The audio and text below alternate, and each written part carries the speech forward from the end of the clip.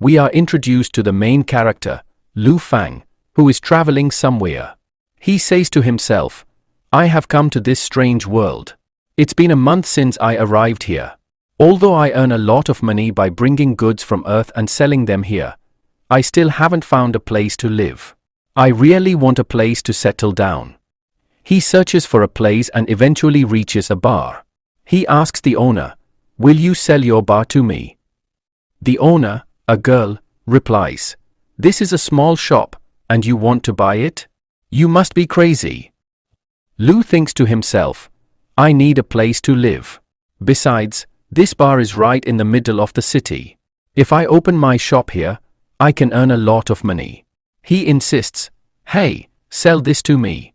The girl gets angry and says, I'm not going to sell this place. Lu replies, I will give you a lot of money. Then, a man interrupts and says, you seem to have a lot of money, don't you? Why don't you buy a city instead? Lu is shocked, a city? The man continues, yes, of course. I'm Baron Carter, and this is my son, Face. Lu asks, why do you want to sell your city? Carter replies, I'm getting old, and my son is useless. I have no hope for him. I want to sell my city so I can move to a bigger one, retire, and forget everything. Lu thinks to himself, is this guy serious? Then he asks, how much will it cost? Carter responds, not much, just 100 gold coins. Lu shouts, are you crazy? I can buy a lot of things with 100 gold coins. I could buy a lot of sheep and cows. My future generations could live comfortably on that amount. He thinks, do these people think I'm a fool? Carter adds, this deal includes the title of nobility as well. Lu firmly replies, absolutely not. At this point, Faze draws his sword and points it at Lu. My father is offering you a great deal. How dare you refuse it? Lu responds, you are forcing me to buy this. Carter interrupts, hey, calm down, everyone. Let's sit and talk. How much gold can you offer? Lu admits, I only have 30 gold coins. Carter thinks for a moment and says, 30 gold coins? Fine, let's make a deal. Lu is shocked. Wait, are you serious? He's really going to sell it for 30 gold coins? Is this a scam? But then he realizes, I didn't bring any money with me. Carter suggests, if you don't have gold, you can offer treasures instead, like that crystal glass you have. Lu thinks, so that's why they're after me. They want my glasses. I brought them from far away and spent a fortune on them. Carter adds, I once saw a glass like this in the Duke's palace. It's so clear and beautiful. Lu thinks, are these people serious? This is just an ordinary glass. It's so easy to fool people in this world. Carter asks, do you have any other treasures? Lu thinks, if I show them anything else, they might kill me and take everything. Reluctantly, he says, this is all I have. Carter looks inside the box and says, this isn't what I want, but fine, I'll take you to my city. They reach the city, and Carter says, this is Young City. Lu says, wow, my money wasn't wasted after all. But as they go further, Lu realizes the city is in terrible condition. People are starving, and the infrastructure is crumbling. Carter rings the city bell, gathering everyone to the palace. The townspeople murmur, what's happening now? Are they going to impose another tax on us? Are they trying to starve us to death? Another man replies, stop talking nonsense. If they hear us, it will be bad. A big problem will come. Carter addresses the crowd. My dear countrymen, from today, this boy will be the city lord of Young City. Hearing this, everyone starts murmuring. A boy in the crowd says, I hope our new city lord doesn't impose more taxes on us. Another man replies, it's not going to make any difference. These people are only greedy for money. Carter turns to Lu and says, Young City is in your hands now. I'm leaving. Lu faces the crowd and says, hello, everyone. But the crowd responds angrily, Get out of here.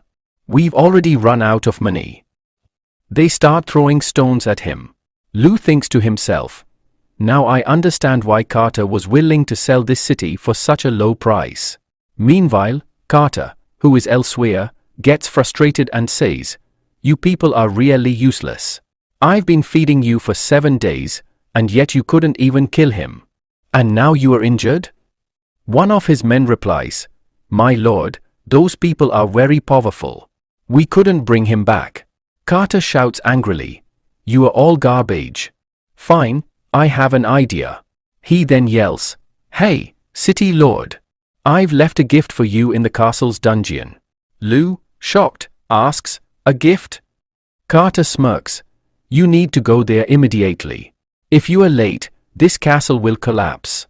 Panicking, Lou shouts, what? The castle will collapse?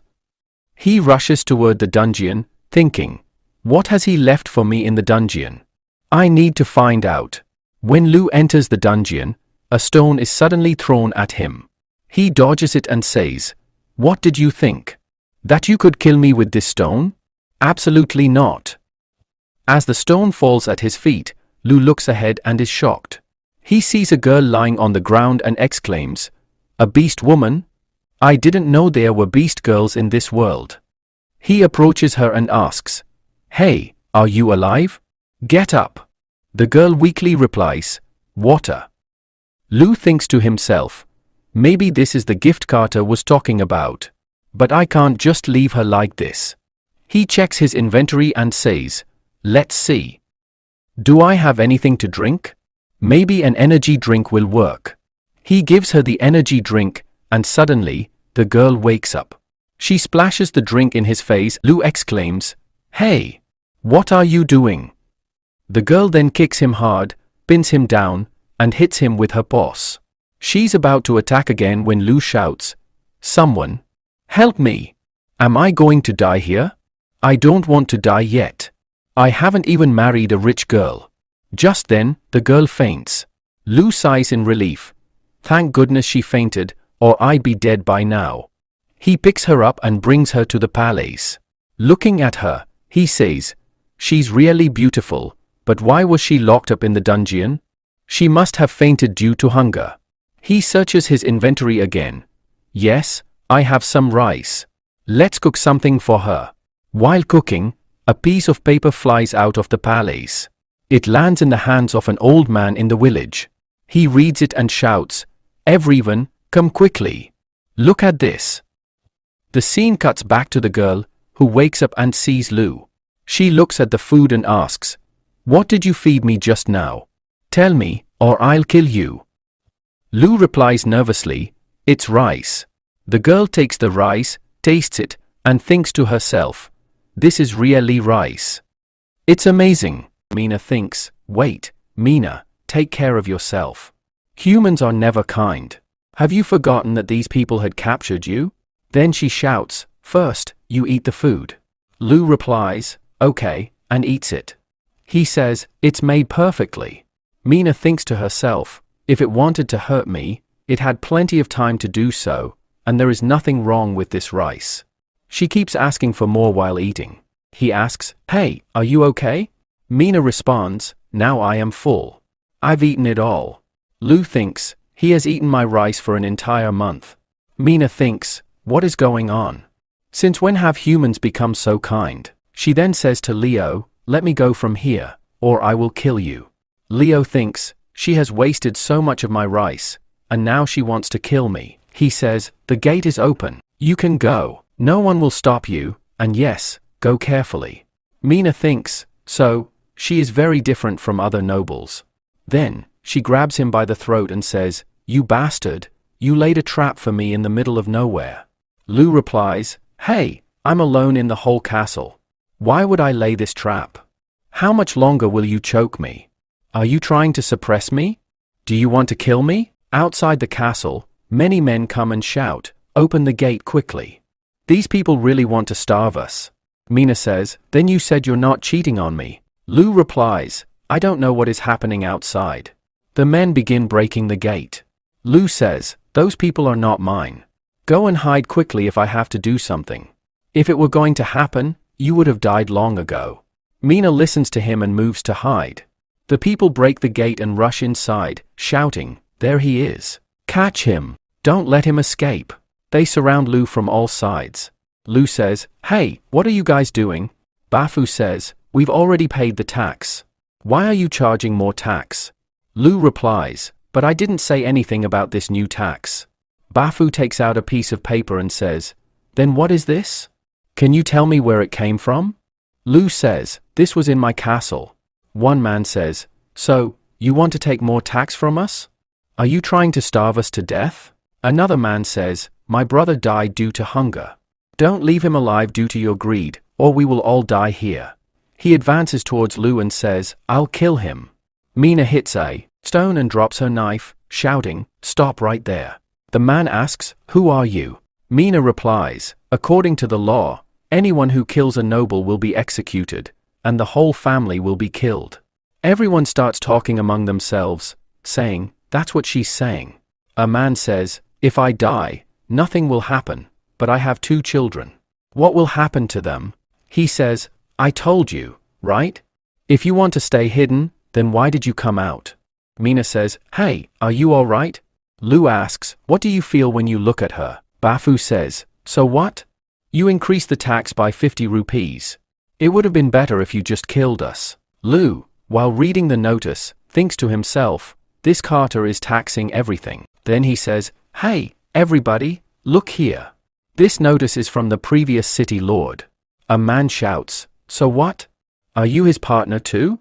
Lu replies, "My name is Lu Fang, and I am the city lord of Young City." He tears the paper and throws it away, saying, "Taxes will never increase in this city." Everyone is shocked and begins talking among themselves, saying, "Is he joking? Should we listen to Nobel?" One man says, "You saw that he tore the paper. He must be telling the truth. Now we will be able to eat." Lu says, "I will be very happy keeping the people of the city happy.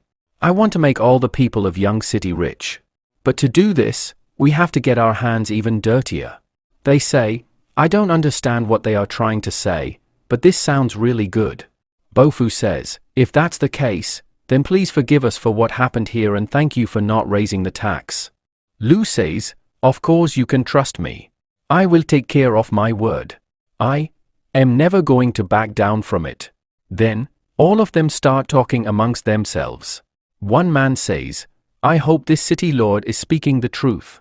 If that happens, it will be great." The second man says, "Let's go." We then see what happens next. Those people leave, and on the other side, Fuzz says, "This city, Young, has become completely useless. I came to know that some people have broken into the mansion." Carter says, "Kill him. We didn't have to do anything for it. They did our work."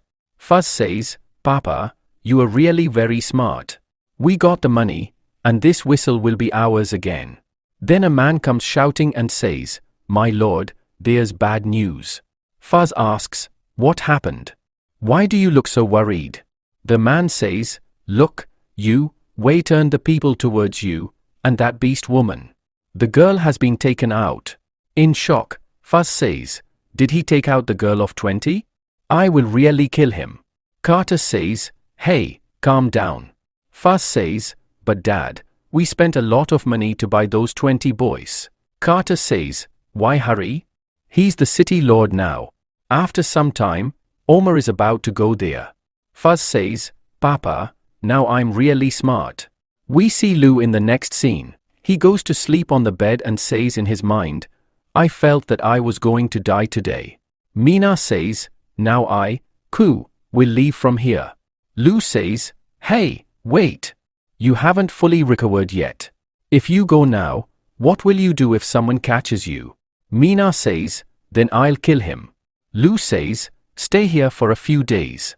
When you get well, you can leave. You know I'm not going to do anything to you." Mina calls him human. Lu never does anything good for anyone. He says, "Living alone in this castle is very boring. If you stay here, I'll at least be able to talk to someone." Mina says, "Are you not scared of me? What if I kill you?" Lu says, "If you attack me, I won't be able to do anything to stop you. Go take a bath first. She goes to take a bath. She says, it's been a long time since I've been able to bathe in clean water. I'm enjoying it. My wound still hurts a lot. A few days ago, Mina was shown. A man comes and says, hey girl, are you hungry? Take this bread and eat it. She falls unconscious after eating the bread. At the same time, Carter buys Mina. She says, the man is really a scoundrel. Never trust their words. Lou secretly watches Mina. Mina glares towards the door. Lou says, I enjoyed watching this today. Mina says, hey, who's there? Lou says, it's me. I've come to give you something with which you can clean yourself. He gives her soap. Mina says, this soap is very good. On the other hand, Lou thinks, I've really been caught. Everybody says that cats hate water, but she's enjoying the bath. I didn't even ask her about this. After a while, Mina comes out. Lou quickly picks up a book and starts reading. Mina says, this dress doesn't fit properly. Seeing this, Lou thinks, oh my god, there's a bear cat woman. It's good that I came to this world. Mina says, hey, what are you looking at? Lou says, nothing. Here, I've kept food for you. Mina thinks, his soap is very good. Then she says, okay, I'll eat it. But if you try to do anything with me, I'll kill you. Lou says, no, not at all. I'm not going to do anything. Mina says, humans are very selfish. Lou says, but I'm selfish towards other people. I'm very different from them. Mina says, you are not that different from them. Who can watch someone taking a bath? Lou thinks, damn it, she caught me. Mina says, it would be better if you pack your things. You won't be a city lord after a few days, and you'll have to run away from here. Lou asks, what do you mean? Mina says, there are only 20 days left for the harvest. When that time comes, those thieves will come to steal the crops and might even kill you. Then, after some time, they'll capture the castle to kill you. You don't have any soldiers, and you are not running away from here. Are you waiting for your death? Leo thinks to himself, now I know why Carter sold me this whistle so easily. He is making me a scapegoat instead of himself. Mina says, this is too bad. I am going south. Otherwise, I should have stayed here. I want to see how humans kill each other. Leo says, do you want to see them kill each other? Aren't you afraid of getting hurt? Mina replies, I am not afraid of anyone except God. Leo says, God. Mina nods, yes, absolutely. 5 years ago, God's wrath became so great that she blew cold air from her mouth, turning the entire lawn into ice. We had no other choice but to move south. It affected humans too. How come you don't know about this? Leo says, I lived far from here. Mina says, whatever it is, it would be better if you get out of here quickly if you don't want to die. Leo says, there's still half a month left until the harvest. You don't need to worry about me. I'll handle it easily. In the next scene, a boy is joking around with a lion, saying, hey, what happened? Come and catch me. Then the lion starts chasing him. A man shouts, hey, all of you attack together, and they catch the lion in a net and kill it. The man says, the gift is ready, let's go. They arrive in Young City shortly after. Everyone observes, is this a new family? They killed them. He had asked them to work for him, but they refused. The man says, they never came to Young City again. Why have these people come here? Bafu says, have they come to meet Lou? Impossible. Even if he holds her feet, he won't come near her. I say, Lou is really a good boy. He became a lord, but still, we are calling him here. It seems we didn't save the wrong man back then. Nicole says to herself, at last, I'm going to meet him. Lou says, hey, Lou Lord, this gift is for you, in celebration of your growth. Lou says, this is really nice. Hey, Nicole, you were saying you wanted to meet Lou, go say hello to him. Nicole pushes him, and Lou catches her, saying, hey, be careful. I haven't seen you in a few days. You've really grown. Nicole says, are you talking about my height? Lou replies, yes, you right. You've grown a lot. Leo thinks, this boy never keeps quiet. Ben says, "Hey, you guys are done. Now we have to leave." Lou says, "Uncle Ben, won't you help me? I want you to stay and help me. I feel bad hearing you say this." Ben replies, "I liked it, but you know I don't have one leg." Lou says, "Leave it to me. I have a way by which you will walk like a normal person." Then Lou puts Robert's leg on his leg and says, "Okay, Uncle, try standing once." Ben slowly tries to stand and says, "I can't believe it, I'm able to walk." He cries, saying, "This is really great." Nicole says, "Mom, your makeup." Everyone gets happy and says, "This is great. Now, Papa will start walking like a normal person." Lou says, "Uncle, after a little practice, you will walk like a normal person." Everyone starts going toward Lou. Lou says, "Uncle, what are you doing?" They say, "We will help you. We'll kill all your enemies." Lou says, "Uncle, thank you for supporting me. I want you to teach me how to build a city, how to rule over them." In the next scene, we see a shop in Young City. A man is shocked, asking, "Is the price of half a kg of grains 3 copper coins? Yesterday, it was 2 copper coins." The shopkeeper replies, "That was yesterday. Now the price has increased. If you want to buy, then buy. Otherwise, get out." The boy angrily says, "I'll give you money." Then a man passing by says, "I heard our city lord is giving food for free." Another man says, "Really? Let's go and see." The boy hears this and says, "You will get money. If you want to raise the price, do it. I'm not going to buy from you." The shopkeeper is shocked, thinking, "How is this possible? How can he distribute food for free?" On the other hand, Ben tells everyone, "Come here and see. We have clerks, hunters, and powerful men. You will get a very good amount of money every month." Everyone is shocked and one man says, "Why are we getting so much money? There must be something wrong." Another man replies, "Since when has a noble started paying so much? It's good that he's paying twice as much as before. He's definitely trying to trap us." Everyone looks around and says, "Hey, this is Lou, isn't it? He's really handsome. What kind of clothes is he wearing? I've never seen such clothes before." Someone else adds, "And that beast girl is also wearing really nice clothes." Leo says, "Uncle, sister, I am here. I'll handle everything." Okay, everyone, listen carefully. Whatever is written in this notice is absolutely correct, but for this, you have to pass a test. If you pass, you can take whatever you want. You can eat the food. Everyone is shocked and says, "This is really good. I don't know what it is, but it will be tasty." Leo says, "Who wants to go first?" Bafu says, "I want to go. I want to apply for a color. I've written something, look at this." Leo thinks, his handwriting is not old. It's very different from other people's. "Okay, you pass because you're young." Leo says, "Hey, Nicole, you're the city clerk. Give him the food." Quickly snatches it, saying, "Give it to me. Let me taste it and see if it's tasty." He starts eating quickly and then gets shocked. Everyone shouts, "Bafu, what happened? Is there poison in it? I knew it was a trap." "Uncle Bafu, I'm coming. I'm here to save you." Bafu says, "This is very tasty."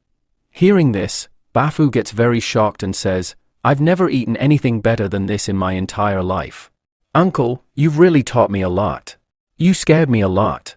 Everyone starts talking among themselves, saying, "Is this really that good? Let me try it." One man says, "Everyone listen carefully. If you balance yourself, you will be able to cross this bomb. Then you have to jump over a piece of wood and climb a big wall. If you do this, you'll pass." Everyone starts taking the test. He says, "These people are going. Let me try it." The others say, "I can't believe so many people are taking the exam." Nicole's servant, saluting, says, "Nicole, thank you. All of this is happening because of your craftsmanship." Nicole, blushing, says, "No, there's nothing like that. You taught me everything." Then Lou says to Mina, "Thank you too." Mina moves away from him, saying, "You can talk, but keep your dirty hands away from me." Lou says, "I want to thank you. The idea you gave about luring people with food really brought a lot of people." Mina replies, "Whatever. Stay away from me." Leo thinks, I was about to kiss her, but she went away. Nicole thinks, this girl looks very dangerous, but it doesn't matter to Lou. On the other side, everyone is trying their best to complete the test by eating, but many of them get disqualified. Ben says, I don't know where young Master Lou got this idea of training, but this training is very hard. Even my sons have been training since childhood. It will be very difficult for them to do this. And these village people have never had any training in their life. If it continues like this, we won't get any soldiers. On the other hand, Nicole comes to Lou and says, I brought tea for you, and I also brought cake. Lou says, oh, this is cake?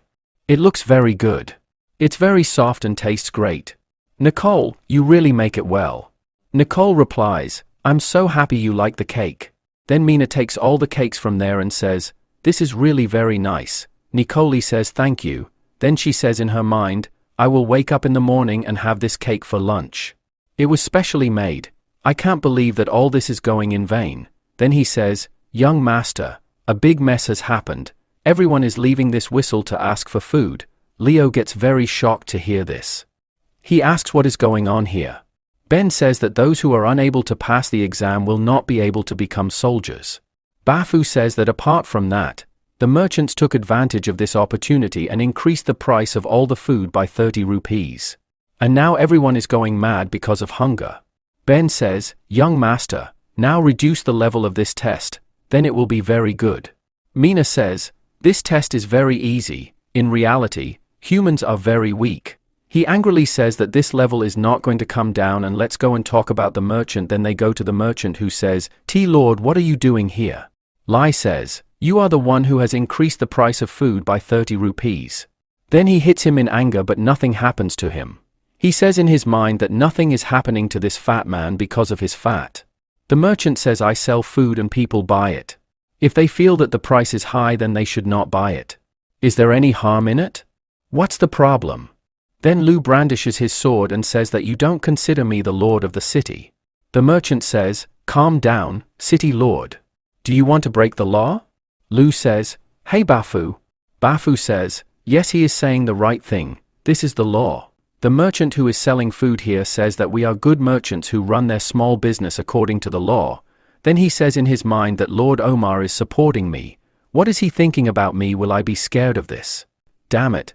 This is mine. He is creating a big problem for me and I will not be able to do any harm to him right now. Then he says that it seems that you do not want to reduce the price. When the time comes, you will regret this a lot. The merchant says, Lord, please be careful while going. He says you will regret this. You will see then after some time we are shown in Young City, some men are talking and say hey you know the price of rice has increased. The price of 1 kg is 10 copper coins and the price of beef is 14 copper coins. The coin is so expensive, who will be able to buy it? The second man says that it seems that we will die this time. Then Bafu comes there and pastes a notice. All the people start reading the notice and say, hey Bafu, is what is written in this correct? Does the city lord need workers? Bafu says everyone calm down, what is written here is true. If you people want to do any of these jobs then you can apply now and start working. Then all those people should apply. They start it and they start working happily too. They do it and then after a while Bapu says that everyone should come here quickly, form a line and take your food. Everyone gets happy seeing this and says that this is really food. I cannot believe it. Then at night we had to go to the restaurant and take the food. In the merchant store, a man is shown saying that for the past few days, no one is buying food from us. It seems that they are going to die without eating. The merchant says that you people are really underestimating that child. There was a man saying this, but how was I to know that he would give food to everyone for free? Then how would we sell our goods? The merchant says just wait for 3 days. Within 3 days all the food in the mission would be finished, which he doesn't care about. He does that. The same people will kill him due to hunger and after that we will earn a lot of money in one go. Those people laugh and say yes you are right. On the other side Nicole says hey Lulu says yes what happened? Nicole says it's great that you rebuilding houses for everyone for free and you also giving them food, but Elle says what happened? Do you want to say something? Nicole says that the food in the storeroom will not last long. On the other side, after finishing their work, everyone is standing in a line to get the food. A boy asks why is there so little food here? Has the food finished? Bafu says that I have informed the city lord about it and he is going to do something about it.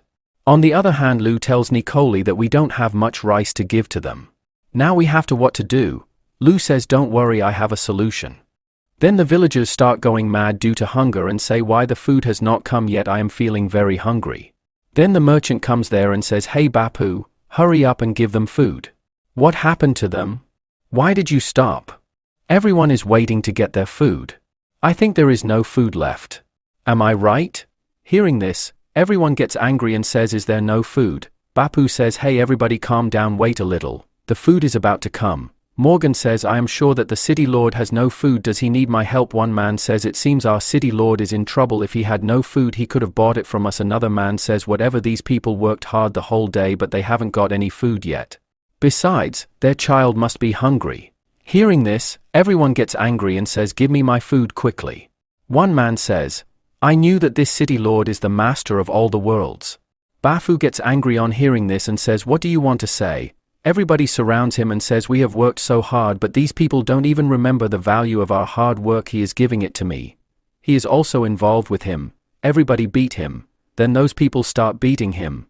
Then Lu comes there and says, hey, what is going on here? Whoever tries to cause trouble here, they will be punished here, but you will not have to come to work. Then everyone calms down. After hearing this, the merchant says, oh city lord, you have come here at the right time. Since when have you started distributing food? It is about to start. Everyone is waiting here to get their food. Lu says that the rice is about to arrive but it will take some time. A man says, what are you waiting for? Everyone is hungry. They cannot wait much longer. Will you be able to do it? Then March starts his drama and says, yes, he is right. Look at these people. They have worked hard the whole day. Their children are waiting at home for their father to bring food, and there is a woman here too. Those who are working here leaving their children at home. For the sake of those children, I take a little risk. Send some people to my warehouse, and for today I will give these people free food for the sake of their children. I will bear a little loss. The villagers say that he has a big heart. Leo says in his mind that this is his plan, that when I buy rice from him, next time he will increase the price very much, due to which I will lose it forever. I will calm down. Then he says to the merchant, do you think that the people here will be able to afford your food? Merson says, Lord, right now everyone, you are very hungry. Why are you thinking about money now? I know that my food is very expensive. We have to work very hard to get it, so its price increases a lot to reach here. Now here, but money is not such a big problem. Do you want these people to die here without food? Then everyone starts supporting Mersine. Then after some time Mersine says, my lord, look how late it is. Can you feed them? Will you give me food or not? While he does not want to buy rice, it means that he does not care about our villagers whether their children die of hunger or not. Still, he is not going to buy rice from us. Everyone got angry. He goes and one of the men says, no, not at all, I will take food today. The other man says, hurry up and give us the food.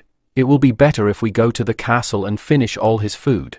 Then everyone says, he is right. Let's go. The merchant says in his mind that now he must have realized that he should have never messed with me. Now in the future we will never get into any trouble. Then Ben comes with rice and says, I have come. Merson gets shocked seeing this and says, how is this possible? He says, Bapu, start distributing food quickly. Hearing this, the villagers are very happy. They become happy. On the other side, a man says, what should we do now? Merchant says, our plan is over. Let's go from here. Then in the next scene we are shown Lu. He is sleeping comfortably. Then there Nicola comes and says he is really handsome. How can he look so beautiful while sleeping? Then looking at the young man, she says in her mind that no one will come to know if I kiss him secretly. Mina says, hey, what do you want to do? Nicole says in nervousness, no, nothing, but you, how did you come here suddenly? Mina says, stop talking nonsense. Have you forgotten that I am a cat woman? Then Lu gets up listening to their conversation and says, what is happening here? Nicole says, I am here. But I have brought food for you. Lu says, I am right, Nicole, you work very hard. Sushi. Amina says, while eating the food, the training camp you talked about is ready. Lu says, I got very good news so early in the morning. He goes. Mina says, hurry up. They are waiting for you. Lu says, okay. Nikolai says in his mind, his attitude is really very bad. I don't know why Leo always doesn't say anything to him. Leo says, hey Nikolai, cook food, keep it. I will come and eat it. Then Lu in the training round, Ben asks and says, young master, these people have passed your test. Lu says, this is very good. Then he shouts and says, My soldiers, you people could not pass the last test because at that time you did not have enough food. I had nothing for you, so I will give you grains for free and Ben will also train you. Next month you have another chance to pass this test. If you complete this test this time, then you will get it for free. Not only will you get food, but your entire family's tax will also be waived off. Hearing this, everyone becomes happy and says, My lord, what are you waiting for? Start quickly, says Uncle Ben. Start the training, says Ben. Okay young master, then their training starts. Then a boys but gets burnt while practicing. Lou says, Uncle Ben, it seems you will have to work really hard to train them. Ben says while driving, hey everybody listen carefully. Whoever does not complete the training today will not get food. Hearing this, everyone gets very shocked. Mina says in her mind, when I was training Henry and the others, it was really fun. I wonder what they would be doing right now. Then we are shown in a cave. Fuji says that it has been 7 days and Mina hasn't come yet. She must have got trapped in the hands of humans. We have to do something for her. Henry says, so what do you want to do? The idiot can take care of herself. Our main job is to go towards the south and arrange for food, otherwise all of us will die. We will die here due to hunger. Fiju shouts and says, no, I will not go to the south without her. Then some people say, yes, we are not going without her. From here Fiju says, come let us kill the man and bring back our sister. And they start going out of the cave. Then Henry shouts and says, hey stop, and jumps forward in a very stylish way, but due to losing the balance she falls right there. While talking among themselves they say that if it is not there, then why is she doing it uselessly? It fell down.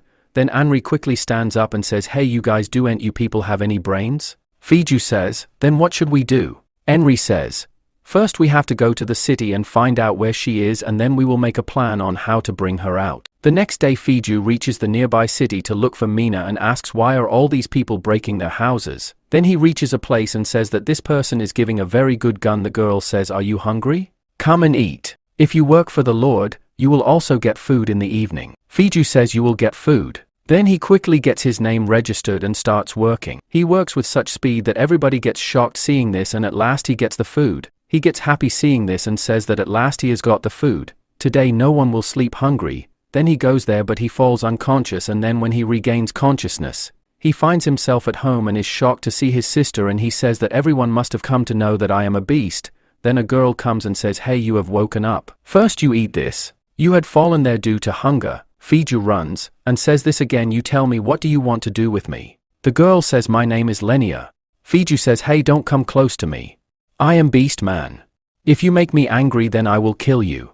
Lenia says what? Fiju says I will do it to you. I will kill you, says Lena. Are all the other beast men as funny as you? Fiju says, are you not scared of the Beast Man? Yana says, why would I be scared? Lord has a cat woman. She doesn't do anything to anyone.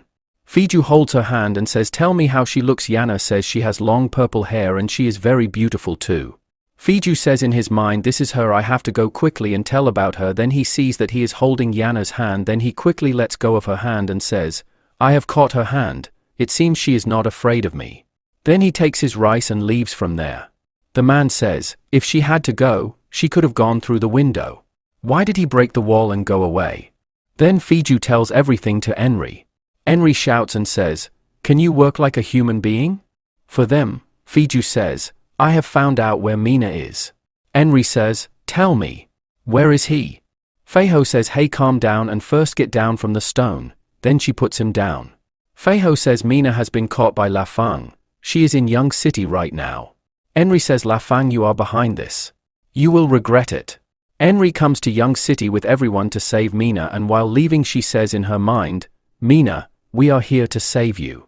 Then after a while, they reach Lu's mansion and Henry says, here, so really there are many gods as I had thought. Then that is Fiju. She says, do it as I had planned. Fiju says okay. Then they attack all the houses there. Henry says, come on, the work here is over. Let's go quickly, we have to save Mina as well. Manga has fun on the second floor while the boy is studying. Henry breaks the door and comes inside. Lee looks at her panty and asks, now who is this? Then Fiju shouts and says, give my sister back quickly, but they are talking to someone else. He gets shocked after seeing this and thinks in his mind, who are these people threatening? Then he says, hey who are you people? Then attacks Fiju Lu and says, you human being, return my sister quickly.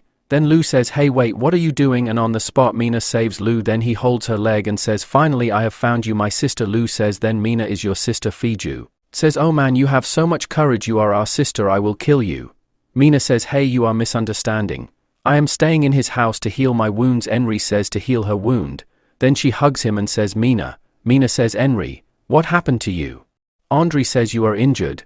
Tell me where you are feeling pain. Mina says, don't worry. I am going to be fine. Mina says, I told you not to worry about me. You could have gone to the south with Fuji and the rest of the people. Andy says, I was not worried about you because of this idiot Fuji. I had to come here to save you. Fuji says in his mind, but she herself came here to save you. Leo says in his mind, a fox girl, and that too a lolly. Wow, that was really fun. Then he says, since you are Mina's friend, you become my friend too. Come and sit here. Henry says, has this bastard done anything to you? Mina says no, and he doesn't even have the courage to do anything. Andre says, okay. Hey everyone, let's wait for you. We are going to head towards south. Then he will take Mina with him. She starts leaving from there. Lu says, hey wait. Andre says, what happened to you now? Lu says, Mina has not fully recovered yet, so how will it be if you people stay here for a few days? Mina says, you have to stay with me. There is no need to worry about it. Elle says, hey, first listen to me. All the nobles of the kingdom are catching B-Man. Even if you go to the south, you will still not be safe. Mina does not answer him. Then suddenly a very loud sound is heard. Both of them ask, what kind of sound is this? Then Ju says, excuse me, the sound is coming from my stomach. Then Lu gets an idea after seeing the food and says, hey, you guys eat the food first. Then he gives the food to everyone, and as soon as Dee takes the first bite, she gets very shocked and she starts eating it very quickly. All of them start eating the food and he says that you all have eaten too much, so you all should stay here today. Mina comes to the terrace after eating the food. Then Lu comes there and says that you all should come here alone. Guy, aren't you scared that I will kill your companion? Mina says, do you have the guts? Lu says, yes, you are right. Will you go to the right, miss out? Mina says, I am not going to get any benefit by staying here. Snow that God is coming soon. We won't be able to survive for long without food. He says that the south is very far from here and there are many cities in between. Also comes, if you get into danger, then how will it be dealt with? How will it be if you stay in Young City? Mina says, if we are here, then what will we eat? Will you feed us every day? He says, till you are there for me you will work. I will keep giving you food. You will not have any shortage of food. Mina says, we will live with humans. Lu says, yes, of course. If you have any special ability, then use it. Mina says, you behave so well with us, why are you doing this? Lu says, because I don't want to be separated from you. I know that you beasts don't trust humans. You are worried that we might betray you, but we have been together for a few days, so you must have found out what type of a person I am. So how about you stay here? But she ignores him and leaves from there.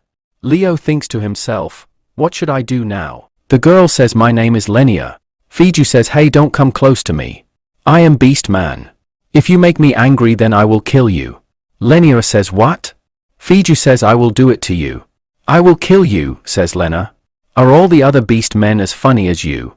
Fiju says, are you not scared of the Beast Man? Yana says, why would I be scared? Lord has a cat woman. She doesn't do anything to anyone. Fiju holds her hand and says, tell me how she looks. Yana says she has long purple hair and she is very beautiful too. Fiju says in his mind, this is her, I have to go quickly and tell about her. Then he sees that he is holding Yana's hand. Then he quickly lets go of her hand and says, I have caught her hand. It seems she is not afraid of me. Then he takes his rice and leaves from there. The man says, if she had to go, she could have gone through the window. Why did he break the wall and go away? Then Fiju tells everything to Henry. Henry shouts and says, can you work like a human being? For them, Fiju says, I have found out where Mina is. Henry says, tell me. Where is he? Feiho says, hey, calm down and first get down from the stone. Then she puts him down. Feiho says, Mina has been caught by La Fang. She is in Young City right now. Henry says, La Fang, you are behind this. You will regret it. Henry comes to Young City with everyone to save Mina, and while leaving she says in her mind, Mina, we are here to save you. Then after a while, they reach Lu's mansion and Henry says, here, so really there are many gods as I had thought. Then that is Fiju. She says, do it as I had planned. Fiju says, okay. Then they attack all the houses there. Henry says, come on, the work here is over. Let's go quickly. We have to save Mina as well. Manga has fun on the second floor while the boy is studying. Henry breaks the door and comes inside. Lee looks at her panty and asks, "Now who is this?" Then Fiju shouts and says, "Give my sister back quickly," but they are talking to someone else. He gets shocked after seeing this and thinks in his mind, who are these people threatening? Then he says, "Hey, who are you people?" Then attacks Fiju Lu and says, "You human being, return my sister quickly." Then Lu says, "Hey, wait, what are you doing?" And on the spot Mina saves Lu. Then he holds her leg and says, "Finally I have found you, my sister." Lu says, "Then Mina is your sister." Fiju says, "Oh man, you have so much courage, you are our sister, I will kill you." Mina says, "Hey, you are misunderstanding. I am staying in his house to heal my wounds." Henry says to heal her wound. Then she hugs him and says, "Mina." Mina says, "Henry, what happened to you?"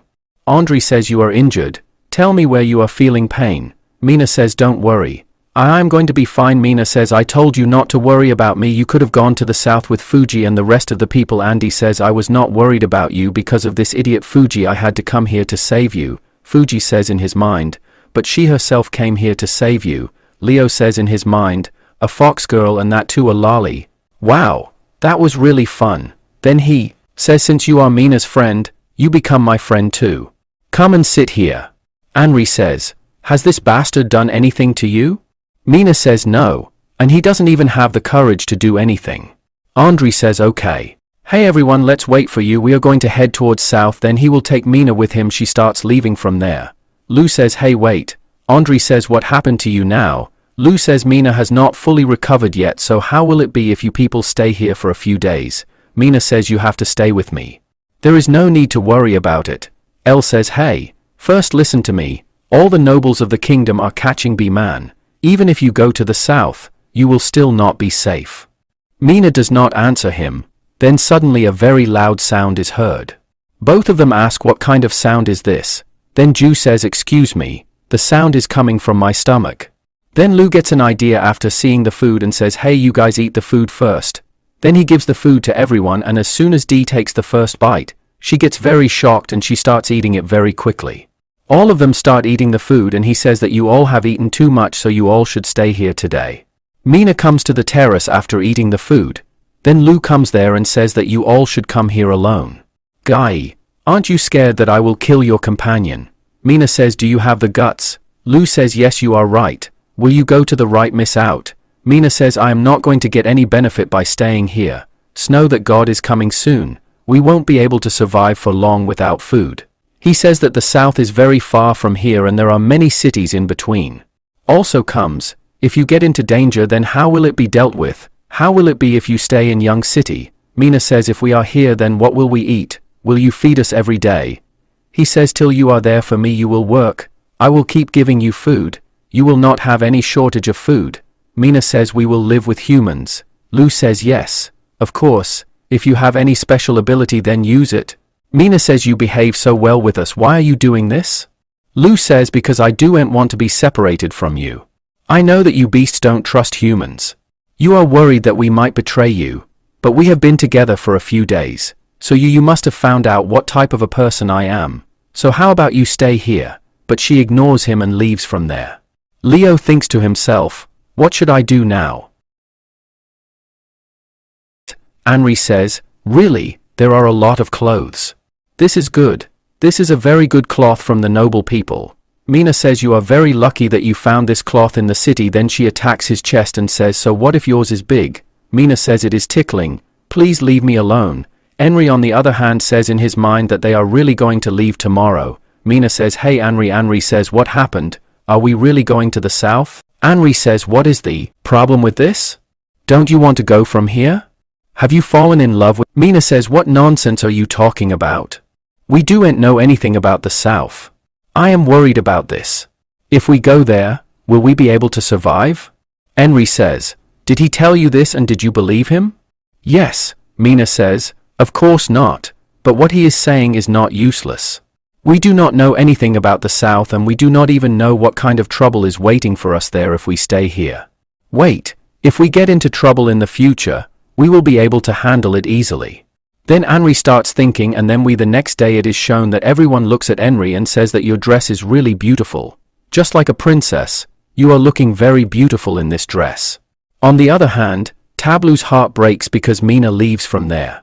Then he says, okay, come, I will drop you outside. Then they say, hey, Lefang, wait. Henry says, so what kind of work will you give us? Lu gets happy and says, you guys have decided that you people will stay here. Mina says, only for now. Then they say angrily that if you do anything to us, then we will kill you. Lu says, don't worry. Then he takes bath comfortably at night while singing songs. Andre asks what song is he singing. Mina says, I don't know. Maybe he has gone mad. Henry says, I regret staying here. Then the next day Henry is playing with Mina. Leo is with his my mind says, what a beautiful view I got to see early in the morning. Nicole, while looking at the Lu, I think to myself, she says that Lu is looking really very beautiful. Lu looks at his watch and says that I am very tired. Nicole says that, hey Lu, you used to go to sleep at midnight, right? What happened to you today? Lu says it seems that I am working too hard, so I am going to take some rest. If anyone has any work, then come in the morning only. Nicole says, okay. I will tell everyone that no one should disturb you. Mina, make up her mind. I say that he is behaving very strangely. Then Lu comes to his room and says in his mind that it is time to go back. I have to buy a lot of things too. Then he starts opening a door with his magic. And after some time he comes to his room and falls down. Lu says that I have got hurt very badly. I have used it so many times, but still I have not been able to use it properly. It's good that Mina is not here, otherwise she would have laughed at me. Just then his foot gets stuck in the book and he falls on the ground. Then he says, if here, but it would have been so nice if Nicole was here. My room would not have been so messed up. Let all this be. I have to start my work quickly. Otherwise how will I deal with that goon? Let's go. I have ordered 500 arrows. Then a message comes from the company and it says, hey sir, do you really want to order this? Lu says, yes, of course, we are shooting a movie. The director said there is no problem with the budget, but all the weapons should be real. The man says, wow, it looks so the movie is going to be a blockbuster. Don't worry, we will send the goods soon. Lu says, oh, I forgot. I have to go to the supermarket too. Then he goes to the store and starts shopping. Some people see him and say, look there. The girl sees the man buying so many things and says, wow, it seems he has a lot of money. Then he buys a lot of things and comes to the bill counter. The girl gets shocked to see the things. Then she looks at Lu and says, oh, it's you, mister. Lu says, yes, it is me. Then she looks around and takes him slowly. She tells him that I have read the Nobel Prize that you have written. Don't worry, your secret is completely safe. Why did you not come out for a few months? Don't worry, I promise I won't tell anyone. Lu says that I was very busy. That girl, she says, your neighbors were saying that you have not been coming out for a long time, but I know what you are doing in the temple. You are going to write another great Nobel, right? Lu says, oh, you already know the second one. Mina, while going towards Lu's gate, she says in her mind, I am worried whether something has happened to him or not. Then she opens the door, but it is closed. On the other side, Lu comes home and keeps all the things in his storage. Okay, the work is done, now I should go back. On the other hand, Mina says in her mind, this is very strange. How is it so quiet? Is he inside or not? Now I will have to use the normal way, only then I will have to go to Lu Castle. He reaches there and says in his mind, God, I have landed safely, nothing has happened to me. Then Mina breaks the door. She says, this is very strange, where has he gone? Lu shouts and says, hey, get off me, do you want to kill me? Mina quickly moves away and says, excuse me. Lu had brought food for him. While eating, she says, I have been knocking on the door for a long time. I thought you were dead. Lu says, so that is why you broke the door, because you were worried about me. Mina gets shocked hearing this. She says shyly, not at all. I came to thank you on everyone's behalf. Lu says, then how are you going to thank me? Will you give yourself to me? Hearing this, Mina gets very shocked. Lu says, hey, I was just joking. Take this and drink some water, and by mistake that water falls on his face. Mina says, hey, what are you doing? Lu says, take this napkin. Mina says, give it to me, I can do it myself. Then he falls on him, and Mina, while playing with him, says, have you gone mad? Then he catches hold of Mina's tail. Then Mina gives him a slap. She slaps him hard and starts leaving from there. Then she says that whatever happened here, you will not tell anyone else what you did to me. Lu says, okay, I understand. Then we are shown a boy at night. He says that today again I have got 1 kilogram of grains. The other boy says that really the Lord never gives us less. Then a man comes to him and starts snatching his rice. The boy says that, hey, what are you doing? If you eat this, then you will be able to eat it. If you steal it, then what will my family eat? Then he tears his rice and says get out of here, and all his grains fall on the ground. That boy says my food. Then while going to him he says quickly my food, return it. Then that man kills that boy. The other boy gets very shocked seeing this. Then another man comes and kills him too. Then while leaving they say I told you not to create trouble. The other man says he was about to touch me with his dirty hands, so I killed him. Then the next day everyone starts gathering near the dead body and says that no one can touch this dead body. Don't come in front of him. There is an investigation going on here right now. Lou says angrily, I can't believe it. How can someone kill someone in my presence? When I catch him, I will kill him while torturing him. Ben says, young master, I don't know. I think these guys are goons. Lou says those guys aren't horse guys, goons. Ben says first of all autumn hasn't come yet and everybody knows about Young City that right now we can't give them anything, so why would goons come at this time? Secondly, this village is very different. I can say that someone used a sharp sword to kill him. I don't think the goons would have so much money to buy such a sharp sword. For the third and most important thing, if those people are goons, then why don't they take the food? Then he comes to his castle and says that it is very strange that those people killed him but they did not take the food. Then he says, hey Mina. Mina says, what happened? Lou says, I want you to do one thing for me. This is going to be a very dangerous work. If you don't want to do it, then you can refuse. Mina says, stop talking nonsense and tell me what I can do for you. Lou says you will have to go to a place and listen to them, but remember that you should not do any mischief. Mina says, yes, I understood. Whereas I have to stay awake at night. I am going to sleep. Lou says, hey wait, I have got a dress made for you. When you go at night, wear it. Then she says whatever she wants. I say she will wear sexy clothes. I will really enjoy it. Mina says, which clothes? Then she comes wearing the clothes at night and says this dress is really too tight. Leo says in his mind, as I used to think this one looks more beautiful than that. Mina says it is tight but it is very nice. Lou hands Mina a knife and says, here, use this for self-defense. Mina casually tosses the knife aside and says, self-defense? Do you not know that I am a cat warrior? Lou thinks to himself, my bookcase. Mina picks up the knife again and says, but I am still taking it. What's wrong with that? A little while later, she reaches the place Lou mentioned and thinks, alright, let's see what these people are up to this time. Merchant says, if you keep killing everyone like this, Lou will find out about our plan, and everything will be ruined. One guy says, why are you scared? If something goes wrong, we'll just stick to the plan. We'll send a few people and take Lou's head off. Mina thinks to herself, these people talk so big. What do they think? That they can just kill Lou easily? One guy says, yeah, you're right. If Lou gets killed, this whole Young City will be ours. Another guy says, and that girl with him, she's so beautiful. If we catch her, we can have all the fun we want with her. Everyone laughs and says, yes, you're absolutely right. Just thinking about it makes me excited. On the other side, Mina overhears all this and gets furious, thinking, now, I am really going to kill them. Merchant says, this is a great idea, but Lou is a noble man. This could cause a lot of problems. One guy says, what's there to be scared of? Even if we kill him, nothing will happen to us because the Baron is behind us. Thanks to Omar, we're making loads of money.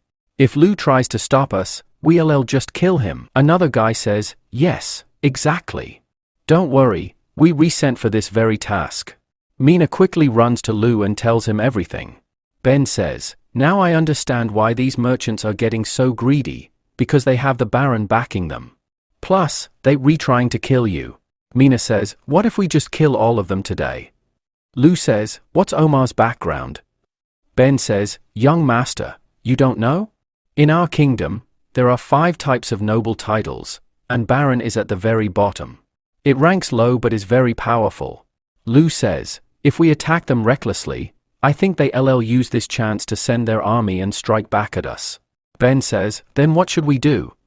Lou says, let's just see what happens. The next day, Nicole says, this is a new dessert, young master. I learned how to make it. Try it once. Mina and Henry immediately start eating the donuts. Lou says, Mina, Henry, take it easy. Nicole made a lot of great food for us. Nicole thinks, Lou complimented me again. Today is definitely a great day for me. Just then, a man runs up and says, my lord. Bad news. Another man was killed in the city. Lou, shocked, says, What? What do they want to do? I'll kill them. Andre says, Why are you so angry? First, send some people to see what's going on. Lou says, No, I'm going myself. Mina, come with me. Nicole thinks to herself, why does she always go with young master? On the other side, the man running says to Lou, Hurry, follow me. Lou thinks, why is this guy running so fast all of a sudden? Then he sees the man suddenly disappear. Mina says, Everyone, quickly step back. But it's too late, and everyone falls into a pit. Just then, some men arrive and say, I thought the city lord would be very clever, but I didn't expect you to fall into our trap so easily. Lou shouts, Did you kill those people? Get down here. I promise I won't kill you. One man says these guys are about to die, but their arrogance hasn't budged a bit. The second guy says, No need to talk to big shots, just bury him quickly. We still have a report to file. Mina, furious, says, Seriously? These guys are such big idiots. Then, she calmly climbs out of the pit and starts attacking them. One guy, panicked, yells, We can't fight this. Let's get out of here. While running, they shout, We'll deal with you later. Mina, laughing, says, What do you think? You think you can escape me? Lou says from behind, Well, looks like Mina took care of all of them. Ben, scratching his head, says, These guys were so weak? I don't get it. Why were they sent to kill you? Lou, looking serious, says, Something's not right here. Then suddenly shouts, Hey Mina, don't go after them. But by then, Mina had already left. Lou, worried, says, Mina might be in danger. We need to follow her quickly. Ben says, But we don't have a horse, how will we catch up? Then, Lou spots an ostrich. Without thinking, he hops on it and yells, Uncle Ben, hurry up, I'm going after Mina. Ben, surprised, asks, What in the world is this?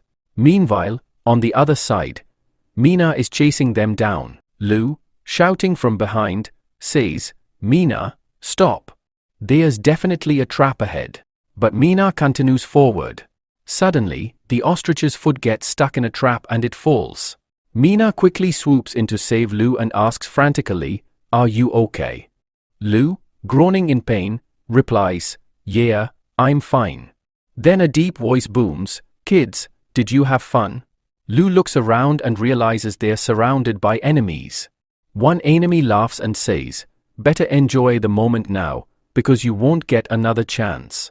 Lou thinks to himself, They sent this many people to kill me? I'll need to stall them with words. He speaks slowly, Hey guys, listen up. Before you kill me, can you at least tell me what I did? One guy draws his sword and yells, After death, don't preach. Just then, Mina leaps into action, attacking like lightning. In the blink of an eye, she defeats several of them. The remaining enemies shout, Everyone, attack together. As they rush in, Mina suddenly disappears. She attacks from the shadows. She says, Oh, you dodged my first strike, but you won't be so lucky next time. Then, one enemy swings his sword at her, tearing her clothes. He laughs, Now what? Mina, fuming inside, thinks, This was a gift from young master. In a flash, she's furious and takes out that guy in an instant. Lou, amazed, says, Wow! You are like a shadow warrior. Mina smiles and says, Yeah, I know. You should know by now, I'm a cat warrior. Taking them down is a piece of cake. Suddenly, someone attacks Mina from behind. Lou quickly leaps forward and saves her. Mina, panicking, yells, Young master, are you okay? Lou, in pain, says, Mina, I don't think I'll make it. The enemy laughs and says, Stop with the drama. Looks like we'll have to finish you two off to end this act. Just then, Ben arrives with his army and wipes out all the enemies. Mina and Lou, in unison, say, Uncle Ben. Ben, worried, asks, Young master, are you all right? Lou smiles and says, Yes, I'm fine. In his mind, he thinks, Thank goodness swords in this world aren't very sharp. My leather armor saved me. or I would have really been done for. Ben, shaking his head, says, calling all these soldiers here was a useless plan. Lou, shocked, asks, Uncle Ben, did you bring all the city's soldiers here? Ben replies, yes, of course. Lou, panicking, says, oh no, we need to get back to the city quickly. In the city, when Lou arrives, he sees his house is burning. He rushes to bring water and tries to put out the fire. Just then, Mina screams, Annie and Nicole are missing. Lou, shocked, says, what? They all rush inside. Mina, who is terrified of fire, can't move forward. Inside, Annie and Nicole are lying unconscious. After a while, Nicole regains consciousness. Annie, shocked, screams, how did the fire start here? And how did I end up here? She immediately shakes Annie and says, Annie, wake up. This room is on fire. Annie, are you okay? Suddenly, Annie's clothes catch fire. She screams, jumps up, and looks around in shock. What's happening?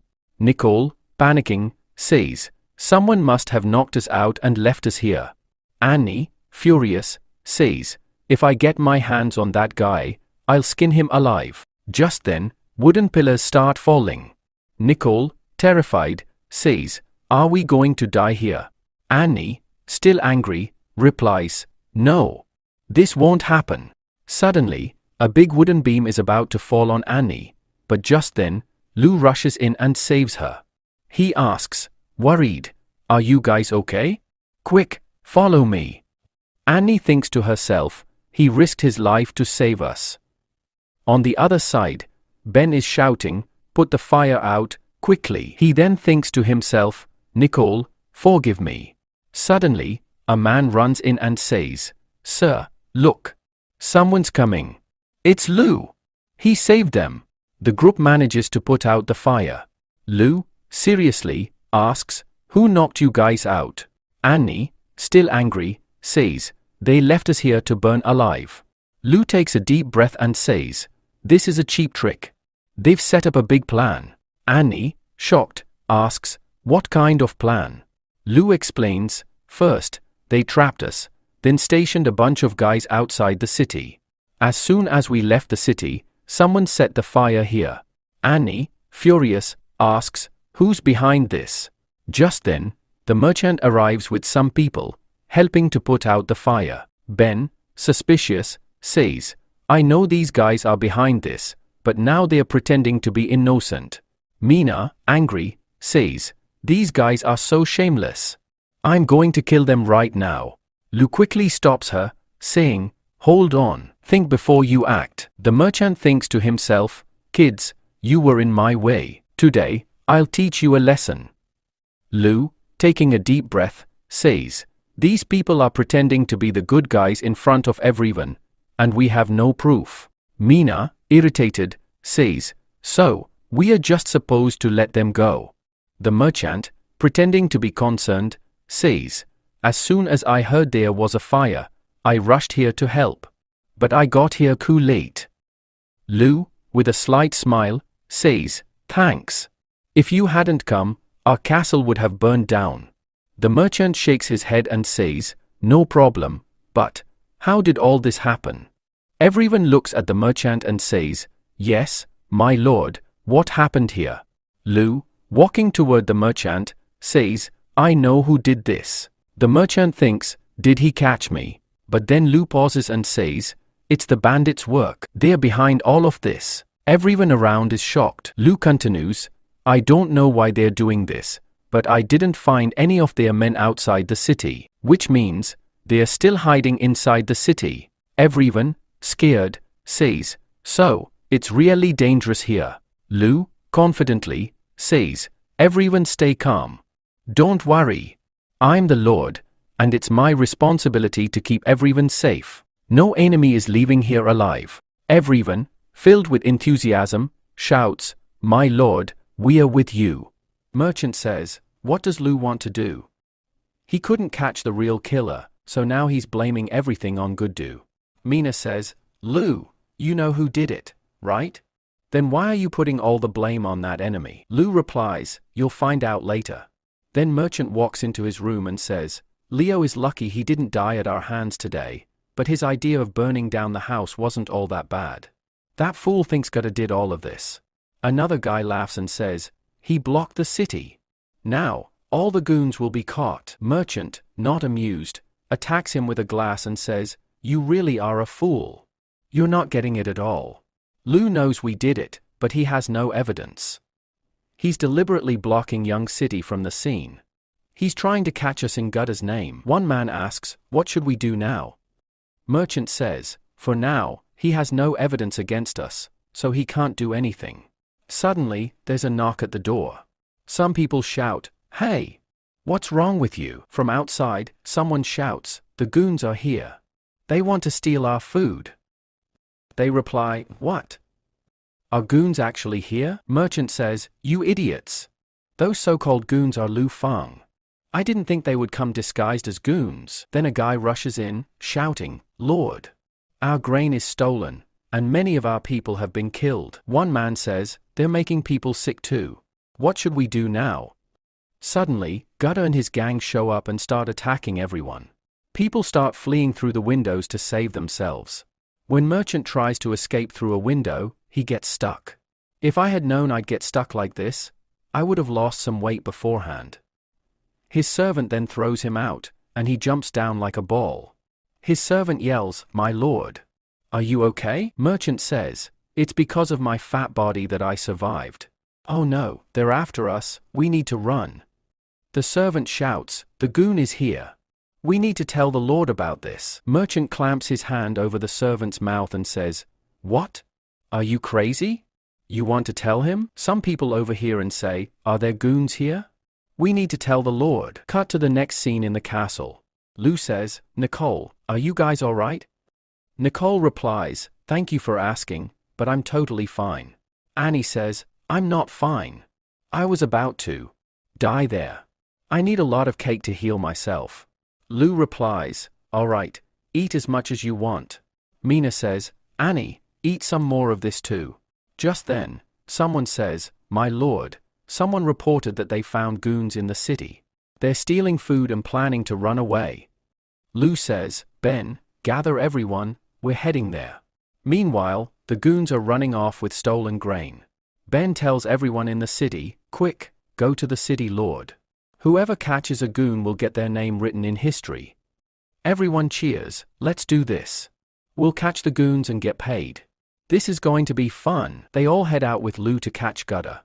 Lou says, Mina, go hide behind that tree and let me know as soon as they come out of the gate. Mina replies, alright, master. She hides behind the tree. One man says, Lord, let's go. If we get past this gate, we'll be outside the city. Merchant grabs him and says, hey, wait. Look over there. When I get out of here, I'll tell the Lord about this. Then your precious young city will be destroyed. Let's go. No one's here to stop us. Mina is secretly watching all this. The merchants move forward and find piles of grain lying around. They say, this is our grain. Another guy says, yeah, what is our grain doing here? Whatever happens, we'll take this grain with us and leave. Merchant says, wait, something feels off. This has to be a trap. One man says, a trap. When the goons run away, they'll probably leave everything behind in fear.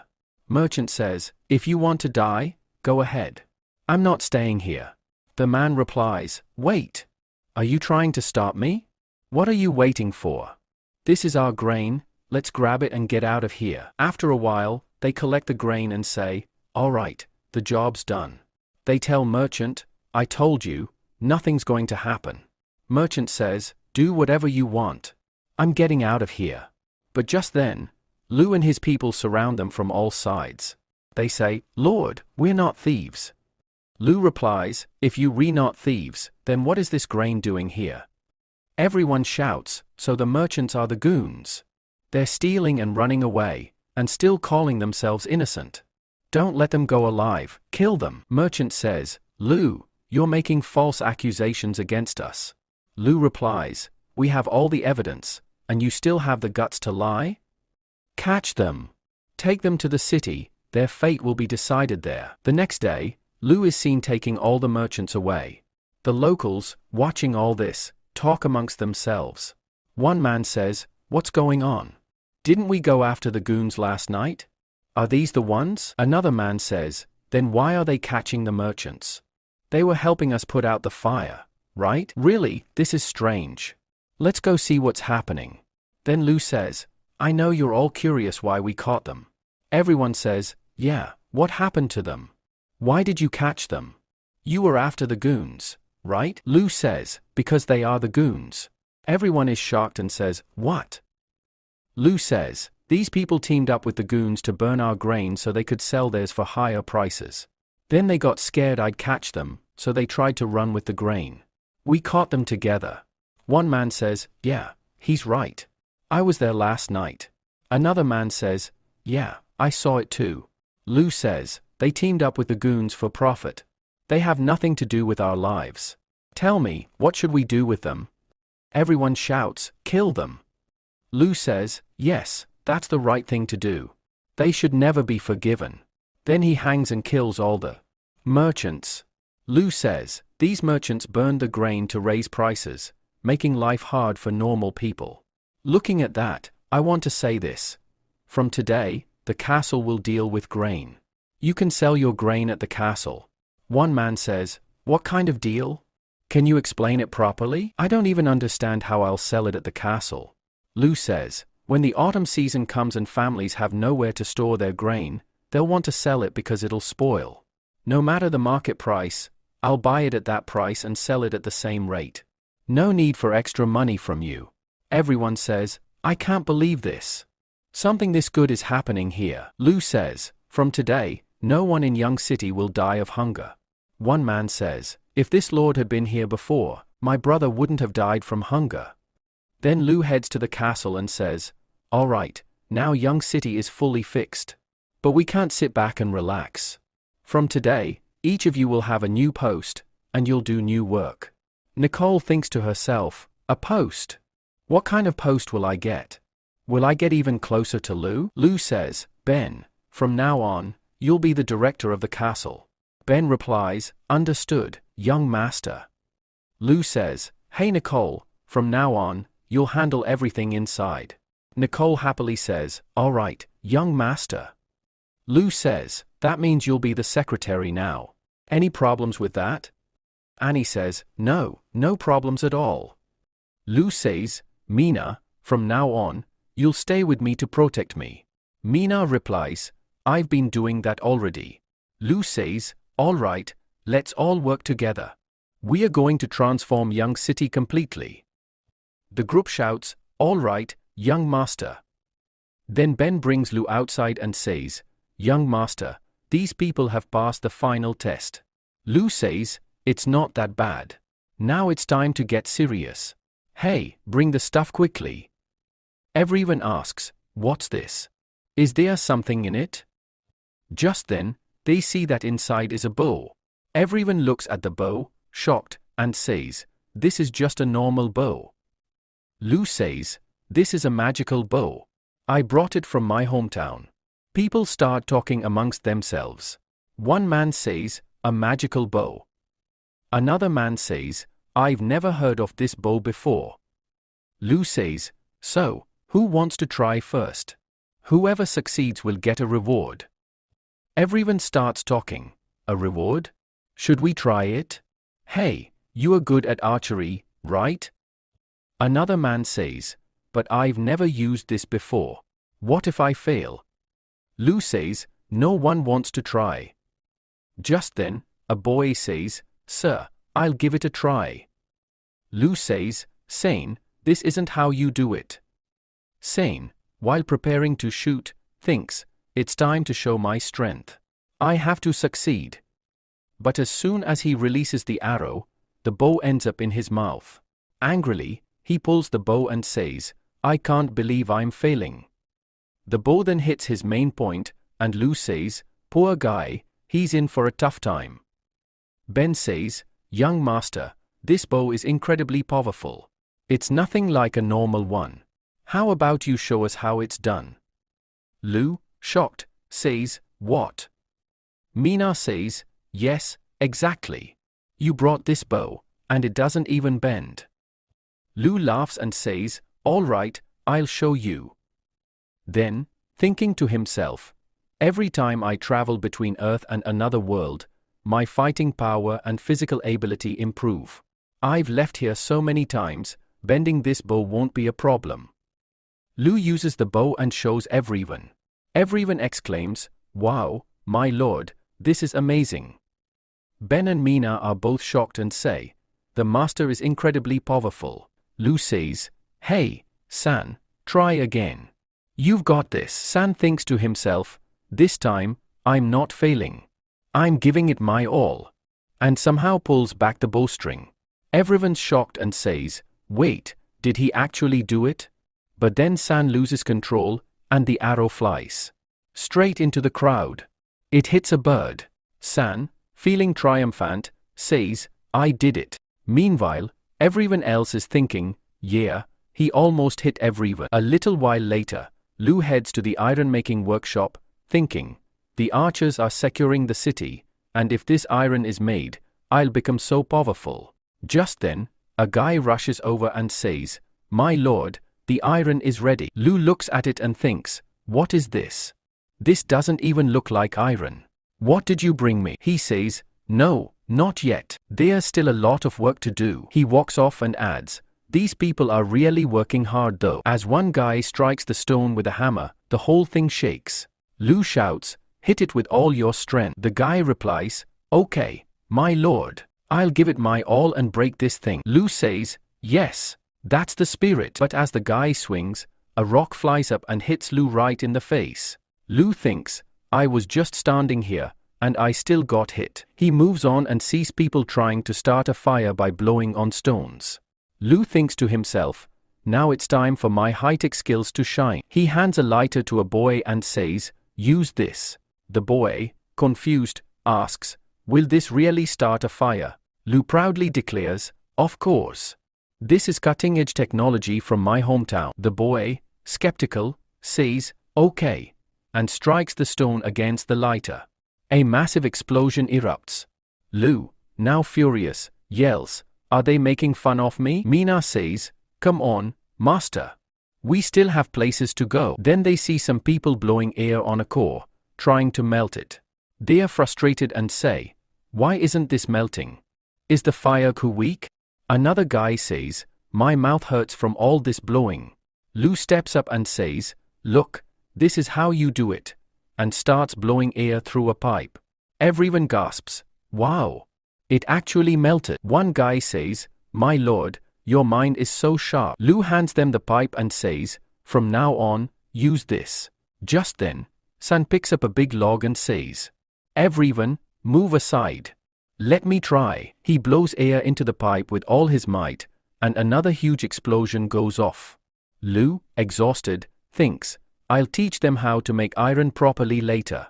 Next, Lou heads to the paper-making workshop, thinking, honestly, making paper feels way safer than dealing with iron. Suddenly, Bafu shouts, "My lord!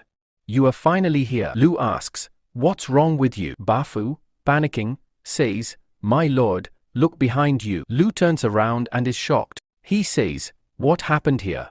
Did you cause all this chaos?" Bafu says, "My lord, making paper is really hard. Our workers can't get it right." Lou thinks, "The book I brought from Earth clearly explained how to make paper. So what's their problem?" Then he spots Annie, laughing as she walks away, saying, "Seriously, that was so much fun today." Lou sees her with a piece of paper and says, "Hey, what are you doing with that?" He notices that there's a picture of him flying on the paper. Annie laughs and says, "Hey, please, just listen to me." Lou says, "Can you make anything else besides this?" Annie, shocked, replies, "What?" BA asks, "My lord, will this work?" Lou reassures, "Don't worry." After a while, Annie says, "Here you go, what you asked for is done." Lou calls out, "Everyone, come take a look here." The group looks at the paper, which has a detailed drawing of the entire paper-making process. They are all amazed and excited, saying, "Miss Annie, you, amazing. I can't read, but I totally get it." Annie smiles and says, "This is just a normal job for me. I can do much better going forward. Soon, paper and iron start being made effortlessly. Lu says, once this is done, we need to quickly set up schools and markets. Bafu nods, understood, my lord. Ben asks, hey Lu, Fang is busy training to fight the army thugs. Why are we focusing on all this now? Lu responds, fighting the thugs is our top priority, but we must also focus on development. In the future, Young City will look like this. I'm working on this plan. A few days later, Tori arrives at Young City and says, what's wrong with Dad? He sent me to this poor country to do business? A man replies, yes, my lord, you are right. Letting go of 150 kilos of grain is pointless. What benefit will we get from this poor country? Tori quickly adds, we need to finish this work fast and get out of here. I don't want to waste a single second here. Tori looks around Young City and is shocked, saying, is this Young City? Just then, a stone falls on him, knocking him unconscious. One of the men shouts, my lord, are you okay? Hey, are you attacking our lord? Do you want to die? The man angrily shouts, what's wrong with you? Can't you see the sign saying, work in progress, do not enter? Tori, in his mind, thinks, thugs are coming here, and what's the lord doing? Has he gone mad? Soon, they arrive at the castle. Ben says, Mr. Tori, welcome. Tori, in his mind, thinks, this lord is different. He seems like such a good man. He says out loud, El Fang, it feels really good to be here. Ben responds, Tori, you must be very tired after coming such a long way. Please, come inside. The Lord will be here soon, and we've prepared a special dessert for you. Tori wonders, is this man not the Lord? But he's dressed better than me. Could the Lord be even more impressive? Looking at the dessert, Tori thinks, this dessert looks amazing. Ben says, Mr. Tori, please enjoy the dessert. Tori starts eating and says, wow, this is incredible. I've never tasted anything so good in my life. Is it finished already? I want more. This looks so good. Just then, Lu enters and says, Tori, I apologize for keeping you waiting. Lu is shocked to see Tori eating from the plate. In his mind, Lu thinks, from what I know, Bafang City Commerce is doing really well. It's a pleasure to meet you. My name is Lu Fang. Tori, in his mind, thinks, is this Lu Fang?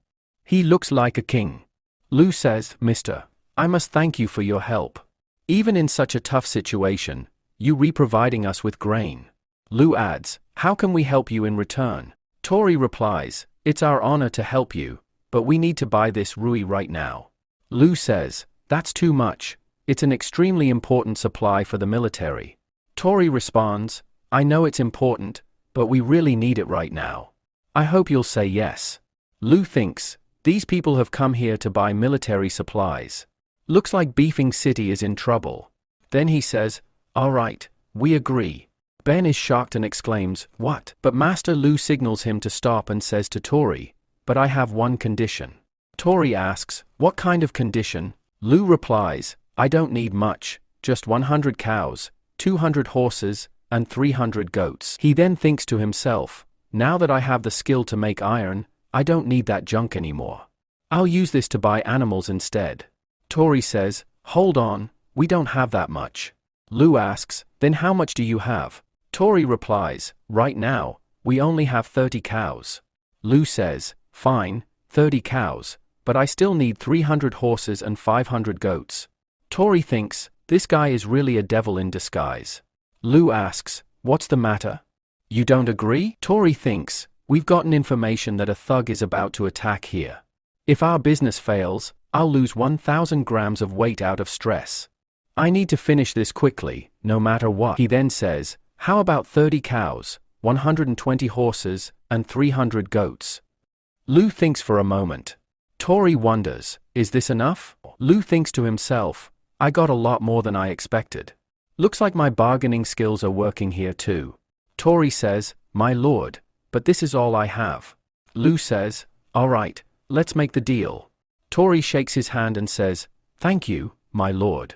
As Tori leaves, he thinks to himself, did I just get tricked? Just then, Ben says, Master Lu, Beefing City is buying military supplies so quickly. I'm sure an attack is coming. Lu says, yes, I know. We need to start preparing too. We then cut to a scene in Lima City. Phil says, right, I'm Count's son, and I'm really angry. Carter says, hey, idiot, control your temper. Do you want to die like these people? Omar says, so you guys are saying that Marjan and everyone else was killed there? A man nervously replies, yes, master. Omar asks, what happened to the money? The man replies, we didn't get any. Omar immediately kills him. He asks, tell me, how did they die? The man says, from what I heard, they hung everyone in public and killed them. Omar kills him too and says, stop with the nonsense. Carter says, my lord, don't be angry. Young City will be ours soon. There's no point in getting angry with these people. Omar says, Carter, I still remember that you sold Young City. Are you pretending to be on my side now? And also plotting something on the side? Carter panics and says, no, that's impossible. You know I'm with you. He then says, yes, Lord Omar, you're right. Omar warns him, if you pull any tricks, you know what will happen to you. Carter, panicking, says, I don't have the courage for that. I'll go to Young City myself and deal with the problem. Omar says, all right, go quickly and finish the job. A little while later, they arrive in Young City, but when they look around, they're shocked and say, did we come to the wrong place? Just then, a man says, hey, do you know? The city's lord is hiring laborers again, and this time, he's paying high salaries. Truly, our lord is amazing, paying us money for the work we do. Another man replies, yeah, you rewrite. He's not like Carter, who used to suck the life out of us. That guy was like a demon, so many people died working under him. Fizz says angrily, how dare he? I'll teach him a lesson. Carter, also angry, says, are you crazy? If you do anything, everyone will know who we really are. Just then, a man points at Carter and says, look, there he is. Carter curses, damn it, they've spotted us. We need to get out of here. But then, they see that everyone is ignoring them and moving forward. Shocked, they both say, what just happened? Carter looks around and sees that everyone has gathered around the Lord. He says, wait, that's Lu, right? Thody says, hey, Lu. I brought the cows, goats, and horses. Now hurry up and give me the stall. Lu replies, don't worry about it right now. Come with me, I'll show you a great place. Carter says, let's follow him and see what he wants to do. Everyone gathers around and asks, what on earth is this trade market? The second guy says, looks like Lord's about to try something new. Lu announces, listen up, everyone. I'm setting up a new market here. You'll find everything you need, and guess what? At super cheap prices. Carter asks, what's Lu up to? Phil replies, let's see what he does. Lu opens the market, and it's packed with food and drinks. Everyone is excited and shouts, wow. Carter, shocked, asks, when did this giant market pop up here? Lu hands them some money, saying, you two go ahead and do some shopping. Get whatever you like. Everyone starts shouting, wow. So many things. Let's go in. Chaos breaks out in the crowd. Carter and Phil trip over and fall, and people start walking right over them. Phil, furious, says, you scoundrels. If I get up, I'll knock you out. Just then, a guy steps on his head and says, hey, wait. I'm coming through. Somehow, Carter and Phil manage to get inside the market. Phil says, can you believe these guys? They just climbed over a noble to get past. Carter replies, that was right next to Lu, wasn't it? Annie asks a shopkeeper, how much for this candy? The shopkeeper answers, 1 steel coin. Annie happily says, that's so cheap. I'll take 10. Carter and Phil exchange confused looks, what the heck is a steel coin? Just then, a guy says, our Lord made a new coin. 10 steel coins equal 1 copper coin. Didn't you know that? Phil, getting mad, says, how dare he talk to me like that? He's talking to a noble like that? Carter says, Lu's really shaken things up here. Torai says, I'll take 50 poklins. No, make it 100. Pack it up for me. Then pauses and says, these poklins look so pretty. But if I buy them, what happens to my cotton fur? Who cares? Poor people are always making excuses. I want everything from this shop. The shopkeeper says, Sir, your bill is 200 silver coins. Carter, shocked, exclaims, What? 200 silver coins? Then he thinks, he just made 200 in one go. Phil says, Can you imagine how much Lou's making in a day? If he were ours. Carter says, Young City is actually ours. We need to take it back from Lou. Just then, a kid says, These uncles are really weird. Lord was talking about them. The kid runs off shouting, Oh no. These are the ones. Someone help. They're trying to catch me. Carter, shocked, says, What's up with him? Some guys start coming toward them and shout, Catch them. Phil nervously says, Why are these people chasing us? Carter shrugs, I have no idea. Just then, soldiers show up and shout, Stop right there. If you don't, you'll regret it. Then they yell orders, Go, attack them. Everyone attacks. Meanwhile, Lou and Mina are calmly strolling around the market. Fizu says, Master, we've caught two strange guys. Lou asks, Which strange guys? Fizu says, My lord, it's them. Carter quickly says, Hey, quickly bow down. Don't let Lou find out who we are. Mira recognizes Carter and angrily says, Master, this is Carter. I'll kill him. Lou stops her, saying, No, don't do that. Let's first see what they're up to here. Mira, still angry, says, Do whatever you want. I'm not talking to you. Lou orders, Weren't these guys causing trouble in the market? Lock them up. Carter thinks to himself, If they lock us up, our lives are going to be in real trouble. Then he yells, Hey Lou, wait. Just then, Fiju kicks Carter hard and says, How dare you? You are calling out our Lord's name like that. Carter, trying to stay cool, says, Hey Lo, I'm Carter, and this is FaZe. Lo responds, Carter and FaZe, what are you two doing here? I really owe you an apology. My people didn't know, they just grabbed you by mistake. But Carter, didn't you go to Big City? How would you end up back here? Carter replies, Lo, I need to talk to you about Young City. He thinks to himself, they can't know I'm here to investigate. Then Lo takes him to a castle and says, Carter, tell me, what's on your mind? Carter says, I've been thinking about this castle for days. I can't sleep, I can't eat.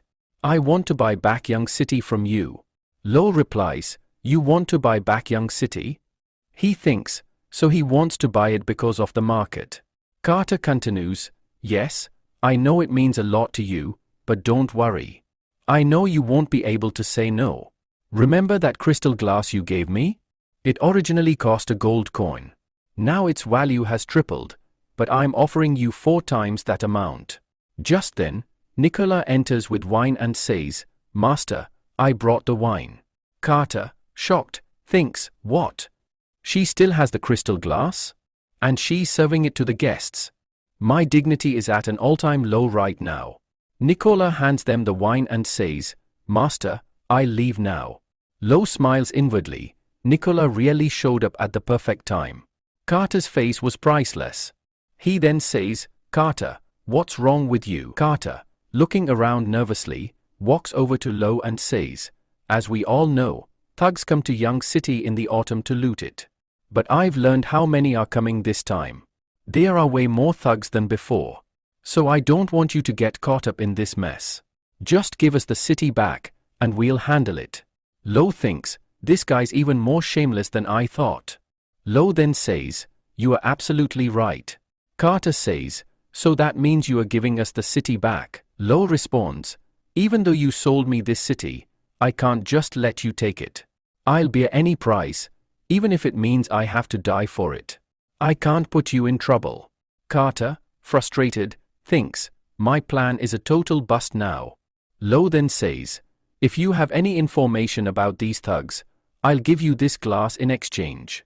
Carter, furious, says, Lo, how dare you? Just then, Mira slams a knife onto the table. Carter freezes and says, I really don't have any information about these thugs. And since you don't want to sell the city, I'll take my leave now. Lo says, Where are you rushing off to? You haven't even finished your wine. As Carter leaves, he mutters angrily, He made a fool out of me that day. I'll deal with him. Then Phil says, Dad, when can we go back to the castle? That crystal glass is now worth 3 times more. That guy must be so happy to hear this. Carter, shouting, says, Shut up. After a while, they return home. Fizz asks, Dad, what happened to you? Carter, looking at the glass, thinks, looks like they've got a ton of these glasses. He says, I went to buy the city, but they refused. Fizz angrily says, What? How dare he refuse? Call all the knights. We'll kill him today. Carter says, Hey, wait. He may look straightforward, but he's not. Fizz says, He's just a kid. Should we really be scared of him? Carter replies, No, it's not like that. We need to think things through. The way he took down the merchants and knights shows that he's no ordinary guy. Also, his cat is protecting him. If we try to kill him, that cat will probably kill us first. Fizz says, So, what should we do? Young City has already grown so big. We can't let this great opportunity slip away. Carter replies, Since we can't take it down the proper way, we'll have to use the wrong method. Fizz, shocked, asks, What wrong method? Carter says, This kid has been living here for a month now. He doesn't know much about this city. We can take advantage of this chance and get rid of him. Call all the knights here. A while later, all the knights show up. Carter says, We haven't killed anyone in ages. Today, you can kill as many people as you want and pass the time. Meanwhile, Lou is having dinner in his castle and says, Nicole, seriously. You did a great job today. You brought that glass at the perfect moment. Carter's face was priceless. You worked in my style today. Nicole, blushing, replies, Thank you, master. Annie adds, Well, she's always following you around. She must be learned from watching you. Nicole says, No, that's not true. But then thinks to herself, she's trying to win Lou over. I won't let that happen. Lou is praising me for the first time, and she's trying to steal the spotlight. Mina, thinking to herself, says, What's wrong with her? Why did she suddenly break that spoon? Lou, in his head, thinks, What the heck? Why is she suddenly angry? Then he says, Anyway, Nicole did a great job today. Here, Nicole, you can have my chicken. Nicole, still blushing, says, Thank you, master. Ben says, Master Lou, please don't get angry. Whenever it's about you, Nicole gets nervous. Lou says, Nicole helps me with everything. Why would I be angry? Then he pats her head and adds, Besides, Nicole is really great at her work. Whoever marries her will be really lucky. Hearing this, Mina stops eating and, walking away, says, I'm full. Lou, shocked, says, What's going on with her? Annie says, Her shape is perfect, and yet she's dieting? Lou, thinking to himself, says, How can she just get up without eating? Something's definitely wrong with her. Mina walks up to Lou and asks, Should I learn how to cook too? Then she thinks to herself, What the heck? What's wrong with me? I'm a warrior. My job is to kill. Just then, Lou walks in and asks, Hey Mina, what's wrong with you? Mina replies, What are you doing here? Lou says, How could you leave such good food? I was worried about you. Mina replies, I'm not hungry. Lou, thinking to himself, says, She usually eats a lot, and now she's saying she's not hungry? She's totally messing with my head. Then he says, I was just praising Nicole. Are you jealous of that? Meanwhile, all the soldiers break into the castle and start attacking everyone. Lou, blushing, thinks to herself, Am I jealous? That's not possible. Mina, thinking, says, What's wrong with you? Our statuses are totally different. Lou thinks to himself, What's going on with her now? Then he says, I was just kidding. Don't take it seriously. Mina says, Your words are pointless anyway. Lou laughs and says, I'm so handsome, that's why everyone loves me. Mina replies, Maybe. But I'm an orc, not a human. No noble person marries a beast. At that moment, Lou presses her against the wall and says, What's wrong with becoming a beast? It's actually amazing. I'd totally marry a beast. Meanwhile, Carter says to his soldiers, Seriously, you all did a great job. Whoever kills Lou first, I'll give them 20 gold coins. Lou, you've been talking too much. Now it's your turn to die. Meanwhile, Mina says, Master, what are you doing? Lou replies, Mina, stop calling me master. Just then, a soldier runs in and says, "My lord, a huge crisis has come to the castle." Mina, pushing Lou aside, says, "I'm taking my team there," and then speeds off in that direction. The man thinks to himself, "Oh great, what do I do now? Looks like I came at the wrong time. I'm just a regular soldier. I have no idea about this." Lo, thinking to himself, says, "My first kiss was about to happen, and then this guy." The man scratches his head and says, "My lord." Lo yells, "Who are you waiting for here? Go tell Ben, now." The man runs off, shouting, "Okay, my lord." Meanwhile, all the thugs are marching toward the castle, shouting, "Hurry up. We need to kill him quickly." Then one guy says, "Hey, I heard there's a girl in the castle." Another guy responds, "The female cat? You know how wild those people are." The first guy laughs, "The wilder, the better." But suddenly, he goes silent. The second guy asks, "Hey man, what happened to you? Are you already dreaming about that girl?" Suddenly, the first guy collapses. The second guy yells, "Everyone be on guard." Then another man dies. He looks around in panic and says, "Who's there?" As he turns around, Mina is standing right there. He tries to turn, but Mina quickly slits his throat. On the other side, one of the thugs says, "Hold on. I think something's off ahead. Everyone, stay alert." Just then, Mina attacks him with a knife. The captain says, "Finally, you showed up. I've heard a lot about you." He tells his army, "Everyone, listen up. Whoever cuts off her head, I'll give them 10 gold coins." Mina laughs and says, "Really? You are seriously underestimating me." The thugs rush at Mina, yelling, "Kill her." But just then, Kia arrives and slices a thug in half. Everyone shouts, "Watch out. There are a lot of soldiers here." The rest of the soldiers rush out and start attacking the thugs. Within minutes, all the thugs are dead. Mina says, "Hey, you got something to say?" The captain laughs and says, "Carter was right. Beast people are so dumb. Your lord must. We already died by Carter's hand." Mina is shocked and starts running, thinking to herself, "Master's in danger."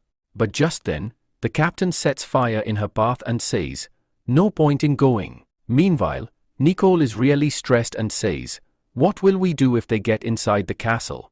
Annie tries to calm her, saying, "Don't worry. Mina and the other warriors will handle them." Leo, thinking to himself, says, "From what I know, Carter is coming through another route." Just then, Nee screams, "A lot of people are coming under the castle." Lo says, "What? How did they get here so fast?" Annie quickly says, "I'm going to tell Ben." Lo says, "Nicole, don't worry, stay with me." Meanwhile, all the thugs are heading toward the castle through the tunnel. Phil says to his father, "Dad, seriously? You are so smart." Lo thought he was the smartest, but he had no idea there was a tunnel inside the castle. Carter laughs and says, "This time, his time is up." But then, ow, damn! Carter quickly steps back. At the same moment, an arrow whizzes past his mouth. Phil, panicking, says, "What was that?" That scoundrel was prepared. Phil asks his father, "What do we do now?" Carter, thinking, says, "Looks like Lo already found this tunnel. But he didn't close it, he set a trap for us." Phil, angry, says, "He tried to trick us." Carter ties 3 soldiers with ropes and says, "Throw them ahead and finish the arrows." They throw the soldiers forward, and a shower of arrows starts hitting them. Carter watches it all calmly, laughing loudly as he moves forward. After a while, they finally reach the castle. Carter says, "Go, quickly check where they're lying." On the other side, Lou is hiding with Nicole and thinking, "I want to see what these guys are up to." Nicole thinks to herself, "Today is my lucky day. Good thing I'm here with the master." Just then, one guy is about to open the door when another guy shouts, "Come here.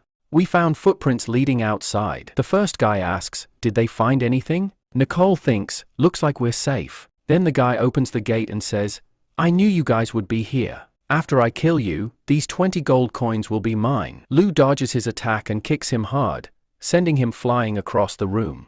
Lou says, "Wow. These guys found us way too quickly. Nicole, you stay here.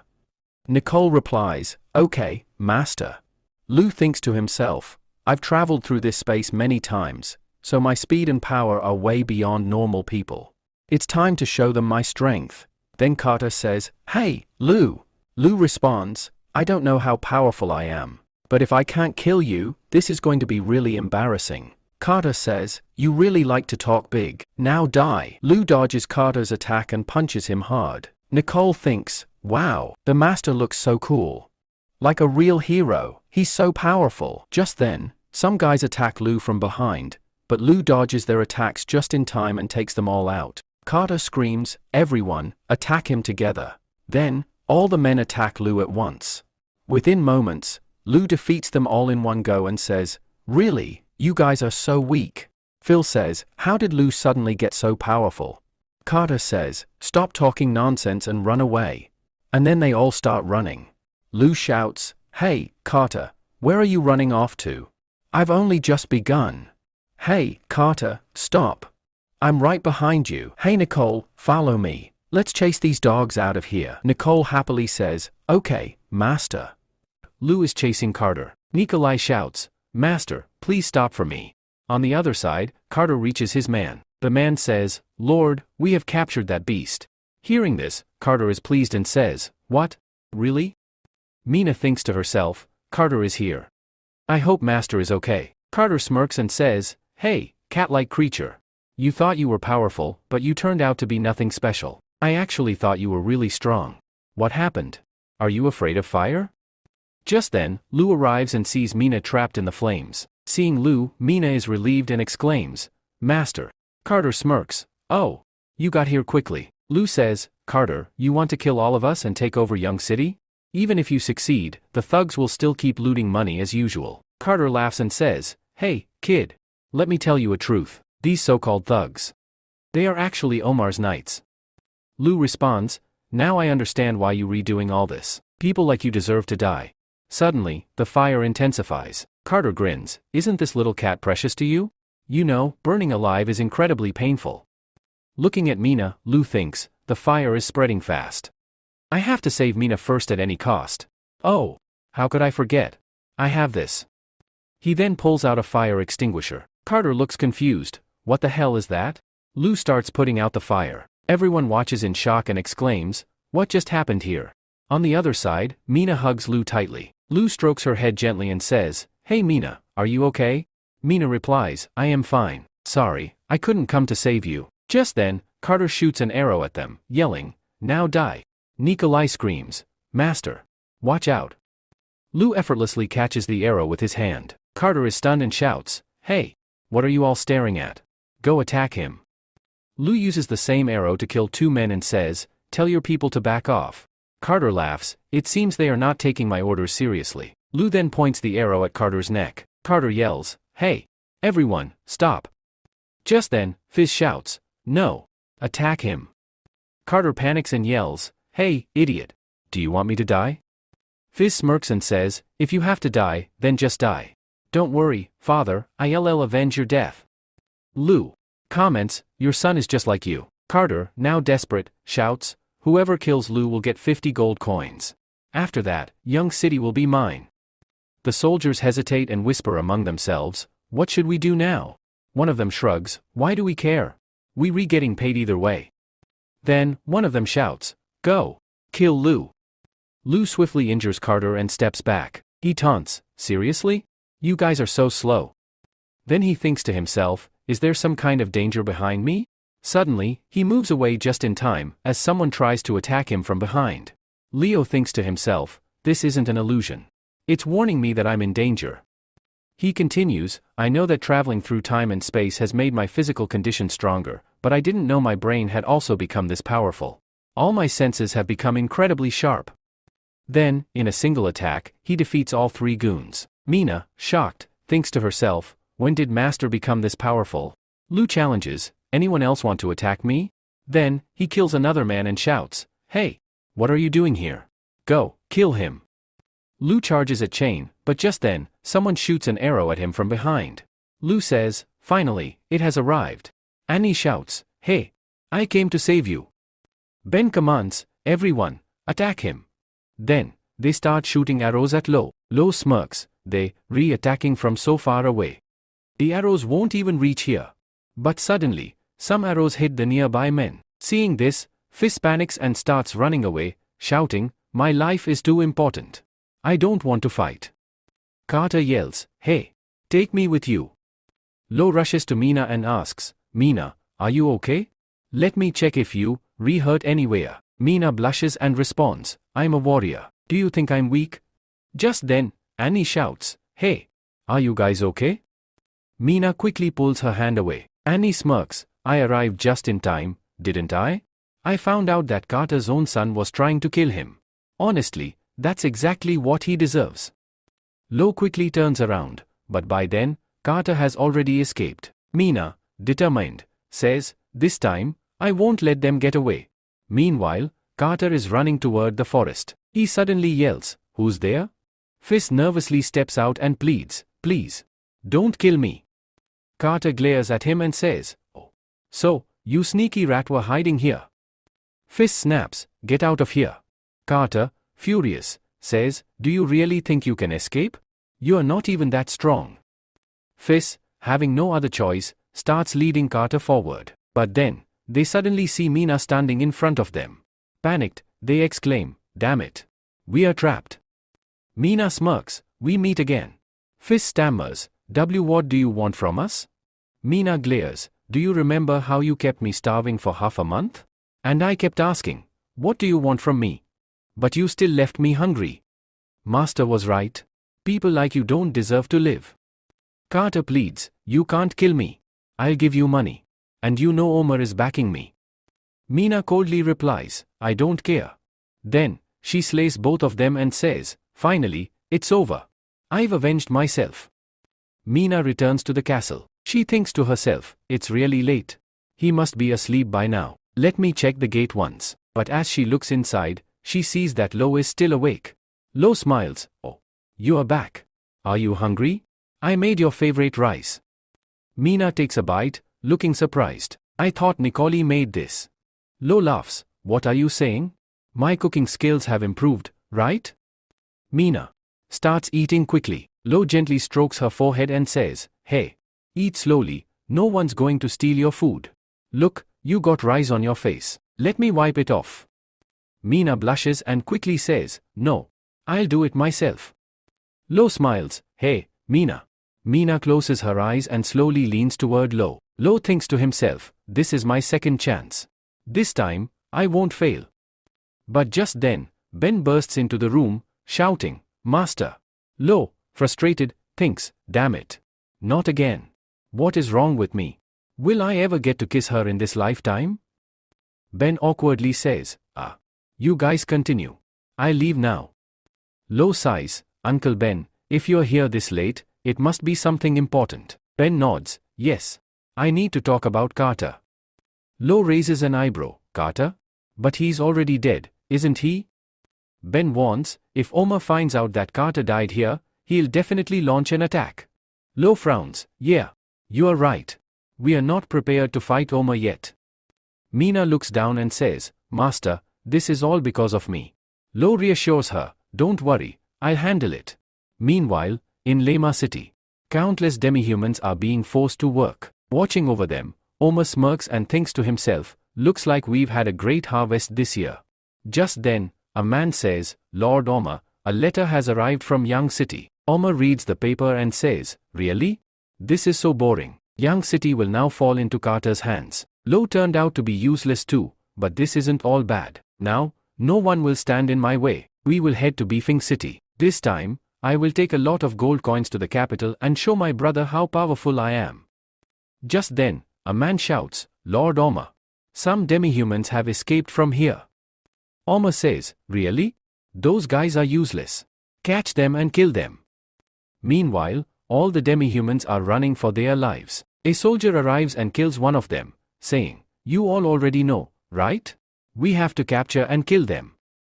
Then, they start attacking the demi-humans. At that moment, some demi-humans grab one of their own and shout, run, Via. Head south quickly. You have to stay alive. Vaya starts running south. Suddenly, an arrow flies toward her. A man says, "Who did we just kill? This is a beast man." Another man says, "Looks like she escaped from Lema city. Let's sell her in another city. After all, she is a gift from the gods, and we can't refuse such an opportunity." The next day, Vaya opens her eyes and thinks to herself, "Where am I?" The men are talking among themselves, and one says, "Ahead of us is Young City, right?" Another man replies, "Don't worry. I found out that we can't sell demi-women in Young City. Alright, let's head to another city." Vaya is shocked to hear this and thinks to herself, "Damn it. I escaped from there only to fall into the hands of these merchants. No. I have to escape from here at any cost." Just then, their cart hits a rock and topples over, breaking the cage. Vaya thinks to herself, "This is the right time. I have to run away from here." Meanwhile, the men are arguing. After a while, one of them says, "Wait. Where did that demi-human go? She escaped. Look over there. She's right there. Hurry, we must catch her no matter what." Vaya, while running, suddenly trips and falls. The man says, "Is your running done now? Come on, quickly." Vaya screams, "Please. Someone help me." Just then, a voice from behind says, "Hey. Stop right there." The man says, "Hey. Who are you? Why are you interfering in our business?" Lo says, "I should be asking you that. Who are you, and what are you doing here?" Bafu says, "You guys don't look like you, from Young City. How can you be causing trouble here when there's a lord?" The men whisper among themselves and say, "This is Young City's city lord." Then, one of the men looks at Mina and Annie and thinks, "This lord has banned the buying and selling of demi-humans in his city. But he seems just like the other lords, the ones who keep demi-women for their pleasure." Then he speaks, "Master, you are mistaken.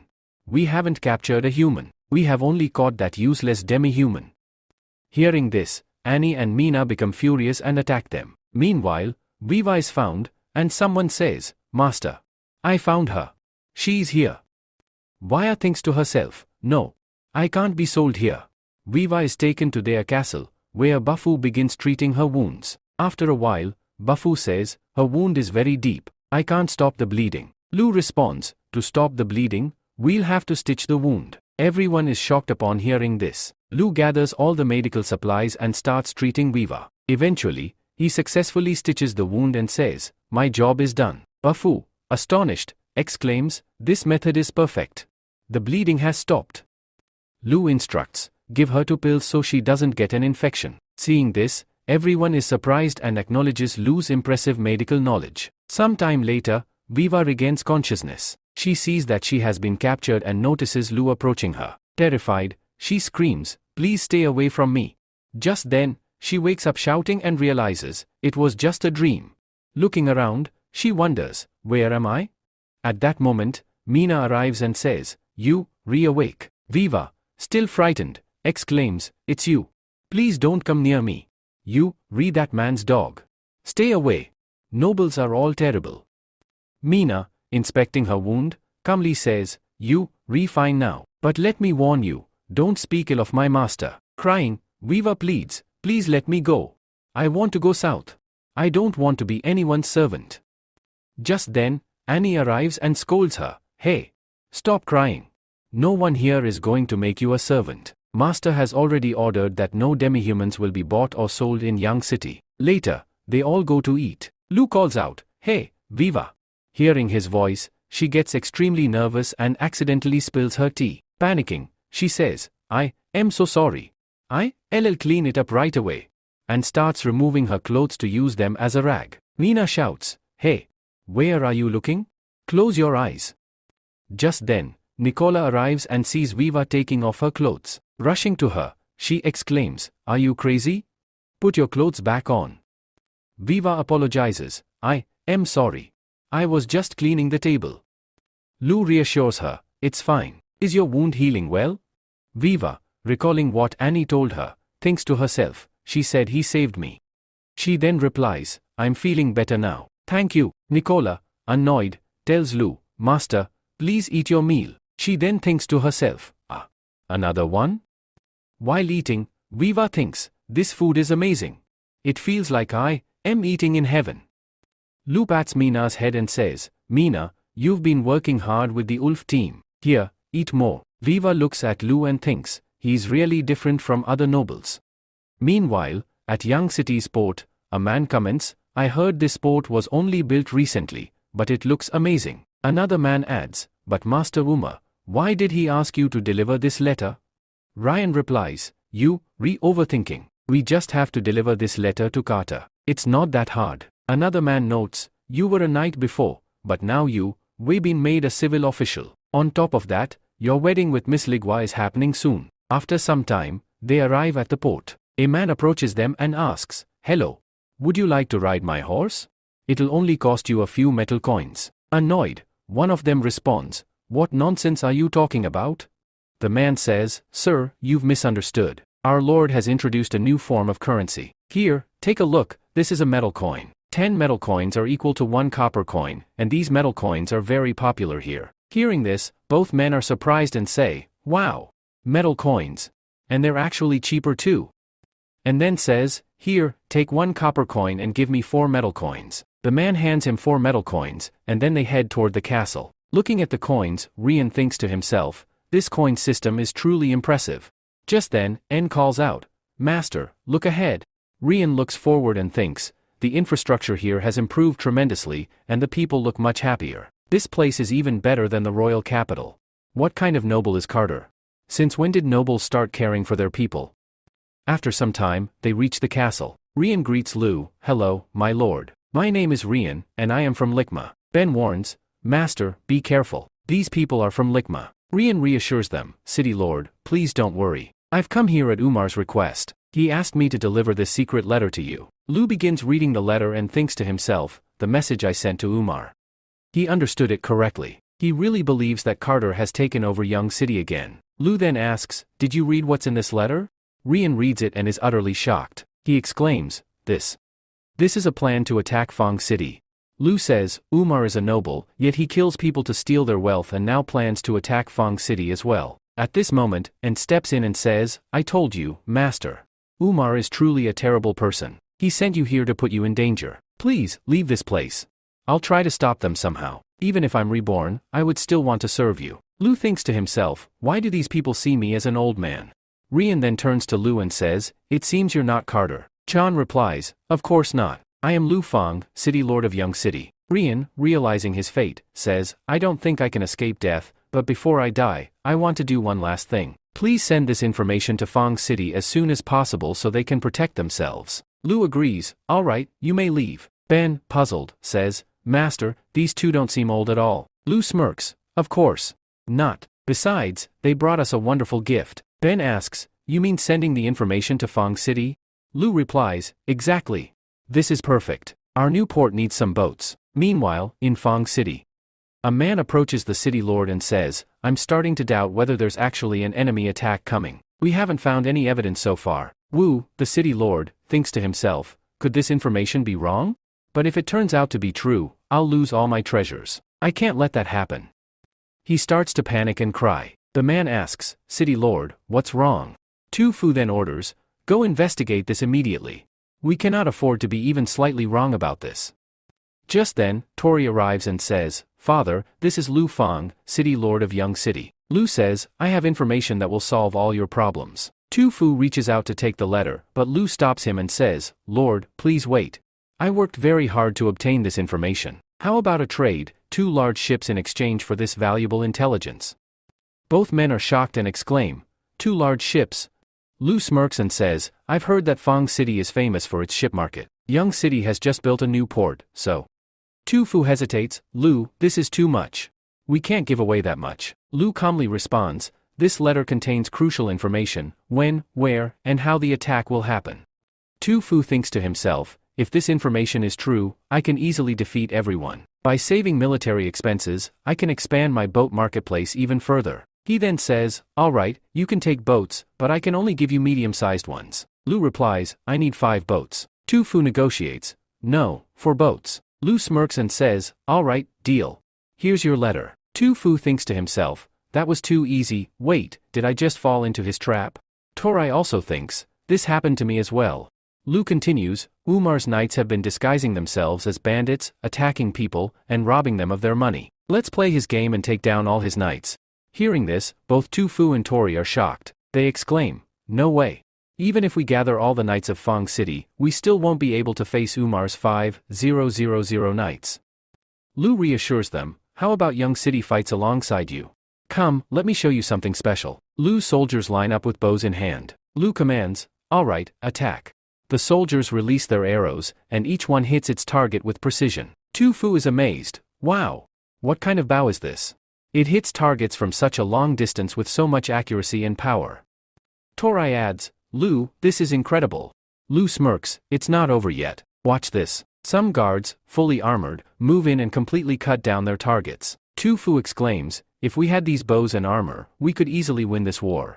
He then asks, Lu, how many knights does Young City have? Lu confidently responds, enough to defeat Umar. Helping Fang City means helping ourselves. Hearing this, Tu Fu and Tori embrace Lu and say, Lu, you're truly a great man. Back in Young City? Lu returns, and Nicole rushes to him, Master, you're finally back. Lu apologizes, sorry for making you all worry. Ben exclaims, for boats. This is amazing for us. Lu instructs, Uncle, gather everyone in the castle. A little later, Lu addresses everyone, Young City and Fang City have allied. Together, we will face Umar. This time, we will wipe out all of Umar's knights. Meanwhile, Viva is secretly listening to their conversation. She mutters to herself, Umar. Ben warns, the war preparations aren't complete yet. We still have time to gather intel on the enemy. If anyone escaped from Umar, it would be Viva. If we ask her, we could get crucial information. Lu disagrees. No, she doesn't trust me, and who knows what she has been through. Asking her could bring back painful memories. Viva's thoughts? He's worried about me, but why? I only arrived here a few days ago. Besides, I'm just a demi-woman. Frustrated, she punches the door. Ben yells, who's there? Come out. Nervous, Viva steps forward and says, it's me. I want to help you. She then reveals everything she knows about Umar. On the other side, Omar receives a letter. Reading it, he exclaims, you stole my merchant and my golden coin. And you even sent me false information. Lu Fang, how dare you? I will kill you. Meanwhile, Lu thinks to himself, should I touch this? Well, whatever happens, happens. Then, while gently patting Viva's head, he says, don't worry, I will definitely take revenge for you. Viva gets scared and replies, okay.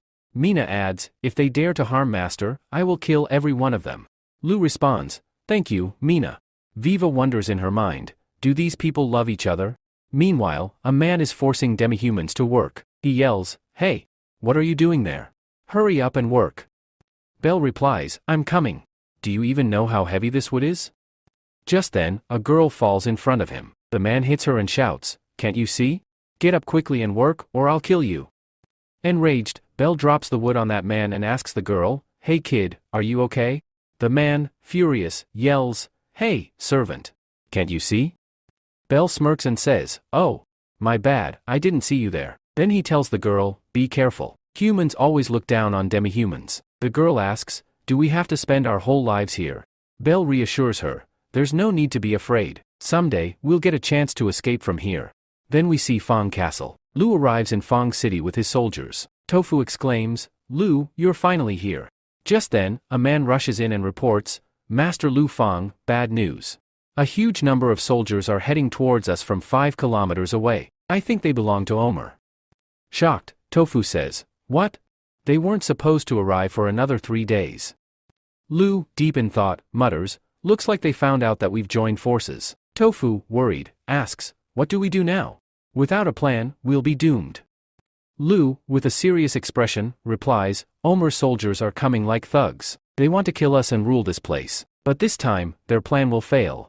Meanwhile, Omar tells his soldiers, whoever kills the enemies first will be rewarded. As Omar's soldiers advance, Chain suddenly attacks them with arrows. Furious, Omar shouts, looks like Lu came fully prepared. On the battlefield, soldiers start slaughtering the beast people, yelling, all demi-humans. Move forward. Anyone who lags behind will be killed. Terrified, everyone starts running forward. Meanwhile, Lu commands, the enemies are coming. Everyone, attack. Arrows start flying from all directions. The enemy leader laughs and orders, all demi-humans, charge forward. In his mind, he thinks, these knights are completely useless. If I enter Fang first, I'll become its ruler. Meanwhile, Bell dodges all the attacks and says, killing me isn't that easy. Then, he notices a man grabbing a child and trying to flee, saying, forgive me. I don't want to die. Bell quickly strikes the man, saving the child. Panicked, the man pleads, I don't want to die. But just then, an arrow pierces him. Shocked, Mina exclaims, Master. These people aren't enemies. They're demi-humans. Lu, stunned, says, What? What did you just say? Damn it. They're using them as pawns. Lu's soldiers shout, hurry. All beast people, get inside. Seizing the opportunity, Lu's army launches a counterattack on the enemies. The enemies, overwhelmed, shout, we can't fight them. Everyone, retreat inside. The enemy leader laughs, young city's knight, Lu, is so weak. Looks like I'll kill him and become the king here. Then we are shown the inside of Fang City. All the demi-humans enter, and some of Lu's soldiers, while cooking food, say, don't worry, we won't harm you. Eat first, and then you can go wherever you want. Bell barges in, saying, get out of my way. I don't care who these people are. The most important thing is to fill my stomach first. He rushes forward and starts eating. Seeing him, the others also begin eating. Just then, a man approaches Lu and says, Fang's walls are about to collapse. Omer's men will enter Fang Castle any moment now. Meanwhile, Omer smirks, Lu would never have guessed that we'd use demi-humans to get in. Under the name of a thief, I will kill Fang City's lord. Then this city will be mine. Elsewhere, Tofu looks ahead and is shocked. The enemies are coming. How did Omer's soldiers get here? Hey! What are you all doing? Close the gates quickly.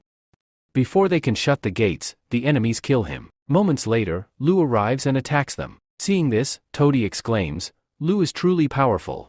Omer thinks to himself, Lu, you're making me look like a thug in front of everyone, but it's pointless. You rushed here too soon and brought only a handful of men. Our 10 soldiers will attack each one of yours, and we'll win effortlessly.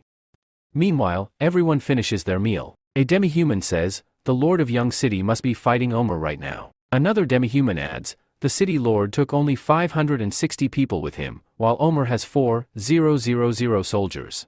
They will win easily. He then suggests, it's best if we escape. If Omer takes over Fang City, we'll suffer the same fate again. Elsewhere, Mina warns, Master, if this keeps up, we'll be in big trouble.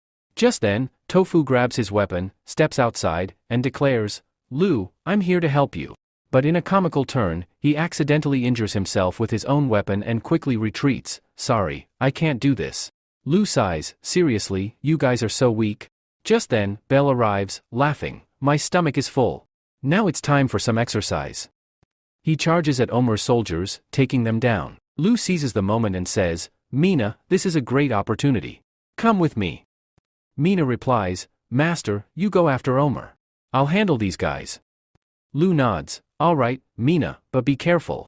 Omer then attacks Lu. To dodge, Lu jumps off his horse. Laughing, Omer taunts, we nobles have trained with swords since childhood.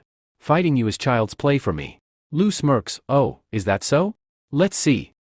Omer growls, you're about to die, and yet you're acting arrogant?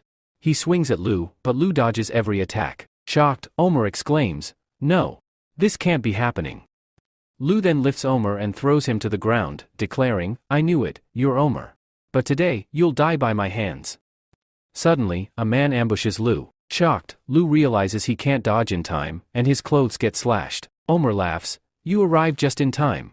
Kill him for me. Lu quickly looks around and asks, wait, where's Mina? The attacker strikes again. Lu blocks it and thinks, his attacks are insanely fast. They engage in a fierce sword fight, and Lu gets a cut on his face. He touches his cheek and thinks, I'm bleeding. Meanwhile, Bell continues attacking the enemies. One of them shouts, everyone, attack together. Enraged, Bell rips her clothes in frustration and yells, now I'm really angry. Everyone is stunned and gasps, wait, where did that huge ball come from under her clothes? That's when they realize, Bell is actually a girl. Where are you all looking? Before charging at the enemies. During the fight, Lu thinks, I can predict all his movements, yet I'm still struggling to defeat him. The masked man attacks Lu, but Bell steps in and saves him. The masked man reveals his face and says, now I understand why I was sent here. Remember my face, we will meet again. Omer yells, Gray. Stop. You can't just leave me like this. Gray replies, if I didn't need to keep my identity hidden, I would have killed you already. Then he leaves. Omar, panicking, says, no. I am the Count's son. No one can kill me. But Lu and Belle attack him together. Afterward, everyone celebrates their victory. Belle happily eats and says, "This is amazing. Now I can eat as much meat as I want here." Tofu says, "I thought I was going to die. Thank goodness Lu came to save us." Meanwhile, Mina is lying injured. As soon as she wakes up, she asks, "Where is Master? Is he okay?" Annie replies, "You're seriously injured. Master personally stitched your wounds." Mina, tearing up, says, "Forgive me, Master. I am too weak. I couldn't defeat the king's knight." Lu kisses Mina and says, "Fool. You gave it your all." Annie is shocked. Did Master just kiss Mina? Just then, Tofu and the others arrive, shouting, "Lu, let's party." Lu says, "Hey, wait. Mina, are you okay?" Mina smiles and says, "Yes, go ahead." Then, everyone joins the party. Bapu brings out a new dish, Yang City's canned fish. Everyone looks at it in surprise and says, "What is this weird thing? It smells so strange." Without hesitation, Belle takes a bite and exclaims, "Wow! This is amazing." Tofu also tries it and shouts, "This is really tasty." Everyone laughs and says, "Mr. Bapu, I want one too." Fizu asks Annie, "Hey, big sister, why didn't you try the canned fish?" But Annie is completely shocked because Lu had kissed Mina. Fizu yells, "Hey, big sister, can you hear me or not?" Annie shouts back, "Hey, do you want to die?" Fizu asks again, "Hey, big sister, did you try the canned fish?" Angrily, Annie storms off. Fizu wonders, what's wrong with her now? But the food was really amazing. Belle arrives with a lot of food and says, "This is truly delicious. So I can eat as much as I want." While eating, she exclaims, "This is really amazing." Just then, Lu arrives and says, "Hey, Belle." Belle replies, "Yeah, tell me, what do you want?" Lu asks, "I just wanted to know how you like the canned fish." Then, in his mind, he thinks, "She's really like a cowgirl. Truly amazing." Belle responds, "But I will never trust humans. Earlier, I helped you in exchange for the food I ate. From now on, our paths are completely different." Lu says, "I just wanted to invite you to try the delicious food of Young City." Belle asks, "Delicious food?" Lu replies, "Yes. Like egg cream puffs, hamburgers, chocolate pudding, and meat. There's so much more." Now that their paths have separated, they wonder, what can we even do now? Belle, shocked, says, "Wait, I." Just then, the others arrive, grabbing Lu's clothes and saying, "Lord Lu Feng, please wait." Lu exclaims, "Hey, what are you guys doing?" Tofu says, "We want to know more about Young City's canned fish. Do you have any more?" Lu replies, "Making canned fish takes a long time. I only had the amount I brought." Everyone is shocked. "What? That's it?" Yo only says, "Seriously, this is really unfortunate." Toady says, "Hey everyone, listen to me. Besides canned fish, Young City has many other interesting things. Inside Young City, there's a huge market with countless items." Hearing this, everyone gets excited and says, "What? A huge market? Really? Hey, Lu Feng, can we visit Young City?" Lu replies, "Yes, absolutely." Then, he thinks to himself, Toady is really smart. This way, even Beefing City's market will stay open. Meanwhile, a child eating says, "Dad, this fish is really amazing. How about we visit Young City sometime?" Solo responds, "Yes, you're right. This Lu Feng is truly an interesting person." Elsewhere, some men, while chasing someone, say, "This is a golden opportunity. Everyone is busy partying in the castle. This is the perfect time to capture her." Another man says, "There she is. Look over there. That's an elf. She's so beautiful. We must capture her at any cost. If we catch her, we'll get 1,000 gold coins." They attack her, but the elf effortlessly dodges their attacks and takes them down with her arrows. She says, "These guys are really weak. I shouldn't stay in this city for too long." Meanwhile, Lu prepares to head to Young City. Tofu says, "This is really tough. When will we meet again?" Once, Toady tells him, "Take my place, so I can retire and live in your city." Their Toady is Tofu's son. Tofu says, "Wait. Toady, where are you going?"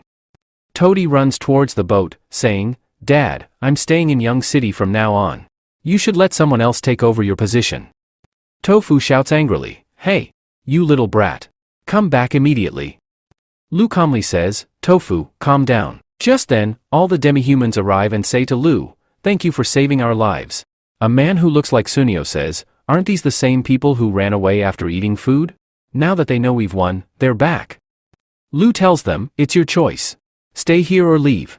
You can also come to Young City, where humans, orcs, and everyone else live together. As long as you work for me, I'll make sure you're well fed. Hearing this, everyone happily says, thank you.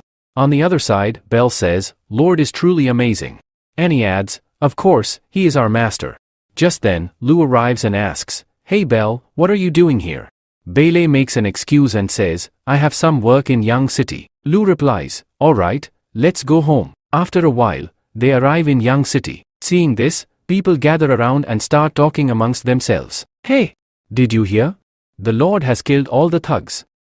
A woman exclaims, my entire family. Our Lord has avenged all of us. There isn't a single thug left in the city today. A little later, Lou reaches the castle and says, Nicole, oh viva. I'm back. Nicole rushes to Lou and asks, Master, are you hurt anywhere? Lou smiles and says, no, I'm perfectly fine. Nicole steps aside, blushing, and thinks to herself, I can't believe I just touched Lou. Seriously, today is such a great day for me. Leo says, hey, Viva. How do you like these new clothes? Do they fit you perfectly? Viva responds, yes, Master. They are perfect. Thank you. Lou says, Omer and his knights have been sent to work in the mines. They can never come out again. Viva hugs Lou and says, thank you, Master. Lou laughs and says, it's no big deal. Suddenly, the three of them angrily shout, Master. Viva, embarrassed, says, I'm sorry. I didn't mean to do that. Lou scratches his head and says, oh, I totally forgot about this. Wait. Then he brings Bailey and says, hey, Nicole. This is your new friend. Viva and Nicole are both shocked to see Bailey. Nicole thinks to herself, wow.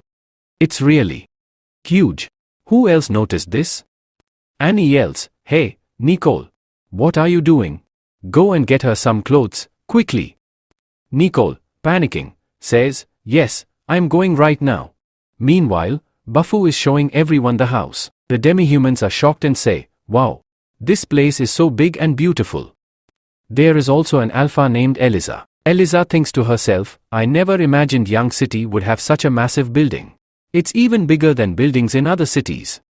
Buffo says, our Lord built this building specifically for those who work in Young City. It's completely for rent. You can live here by paying monthly rent. The bigger the room, the higher the rent. Then he opens a door and says, for example, this room is for one person, and its rent is 10 copper coins per month. Suddenly, an awkward scene appears. A girl gets furious and yells, you pervert. How dare you? Then she starts beating him up and slams the door shut. Behind her, even after getting beaten up, Buffo says, for 2 people, it's 13 copper coins. We also have rooms available for 3 and 4 people. The others laugh and say, even after getting beaten up so much, he's still doing his job. This guy is truly dedicated to his work. Eliza says, I want a room here. Buffo replies, of course, why not? Then the other demi-humans say, we also need a room, but we don't have any money. Buffo smiles and says, that doesn't matter.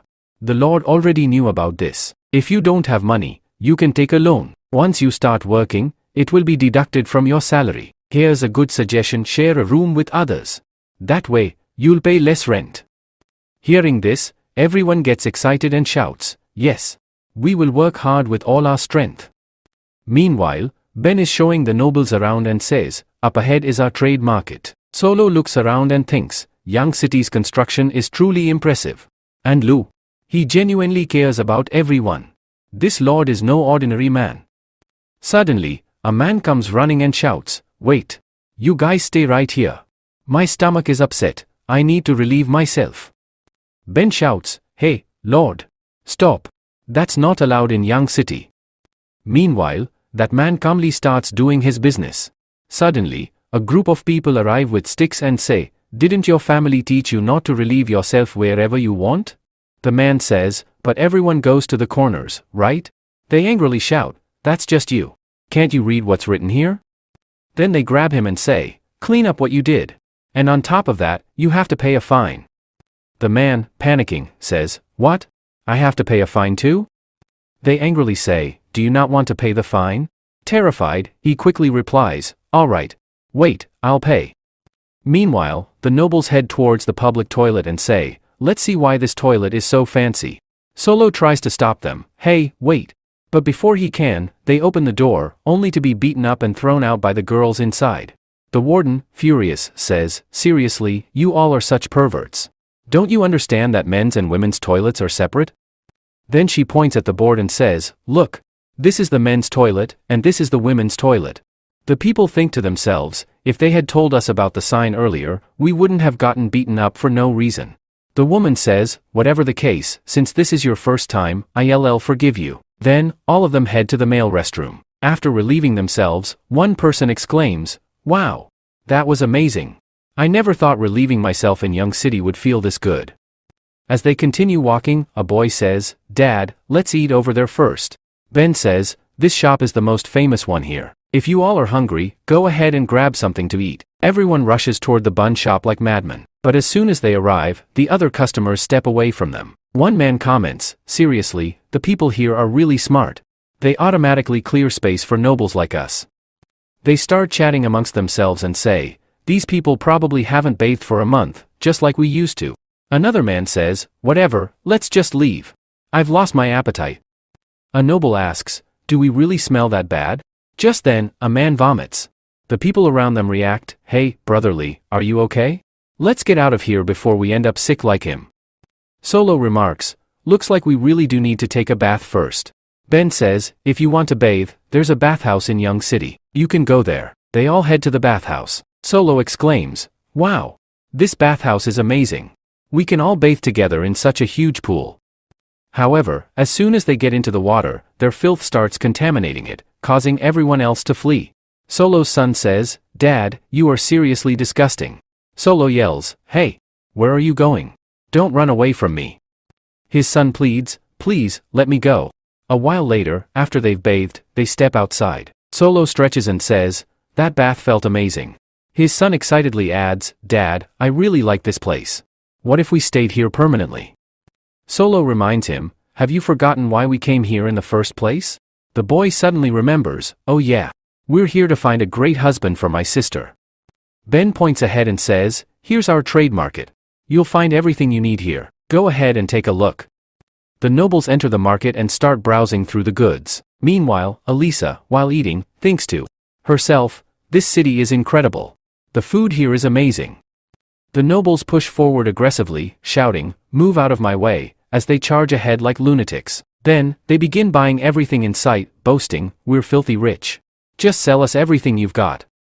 Suddenly, a man shouts angrily, hey, you guys are going too far. If you buy up everything, what will we do? Do you really think money can buy everything? The nobles respond, oh, sorry about that. Does this not seem like enough money? Fine, we'll double it. Don't worry, it's just us today, but we'll be back tomorrow, the day after, and every other day. You might as well stop coming here. Hearing this, the man gets furious and shouts, you. Just then, the market guards arrive and say, we are the guards of this market. According to the Lord's rules, every person has a purchase limit, and you all are exceeding it. The nobles, shocked, exclaim, what? A purchase limit?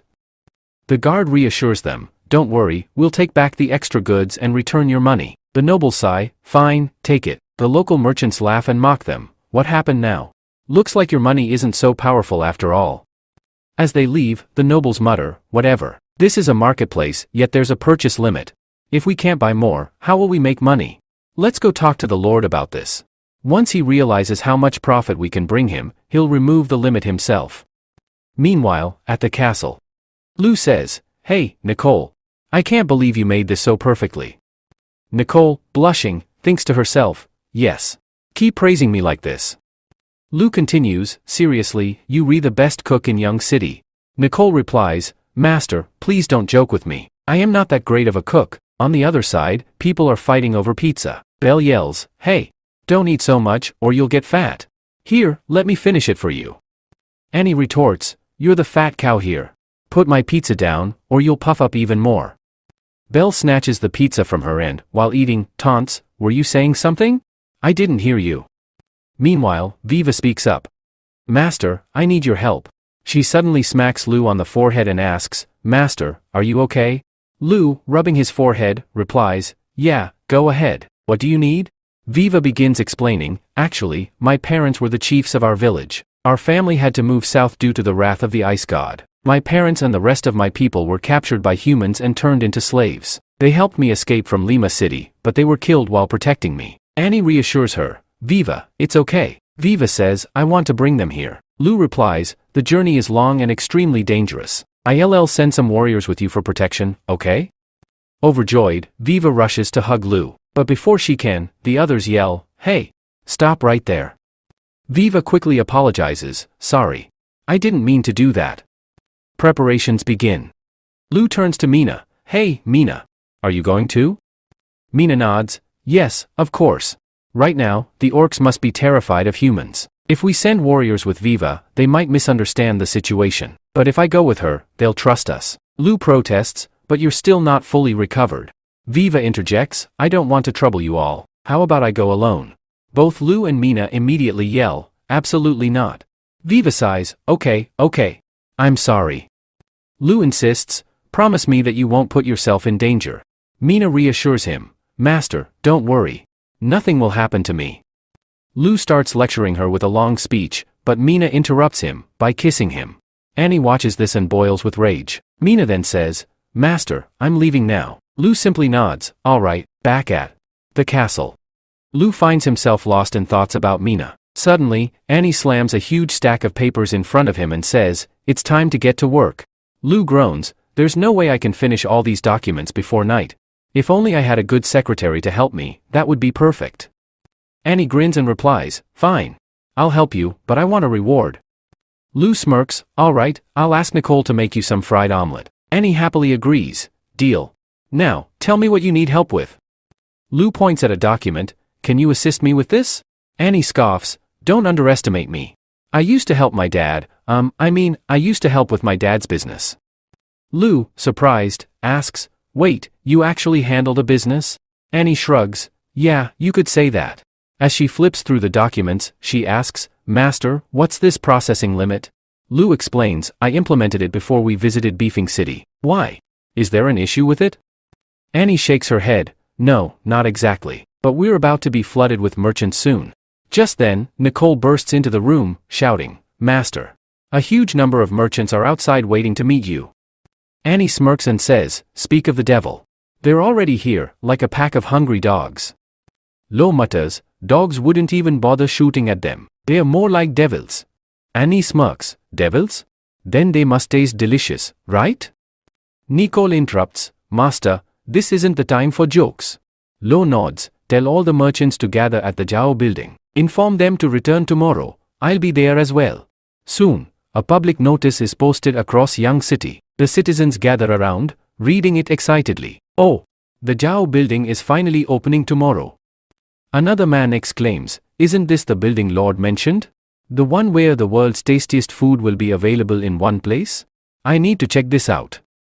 A third person adds, Lord is meeting with tons of merchants tomorrow. All those invited have already received their invitations. The merchants without invitations groan in disappointment. One man gasps, what? 5 silver coins? With that much, I could buy enough steamed buns to last a whole year.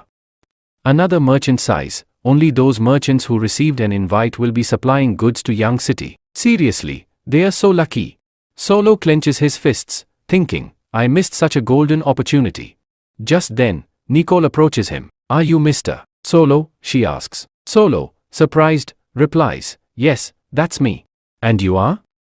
Nicole introduces herself. My name is Nicole. I'm the internal manager of Young City. My master has personally invited you to the Zhao building. Here, this is your invitation card. Solo, shocked but thrilled, accepts the card. Wow, thank you so much. The surrounding crowd gasps in disbelief. That invitation is worth 5 silver coins. This guy is unbelievably lucky.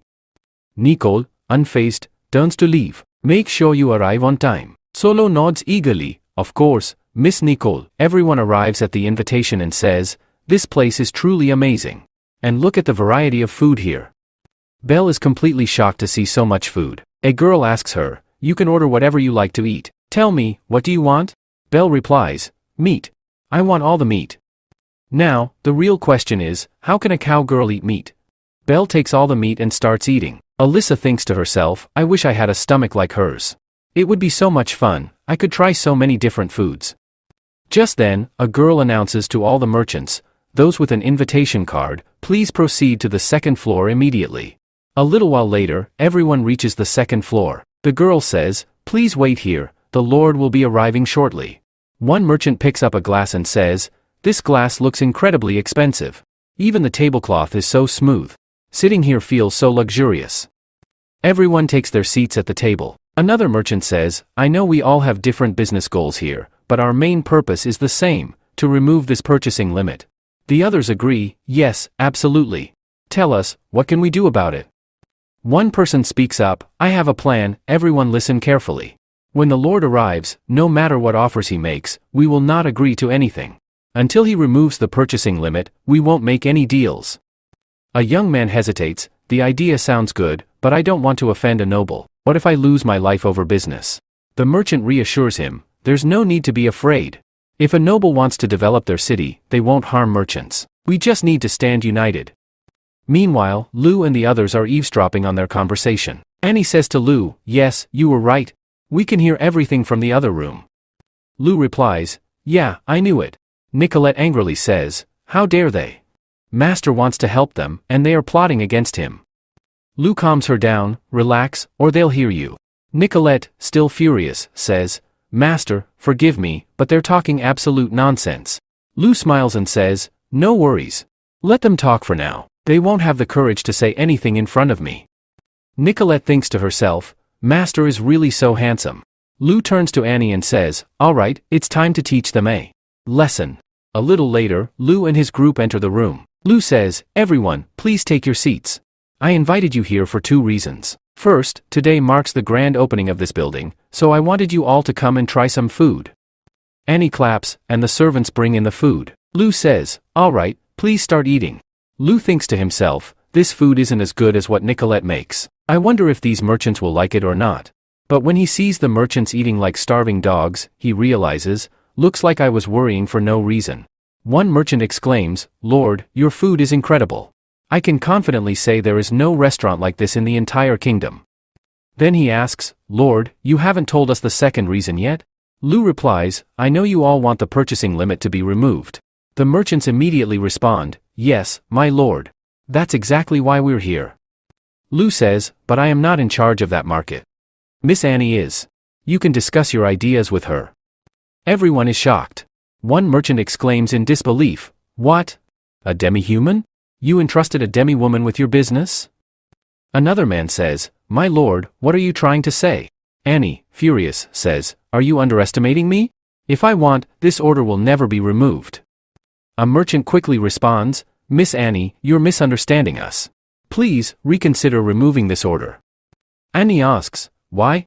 The merchant replies, because we can buy a lot more goods than normal people, which would result in a huge profit for the Lord. After all, developing a city requires a lot of money. Annie says, but I think you, underestimating my master. That market was actually created for normal people, which is why the prices are so low. But you all barged in and caused chaos. You, very lucky that the master didn't order your arrest. And now, you want this order to be removed? The merchant responds, Miss Annie, don't take it so seriously. We want to cooperate with the Lord. Annie says, Master wants to cooperate with you, but you are greedy people. The merchant admits, yes, you are right, Miss Annie, but we are not poor merchants. Another merchant adds, yes, Miss Annie, I had to pay 10 silver coins just to buy this invitation. Annie replies, and yet, you are still very poor. The merchant questions, Miss Annie, what exactly are you trying to say? Annie clarifies, don't misunderstand. I am not talking about just you, I am talking about all of you. Compared to my master, you are all incredibly poor. Hearing this, everyone is shocked and exclaims, what? In the next scene, Viva and Meena are shown heading toward the mountains. Meena constantly protects Viva from danger, but in her mind, she thinks, I'm really so useless. Suddenly, her stomach growls. Meena says, hey, Viva. Let's take a break and eat something. Viva replies, no, there's no need. She thinks to herself, no, I don't want to cause any more trouble. But then, her stomach growls again. She hesitantly says, I'm sorry. I think we should stop and eat something here. So, they pause for a meal. Meena offers, try this dried fish. Viva asks, what's this now? Mina explains, it's a biscuit. Eating it with fish makes it taste really good. Viva exclaims, Master is truly amazing. He knows everything. Mina smiles, yes, I know. Viva hesitates for a moment before asking, Mina, can I ask you something? Mina replies, sure. What is it? Viva asks, do you think Master would marry a demi-human? Mina is completely shocked and exclaims, what? What are you trying to say? Viva hesitates and then says, I'm sorry, but yesterday I saw Master kiss you. Mina replies, yes, he will. Viva is stunned. What? Mina clarifies, I'm saying that Master will definitely marry a demi-human. Viva exclaims, really? Master is truly a great person. But he is a noble. How can he marry a demi-human? Mina sighs, I used to be sad thinking about that too, but then Master told me. What's wrong with a demi-human? I will marry a demi-human. So I am completely sure that one day, Master will marry me. As soon as she says this, Mina's face turns bright red. Then she gasps, oh no. What did I just say? Viva laughs and says, don't worry. There's no one else here besides us. Meanwhile, a group of people is hiding behind some rocks, whispering. One man says, Captain, did they forget about us? The captain warns, stay quiet. If Mina finds out we were eavesdropping, we are dead meat. Another man mutters, but why am I eating this lemon? Back in the hall, the merchant asks, Miss Annie, what are you trying to say? Annie responds, I'm not trying to say anything, I'm just telling you the truth. Do you know how much the vegetables on this plate cost? A merchant scoffs, these vegetables. I don't think they could be that expensive. Annie replies, each leaf has been carefully selected, and this single plate of vegetables costs 65 copper coins. Everyone is shocked. What? Annie continues, the chicken you ate, the one with the brown sauce, costs 380 copper coins. The fish in the center? It costs 700 copper coins. And the biggest meatball here? That's the most expensive dish in this building. The merchants think to themselves, wow, the taste really matches the price. Normally, we would have to spend so many silver coins just to eat food like this. Annie says, I know that all of you came here with an invitation after paying 10 silver coins, and you think you've accomplished something big. But you have no idea that just sitting here costs 10 silver coins, and the food is charged separately. The master and we eat such meals every day, and you poor people want to compare yourselves to the master? The merchant says, look, Miss Annie, you are absolutely right that we are very poor. But if we support Young City, there will be even more benefits. Additionally, if we promote Young City, more merchants will come here in the future. In the end, this will be beneficial for you, right? Another merchant says, Miss Annie, I know that the Lord and you are doing great work for ordinary people, but if we don't buy anything, how will Young City succeed? Annie says, let me tell you something. As for selling the goods, the master has already come up with a plan. He has started selling goods in another city. This way, you can earn a lot of money. Hearing this, everyone is shocked and exclaims, what? Then they all say, oh Lord, please forgive us. Tell us your conditions. We are very poor merchants, have mercy on us. The two merchants whisper to each other, we're in big trouble. If this continues, we won't be able to make any money. Lou says, ask Annie about this. Then everyone approaches Annie and says, Miss Annie, please tell us your plan. We will agree to all your conditions. Annie replies, it's very simple. You have to pay a duty. Everyone is shocked and asks, duty? What is that? How do we pay it? Annie explains, if you buy goods from Young City, there won't be any duty. But if you exceed a certain purchase limit, you will have to pay a duty. The more you buy, the higher the duty. The merchants say, because of this duty, won't the goods become very expensive? Annie responds, don't worry. The duty will be calculated fairly. Our products are of high quality, but the prices are very low. So even after paying the duty, you will still make a good profit. Solo thinks to himself, the duty applies only if they buy in large quantities, so it won't affect regular people. This is actually a brilliant plan. Annie adds, if you don't like this plan, we'll sell our goods in another city. The merchants panic and say, no, no. We agree. We have no problem with this. Then, after finishing their meal, they leave. Annie smirks and says, now that's how it's done. I totally outplayed them. The master looks at Lou and says, thanks for this. Annie, blushing, steps back and says, this is just normal for me because my name is Annie. I can do everything.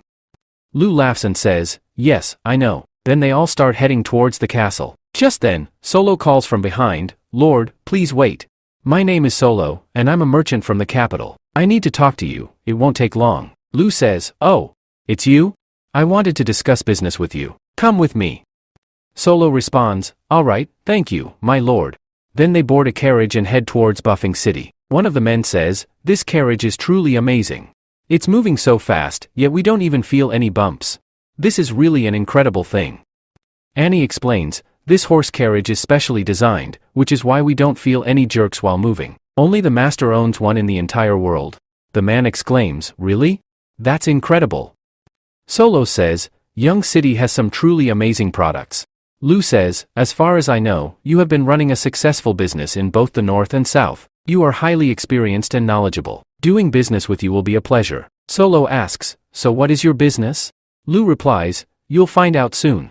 A little later, Solo and the others arrive at the South City workshop. The man says, wow, this place is huge. Annie laughs and says, this isn't a house, it's a workshop. Lu says, Mr. Solo, please come inside. Then he steps inside and becomes soft. Lu says, Mr. Solo, I want you to manage this business. Hearing this, Solo is completely taken aback and exclaims, what? Just then, his son says, Dad, look at all these clothes. Lu asks, Annie, how many clothes do we have here? Annie replies, right now, we have 400 low-quality clothes, several medium-quality ones, and 200 high-quality ones. Lu asks, and how many products do we produce in a day? Annie starts calculating the numbers. The boy says, the price of 1 meter of fabric is 30 copper coins. Each piece of fabric is 30 meters long. If we sell 60 pieces in a day, we can earn 50 silver coins daily. That means 1 gold coin in 2 days. Even after deducting transportation, labor, and production costs. Dad, this means we can earn 100 gold coins a year. Lu laughs and says, kid, you truly are a merchant's son. Annie, irritated, mutters, this kid is really weird. Solo says, but my lord, wouldn't it take a lot of time and effort to adopt this lifestyle? How can you produce so many pieces in just 1 day? Annie replies, that's a city secret. We don't tell anyone. Lu says, no worries, we can show him. Hearing this, Annie gets furious. Solo asks, what is this now? Annie says, all right, I'll show you. The boy exclaims, this is the machine, right? You guys sew clothes with this? How do you use it? Annie thinks to herself, I'm going to kill this kid. Lu says, Annie, show them. Annie sighs and says, fine. She pushes the kid aside and says, move over. She sits down and thinks to herself, now it's time to show off my ability. Then she swiftly starts sewing the fabric and, in no time, completes it, proudly saying, look, it's done. This is actually really easy. What do you guys think? The boy excitedly exclaims, wow, you're amazing. Annie blushes and says, this is just normal for me. Lu asks, hey Annie, do you think we can produce 100 pieces in a day? Annie confidently responds, yes, absolutely. We've already started training new workers. Once they start, there won't be any problems. Solo thinks to himself, where exactly did this lord come from? Lu asks, hey Mr. Solo, what do you think of this machine-made fabric? Solo touches it and says, this is incredibly soft and of high quality. Even normal noblemen would love to wear it. Annie explains, Mr. Solo, we have different grades of fabric, and each grade is unique. The one you're holding is what common city people wear. Solo is stunned and exclaims, what? This is low quality? Then how amazing must the medium, high, and premium quality be? Even the king would want to buy this. Lu smirks and asks, interested in doing business? I have the products, and you know how to sell them. Solo thinks to himself, I bet we can make way more than 100 gold coins a year, at least 1,000. Then he says, Lord, I truly want to work with you, and I only need one thing for that.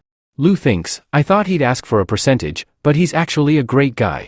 Just then, the boy loudly declares, I've made up my mind. Mr. Lu, you will marry my sister. From today, you're my brother-in-law. Hearing this, Annie and Lu are completely shocked and yell, what? Solo scolds, hey kid, stop talking nonsense. Then he turns to Lu and says, but I do have a daughter. She's very smart, skilled in everything, and truly adorable, if you're interested. Before he can finish, the boy excitedly asks Lu, hey, brother-in-law, do you have any other cool stuff? Please show me. Annie, furious, snaps, stop calling him your brother-in-law. I already hate kids enough as it is. We see Mina and Viva. Mina says, now, we have no choice but to keep moving from here. Then, They start walking. After some time, Magubal asks Viva, "Hey, are you okay? Do you want to stop here and rest?" Viva replies, "No. Those people must be ahead." Then she tells the others, "You all rest here. Mina and I will go ahead and check." Mina adds, "If they suddenly see humans, they'll get really scared." The others agree, "Alright, we'll rest here." Mina and Viva then move forward. After walking some distance, Mina smells blood. She immediately grabs Viva's hand and says, "Stay calm." Then, they look around to see who is there. A girl is standing in front of them. Shocked, Viva exclaims, "Sumi, what are you doing here?" Sumi hugs her tightly and starts crying. Concerned, Viva asks, "Hey, Sumi, are you hurt? Tell me, what happened?" Sobbing, Sumi replies, "We were attacked, and I barely managed to escape." Panicked, Viva asks, "But we had a guard team, right? And where is Grandma Meili?"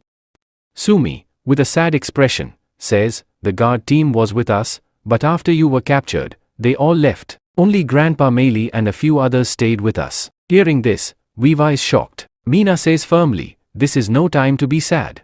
We have to move and save them."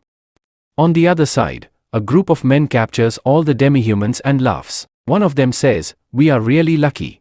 Not only do we have food, but we also got a bunch of demi-humans." Another man responds, "Yeah, right. The rich perverts will pay a fortune for them. We'll make a lot of money selling them." Then, one of them asks, "Hey, did you find that demi-human girl?" The other man replies, "No, we haven't heard anything about her yet. No idea where she went." Suddenly, the first man, enraged, shouts, "Damn it! That girl was the most beautiful one. We made a fortune from her." Furious, he hits a demi-human and yells, "Just thinking about it makes me mad. Tell me, where have you hidden her?" The children witness all of this. Terrified, the children cry out, "Grandma, please, save her somehow. Everyone abandoned us, but you stayed with us." Grandma Meili says, "Forgive me, but I can't do anything." The man, while hitting her, says, "Hey, if we leave you here like this, you'll all die. You already know how angry Goddess gets, right? It would be better if you satisfy Noble. If you don't care about yourself, at least care about the child." At that moment, the demi-human spits in his face and says, "Go die somewhere." Then the man pulls out a knife and says, "Today, I'll kill you." Just then, Mina arrives and kills him. The others start shouting, "Surround her and kill her." A little girl says, "Grandpa Meili, has someone come to save us?" Another child asks the same. Then, all of them surround Mina and start attacking her. Mina kills 2 men in a single strike. Suddenly, someone yells, "Please, help me." Mina kicks the man away in one strike and says, "Hey, are you okay? Can you get up?" At that moment, he throws sand into Mina's eyes and shouts, "She's trapped. Attack her all at once." Mina exclaims, "Damn it. I can't see anything." Then she remembers how she lost that day. Suddenly, someone speaks from behind, "Does an orc warrior really need eyes to fight?" Mina thinks to herself, "Yeah, she's right." The man attacking her says, "So, you were so prepared to fight that you even closed your eyes?" Immediately, Mina strikes his hands and stomach, killing him. She then looks back and wonders, who was speaking just now? She turns around and sees a wolf warrior standing there. Mina exclaims, "That's a wolf warrior knight." In just one strike, the knight kills all the remaining enemies. Viva says, "Isn't she a knight from the Orc Kingdom?" Mina replies, "Yes, absolutely." The Orc Kingdom's resources and economy were declining rapidly. To protect themselves, they formed a team of knights. Among them, the most famous knights are the Wolf Knights. They can single-handedly wipe out numerous human knights. Viva says, "But it said that these knights are assigned to guard the royal princess. So, what is she doing here?" The wolf warrior enters a room, thinking to herself, "Is the princess here?" She searches inside and says, "Not here either. Where on earth did the princess go?" Just then, Viva enters and says, "Grandpa Meili, thank goodness you all safe." Meili says, "They left everything behind and ran away. I am an old woman, I'll probably die soon, but they even abandoned their children here." Viva hugs her and says, "I am back. You don't have to worry anymore." After that, the wolf warrior starts leaving. Mina walks up to her and asks, "Hey, how are you so powerful?" The knight replies, "Because losing is not an option." This reminds Mina of what Lu had once said. The next day, we see Lu. He says, "All right, time to relax a bit." Annie is secretly watching him. When Lou turns around, there's no one there. A while later, while Ben is talking to Lou, Annie is still spying on him. During mealtime, Lou tells Nicole, everything is ready. As soon as Mina and Viva arrive, we'll start the business. Nicole says, understood, master. Even then, Annie keeps staring at him. As soon as Lou looks at Annie, she stands up and says, I am full. Then she leaves. Lou wonders, what's wrong with her now? A little later, Annie enters Lou's office. She says, master should be here. Where did he go? Just then, Lou speaks up, hey, are you looking for me? Annie jumps back, startled, and shouts, I am not looking for you. Lou sighs and says, just tell me already, what happened? Annie replies, it's just a small matter. I don't need your help.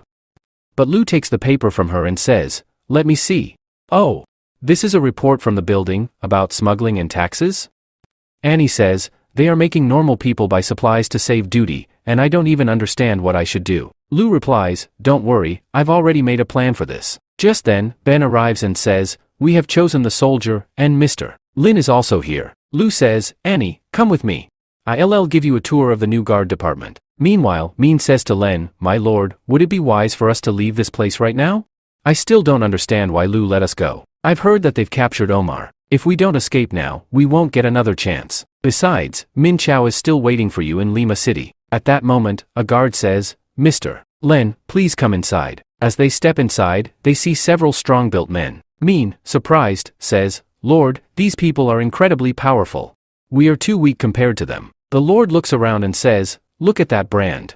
It's made entirely of steel. Some silver must have been used to make it. These people are fully prepared. They are even stronger than the knights of Lima City. Len thinks to himself, this is truly impressive.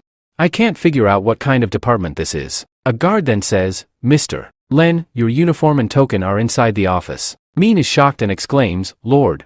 They said your uniform and token are here. Len replies, Lou wants me to work in the guard department. Just then, Lou enters and says, yes, you are absolutely right. I want you to become the director of the guard department. I know you were once a knight, but you were demoted to a mere servant. Your work was never valued. Min, with tears in his eyes, says, yes, Lord Lou, you are right. My lord has always worked hard and honestly, but Omar turned him into a servant. Lou says, Mr. Len, I am giving you a chance. The guards outside were selected by me. From now on, their responsibility is yours. You must protect the people and property of Young City. Len, will you do this? Len responds, absolutely. Thank you for this opportunity. On the other side, Grandma says, Viva, will the nobles truly accept us?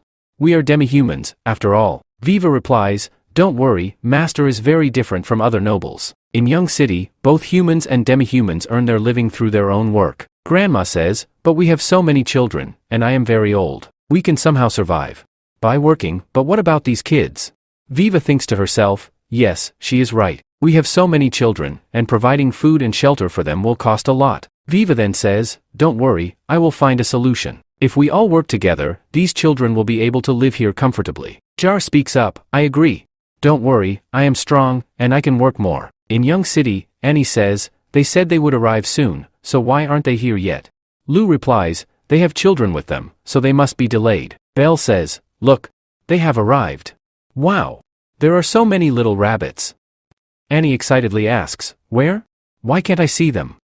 Belle lifts Annie onto her shoulders and says, now, can you see? Annie exclaims, yes, there they are. She then shouts, Mina, Viva. Viva says, there's the master. He has come to take us.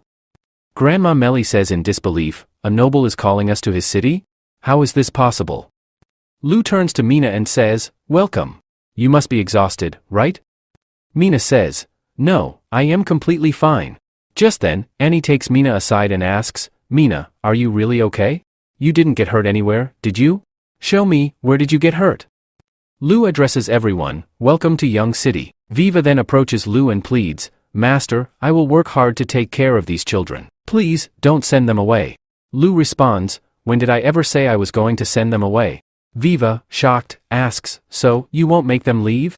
Lou says, the moment you step into Young City, you become my people, and it's my duty to provide you with food and shelter. Annie reassures Viva, there's no need to worry. As soon as Master found out that you were bringing children, he had houses prepared for them in advance. Lou then turns to Mina and says, hey, Mina, go and get some rest. Nicolay, show them their house. Mina calls out, everyone, follow me. Melly asks, Jar, what do you think?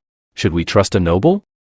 Jar replies, I don't know either. Melly says, if anything goes wrong here, take everyone and leave immediately. Jar nods, alright, Grandma, I'll do just that. A little while later, Nikolay announces, here is your new home. Everyone is shocked, exclaiming, wow, it's so big. The children rush inside, saying, whoa, this place is so beautiful. And this bed is so soft. It even smells amazing. Are we really going to live here?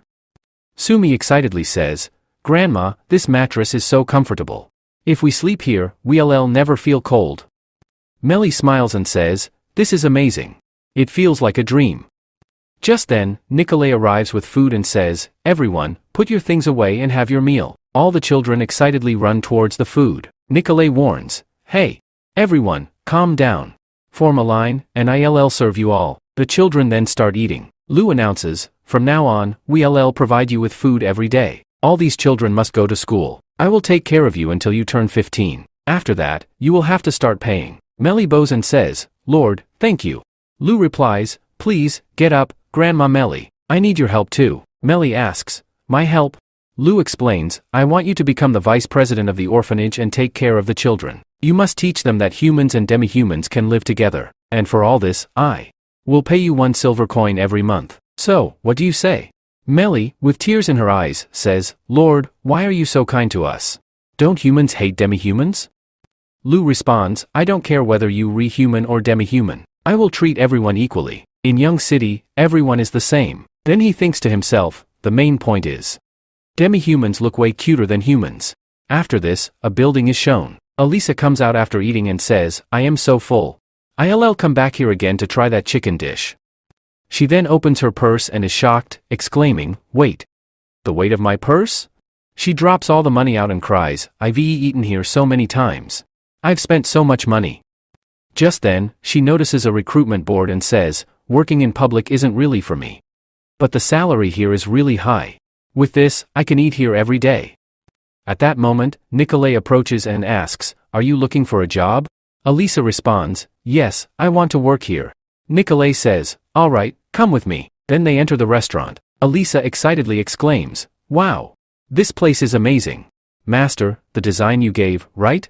I modified it a little and made it like this. Lou says, Nikolay, really, you've done a great job. Bez says, my horn is the best looking one. Annie says, absolutely not. My lollipop is right here. It looks amazing, just like a pizza. Then, a fight breaks out between them. Elisa thinks to herself, these people are completely ignoring me. She then asks Nikoli, hey, will you take me or not? Nikoli responds, oh, I am sorry, what's your name? Elisa replies, my name is Elisa. Nikoli says, I am Nikoli. Show us what you can do first. We'll see if you re suitable for the waiter job or not. Elisa brings water for everyone. Then, people start placing their food orders. Elisa writes everything down while also repeating the orders aloud. After confirming everything, she leaves. Meena says, she is not a normal girl. Lou adds, she's educated and speaks very well. I can say for sure that she comes from a wealthy family. Meena says, Master, we should look into her background. Lou responds, there's no need for that. We just need to be cautious. Nikoli says, alright, now chop the vegetables and eat. Elisa throws all the vegetables into the air and starts slicing them. Then she says, I am done. Nikoli says, alright, here. Knead the dough and show us. Elisa starts tossing the dough into the air. Nikoli shouts, hey, stop that. Elisa says, I don't think I can do this job. I can cook using fire, though. Nikoli yells, no, don't open it. As soon as she opens it, there's a massive explosion. Then Lou arrives and asks, hey, who are you people? Nikoli says, Master, please, don't look at me. Elisa says, I am Elisa. Then she asks Nikoli, will I have to pay for this? If you hire me, I can work here to pay it off. Nikoli thinks to herself, if she even steps into the kitchen again, I'll never be able to show my face to Master. Lou says, even though Elisa isn't good at cooking, she is educated and communicates well. She will handle taking orders and collecting payments here. Nikoli says, alright, Master. You've decided. Elisa grabs her hand and says, I'll work really hard here. Nikoli replies, alright. Just then, Viva speaks up, Master, I also want to work here. Lu walks up to her and says, Oh, that's great. How about becoming a teacher in Young City? Viva, shocked, says, A teacher? A little while later, Lu arrives at the school and says, I've just turned this old house into a school. Once the new school is built, all the students will move there. Viva thinks to herself, these must be excellent students who are hardworking in their studies. Then, she sees them acting like thugs, attacking each other as if they were in a gang fight. Viva thinks, are these the students I'm supposed to teach? They won't even listen to me. Just then, Lu says, Hey, kids. All the kids rush to Lu and say, Lord, have you come here to tell us a story? Everyone is shocked, thinking, these mischievous kids suddenly became so well behaved in front of Master. Lu says, Before I tell you a story, let me introduce you to your new teacher. Her name is Viva, and you will call her Miss Viva. She will teach you and also tell you stories. So, you all must listen to her.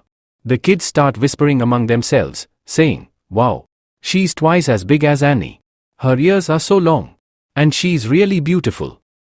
Hearing this, Viva blushes deeply. Lu says, Viva, watch me. See how I teach. Teach the same way. Later, Viva says, Alright.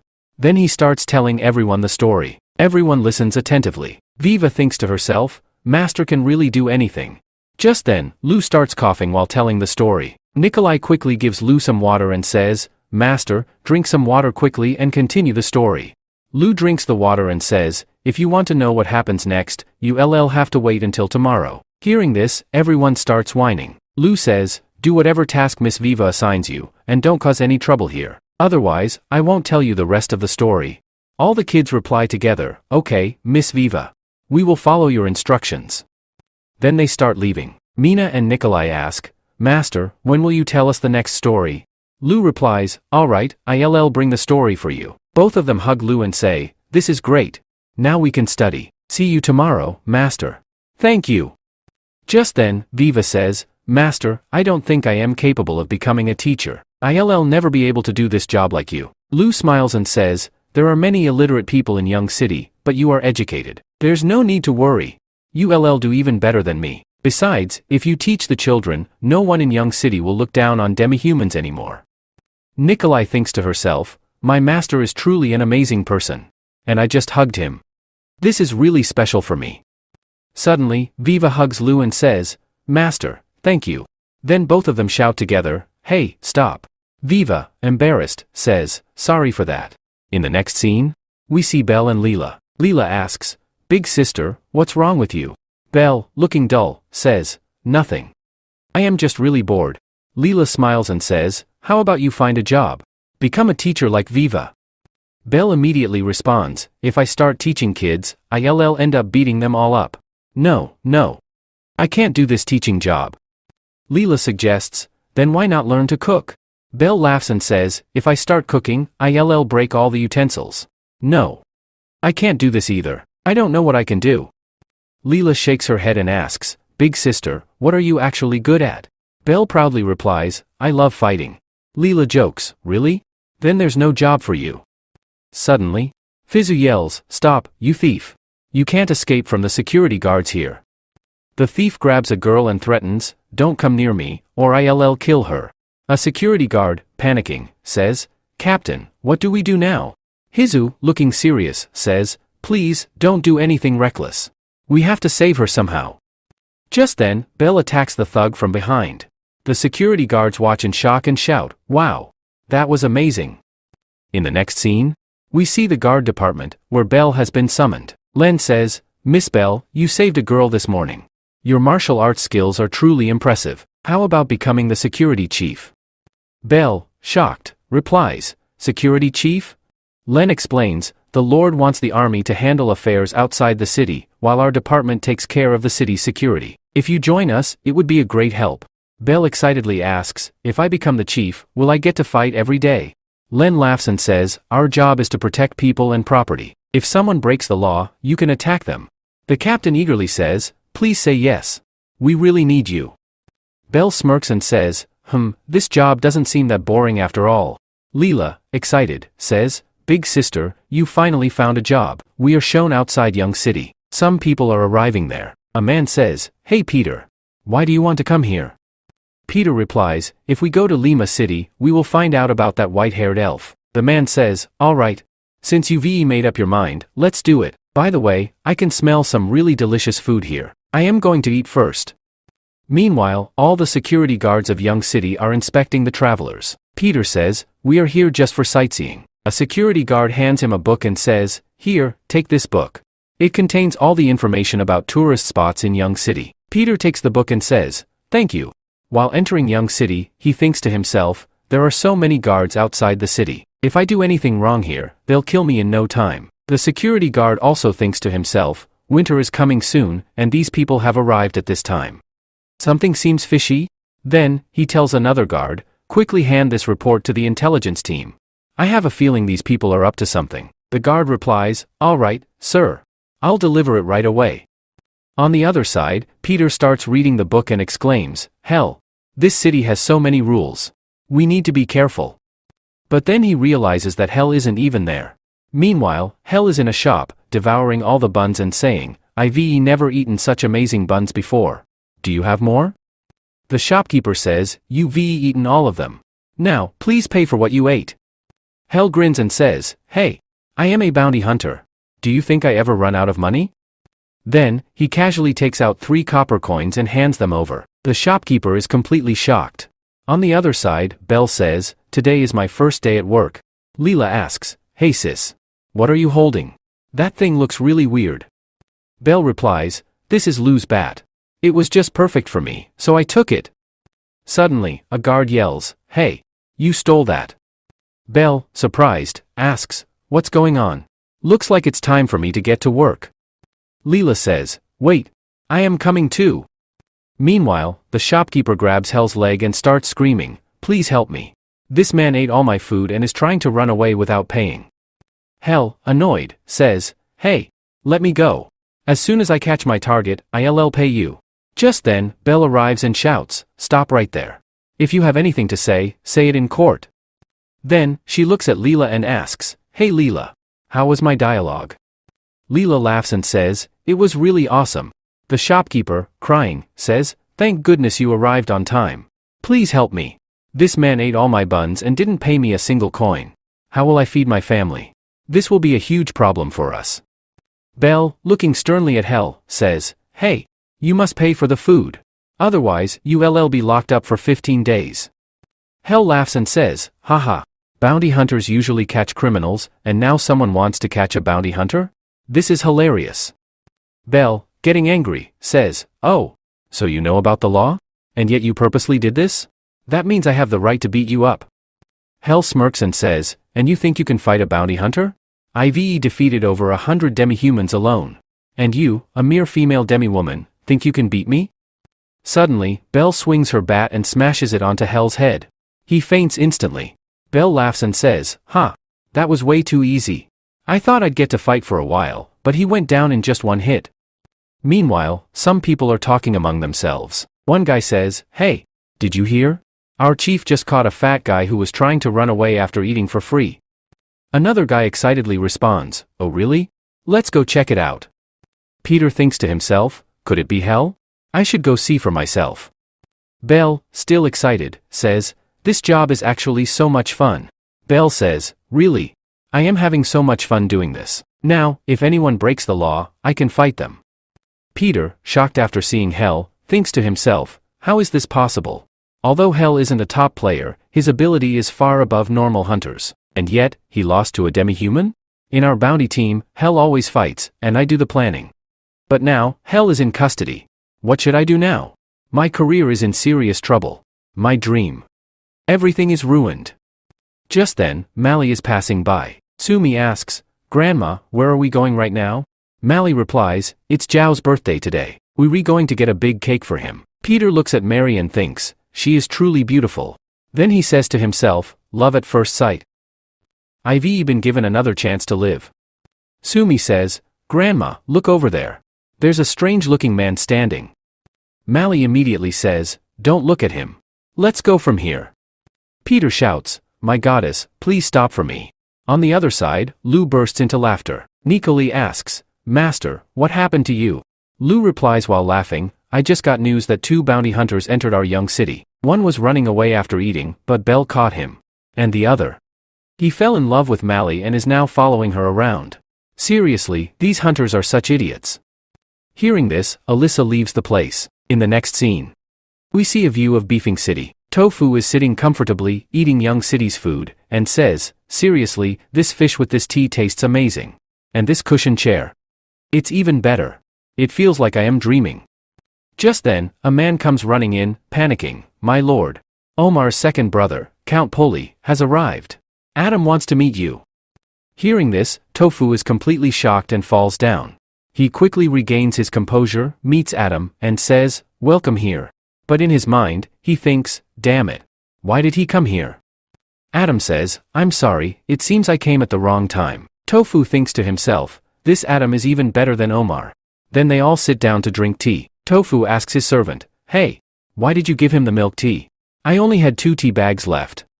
The servant explains, but master, you told me to keep him happy no matter what. After drinking tea, everyone is very happy. Adam asks, what kind of tea is this? It tastes really sweet. Tofu replies, it's a new tea. I got it from Young City. Adam becomes serious and says, I need to ask you something. My father has grown very old, and his health is deteriorating. Because of this, he is worried about his children. That's why he sent me here to bring back my brother. It's been a month since he left, but we haven't heard from him. Hey, Tofu, have you seen my brother? Tofu, shocked, shouts, what? Omar is missing? Then he thinks to himself, he's right. I haven't seen Omar, but Omar was the king of thugs. So that means he was a thug, right?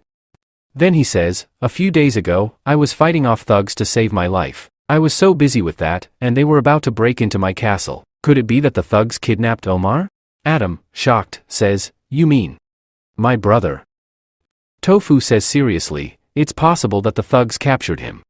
Or maybe he got stuck in some situation. Adam, disappointed, says, whatever it is, thank you. We didn't get any news about Omar here, so we should leave now. Tofu thinks to himself, I scared them off so easily. This second son of Count Poli isn't that impressive. On the other hand, Adam asks his men, how much have you guys found out about this?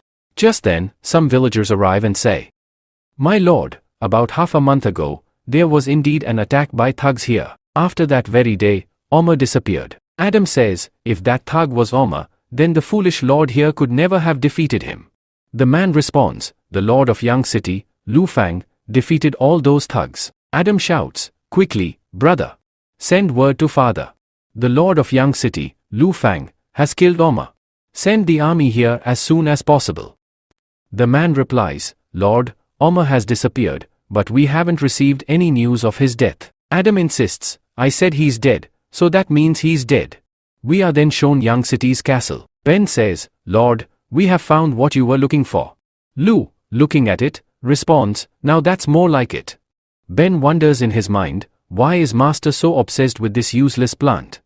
Lu commands, don't tell anyone where you found this. Then he thinks to himself, this can be used to make many important medicines. By using a wild herb with it, a life-saving drug can be created. I'll take it back and sell it for more than the price of gold. Just then, a panda falls out of Ki's bag. Lu exclaims, that's a panda. Ki explains, I was on my way when I found this panda. Its mother was killed by wolves, and it was left alone, so I brought it here. If you don't like it, I can throw it away right now. Lu exclaims, this panda is seriously so cute. Seeing this, the others are shocked. Suddenly, all the demi-humans exclaim, so cute. Then, upon seeing the panda, they all cheer, wow, this is really adorable. Lu thinks to himself, even in another world, everyone loves pandas so much. But then, 3 of them say, so, it must taste delicious, right? Hearing this, Lu is utterly shocked and collapses on the spot. He yells, is food the only thing on your minds? Just then, Nicoli picks up the panda. Lu asks, hey, Nicoli, are you going to eat it? Nicoli responds, it's really adorable, master. Can I keep it? Lu replies, from now on, you will take care of it. Nicoli excitedly says, all right, master. Then, Mina and Annie approach the panda and say, we want to hug it. But the panda gets angry upon seeing them. Lu warns, hey, stay away from it. We are then shown the border of Young City. A man exclaims, "Wow! The pigeon has returned." He continues, "Using pigeons for sending messages is really amazing. It takes us 5 days to reach Buffing City, but we can send a message in just 1 day." Another man agrees, "Yeah, you, rewrite. Our Lord can do anything." As soon as he reads the message, he is shocked and exclaims, "What? Hey, you to stay here. I need to inform the Lord." The others ask, "Hey, what's the news?" He rushes into the castle and shouts, "Is Master here?" Nicoli responds, "No, Master has gone out for a few days and left me in charge of the castle." He panics, "What do we do now? Master isn't here, and Young City is about to face a huge crisis." Just then, Ben arrives and says, "Huh? What's gotten into you? Why are you running around the castle like a lunatic?" The man shouts, "Father, look at this. This is the news we received from Buffing City." Ben, shocked, exclaims, "Omar's brother, Adam, has arrived in Buffing City to look for him." Meanwhile, Lou returns to his world and thinks to himself, "All right. It's time to sell this medicine." A while later, he arrives at the herbal hall. Lou looks around and says, "Wow. There are so many people here. I wonder how many doctors they have to treat so many patients." Just then, a man approaches him and asks, "Are you here to see a doctor? If so, get in line." Lou responds, "You, Rejang Ji, right? We heard that herbal hall buys wild herb gunjan. Is that true?" Ji says, "Yes, absolutely. But we examine it very carefully." Lou places the ginseng in Ji's hands. Ji, shocked, exclaims, "This root is so thick and short. And it even has a white pattern on it. This must be over 100 years old." Then he shouts, "Dad, come here quickly and take a look." His father comes out and scolds him, "Hey, stop shouting. You, already 50 years old, yet you still haven't matured?" Ji replies, "No, Dad, first look at this." Jiang looks at it and is shocked. This is wild ginseng. 200 years old. And it's extremely rare.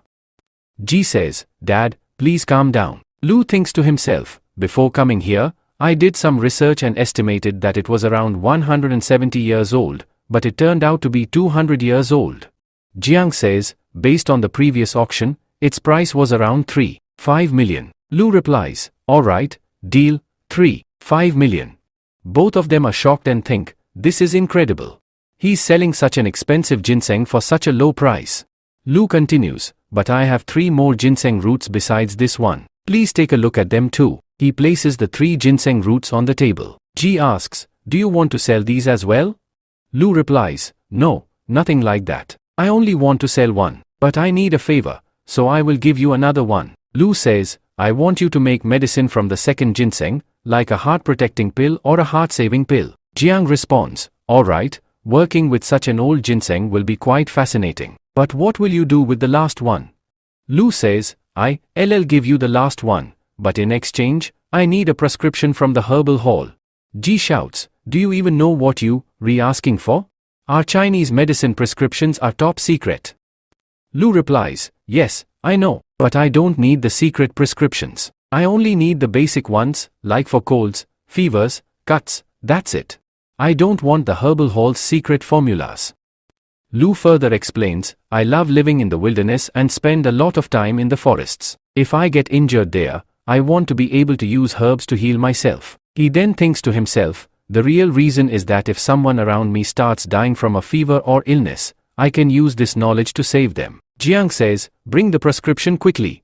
Ji is shocked. "Dad, what are you saying?" Jiang insists, "Bring it now." As Ji walks away, he thinks, "What is Dad thinking? We've conducted so much research to obtain these prescriptions." Jiang, on the other hand, thinks, "My son doesn't understand. In the future, there will be many diseases. If we focus only on keeping this knowledge secret, we will never progress. Using this information, we can advance even further in our research." A while later, Lou steps outside and says, "That doctor was amazing. He gave me 8 million. Now what should I do? What's my next plan? Should I buy a house first?" In Yang City, Annie asks, "Uncle Ben, why did you call all of us here?"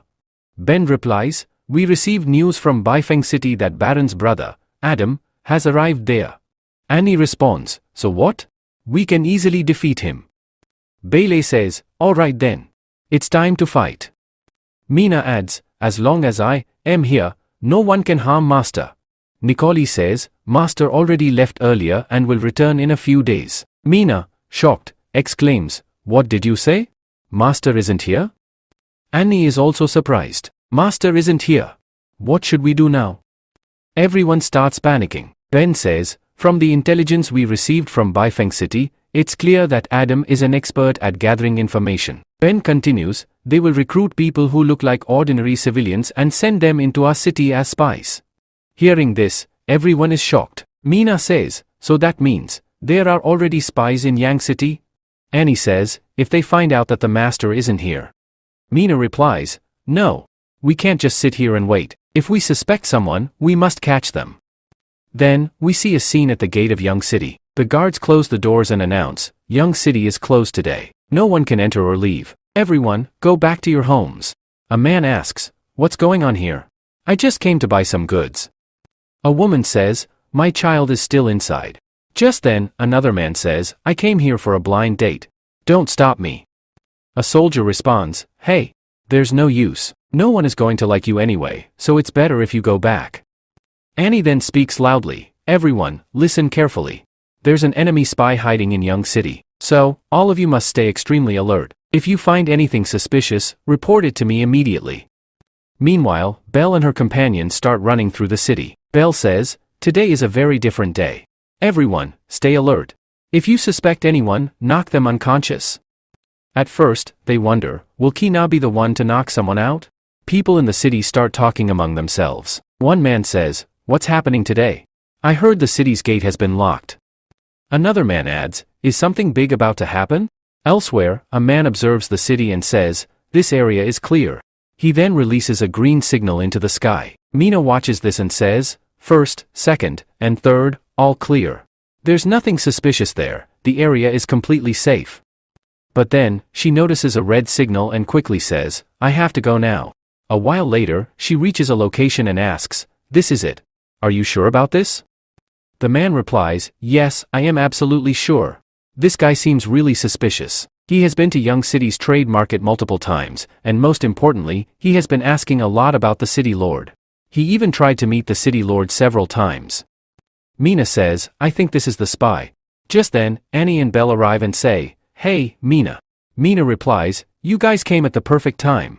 Let's go in together." She then breaks down the door and yells, "Spy! Surrender yourself." Peter, shocked, exclaims, "What? What are you talking about?" Mina captures him. Peter pleads, "I've already told you. I don't know anything. What are you saying? I am not a spy." Annie, furious, says, "How dare you? Are you trying to lie?" Mina asks, "If you re not a spy, then why are you so interested in the city lord?" Belle adds, "And why are you wandering around like a lunatic?" Peter thinks to himself, "So now I can't even walk around freely?" He then says, "Hey, what are you saying? I am just a good person who wants to live in Young City. I want to know everything about this city so I can live here freely. Besides, I was looking for the city lord because I wanted to ask if I could help protect the orphanage." Hearing this, everyone is shocked.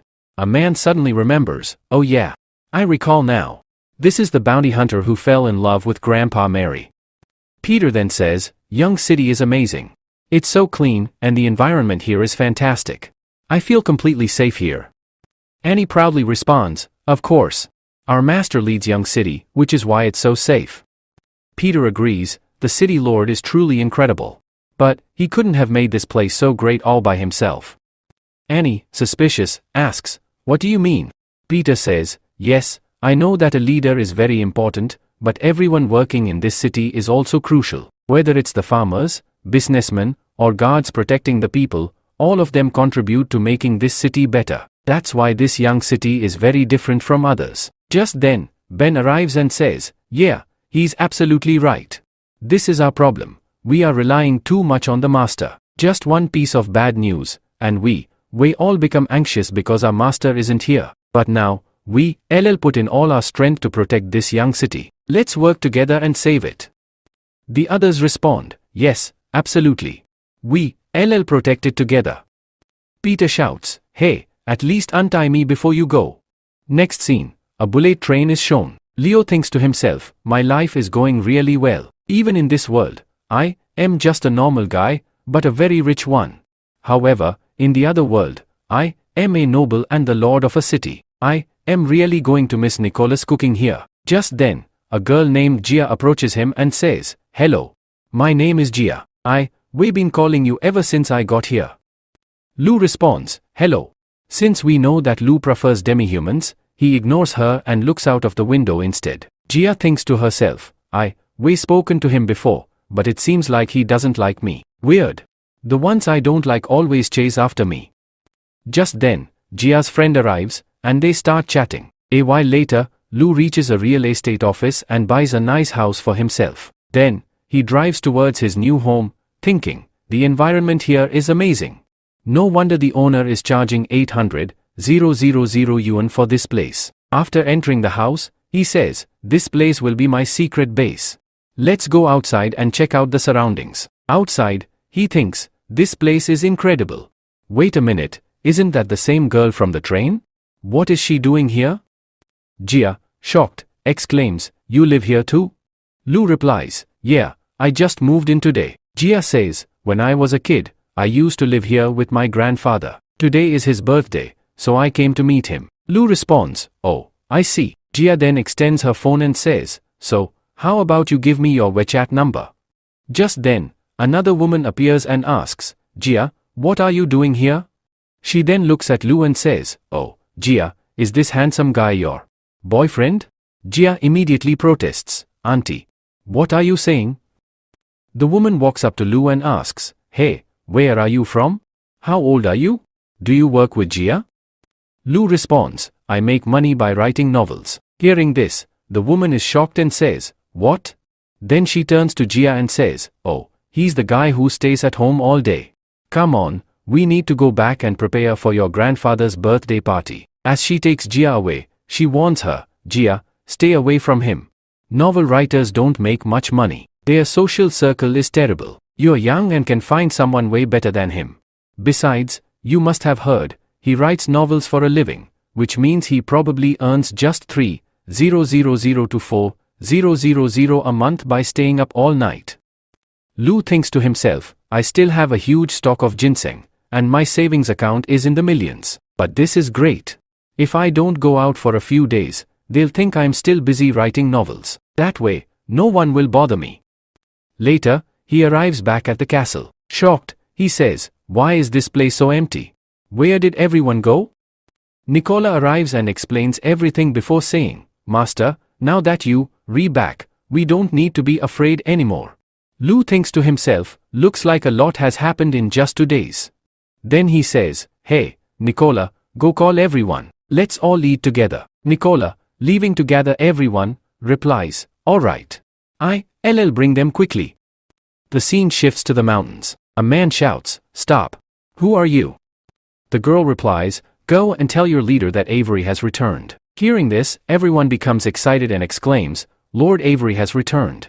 Let's inform the Lord. Avery then opens the gate and starts walking inside. Just then, she is attacked, but she dodges the attack. The others start fighting among themselves. Bella says, now that's more like it. No one except you can match me in a fight. Avery replies, Bella, you still the same, always full of energy. Bella smirks, you still haven't figured it out, have you? Avery says, Bella, I know you leaving. Bella nods, exactly. This will be your final battle here. How about you come with us? Avery asks, are you still working on that same plan? Bella grins, of course. There's still hope. The Forbidden Mountain holds 3 powerful kingdoms. After the king of Mace Kingdom died, everyone started fighting to claim the throne. This war is massive. The kingdom was eventually divided into 3 parts, and the rulers of these 3 territories are attacking each other to gain control over the entire Mace Kingdom. That's why people call this place the Land of Curse. Avery questions, and how do you plan to fight the human knights? You know how many of them there are, right? Bella replies, if I don't try, how will I ever know? This is our last chance to strike. If we manage to capture even a single territory, our community will get another opportunity, a chance at a new life. And if we fail, we'll go back to the mountains, steal, and plunder all the humans. But what about you? Are you still searching for that girl? I think she's long dead. Hearing this, Avery draws her sword and says, Bella, I've already warned you, let me go, or else. Bella smirks, will you always keep fulfilling the responsibility of the Wolf Knights? Avery says, this sword exists to protect Highness. Bella sighs, fine, do whatever you must. Avery demands, where is Base? Isn't she here? Did you kill her again? Bella chuckles, not at all. I don't do such useless things. She's living her own life. Avery frowns, what are you trying to say? Bella smirks, don't worry, that girl is living a very good life. Meanwhile, on the other side, Adam leads a group of knights towards Young City. After traveling for some time, he orders, stop, everyone. He then turns to a man and asks, how long will it take us to reach Young City? A knight responds, if we keep walking all night, we should arrive by morning. Adam says, but the weather is getting worse. Find a good spot to set up camp. We'll rest here for the night and continue in the morning. The group finds a safe place and begins setting up their camp. Captain approaches Adam and warns, we're very close to the Forbidden Mountain. If we travel all night, some soldiers might get lost, and wild beasts may attack us. We could lose many of our men. Adam says, yes, I could have done that, but your families must be waiting at home, right? If we keep moving all night, we'll end up losing too many people for no reason. Then he thinks to himself, you guys are my father's elite knights. Based on Omar's knight strength, just one of you can easily defeat 3 of them. How can I afford to lose such valuable assets? The captain says, Lord, why are you worrying so much about us? We will give it our all. Adam says, then please, kill Lu Fang and avenge my brother Omar. The captain replies, you don't need to worry, Lord. We will put everything we have into this, and the city lord of Young City will die at our hands. Adam thinks to himself, Omar, thank you for attacking Young City. You've given me the perfect opportunity. If I kill Lu Fang, the Grand Market, Zhao Building, Workshop, mine, and everything in Young City will be mine. With all of that, I will become even more powerful, maybe even stronger than my father. Next scene, inside Young City's castle. A man tells Lu, Master, they have arrived. They are resting on the outskirts of Young City. At this pace, they will reach here in about half a day. Lu Fang says, hey, is everyone ready? They all roar, yes. We are fully prepared.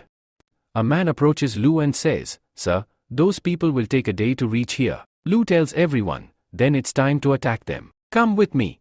In the next scene, we see the camp under attack. A man shouts, we are under attack. Everyone, get ready to fight.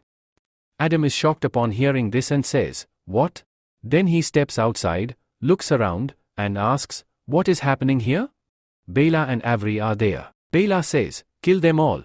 On the other side, Lu is leading his army to kill Adam. Ben says, Master, this is the place you were talking about. Lu replies, alright, this road is very narrow, and it's the only way to reach Young City. We'll wipe out Adam's army right here. Mina says, Master, someone is coming. Then she thinks to herself, could it be Adam's knight? Just then, someone shouts, attack now, and Ki shoots an arrow at him. The man screams, hey, don't kill me. I just came to deliver a letter. Bailey says, Mercy, what are you doing here? Mercy hands the letter to Lu, saying, this letter is for you. Lu says, alright, give it to me. Then he starts reading. The letter says, I am Bailey's elder sister and the leader of the bandits. I've heard that you've made Young City much better. Both humans and demi-humans respect and love you. I know Bailey is with you. Please take care of her. I am keeping an eye on your city. Lu thinks to himself, Bailey's elder sister is congratulating me, but at the same time, she's giving me a warning. Let's see what else is written. Then he reads further. By the way, my sister is incredibly beautiful. Her chest is very big and soft too. Don't get her pregnant. Bailey asks Lu, hey, what did my sister write? She then reads it and is completely shocked. She shouts, why does my sister always do this? She tears the letter apart and asks Mercy, tell me, why did my sister send you with this letter? Mercy replies, Lord, Bela is heading to the land of curse. Before leaving, she will kill the Lord for you. Lu says, Noble? Is she going to kill Adam? Hearing this, Bailey starts heading there. Lu shouts, stop, Bailey. Meanwhile, Bela and Avery continue slaughtering people. Adam shouts, hey, stop. Are all you demi-humans working for Lu Fang? Hearing this, everyone stops. Bela laughs and says, what? Lu? Adam says, your fighting style makes it clear that you aren't normal demi-humans. If you join us, I'll pay you 10 times more than Lu does. Bela laughs. Seriously?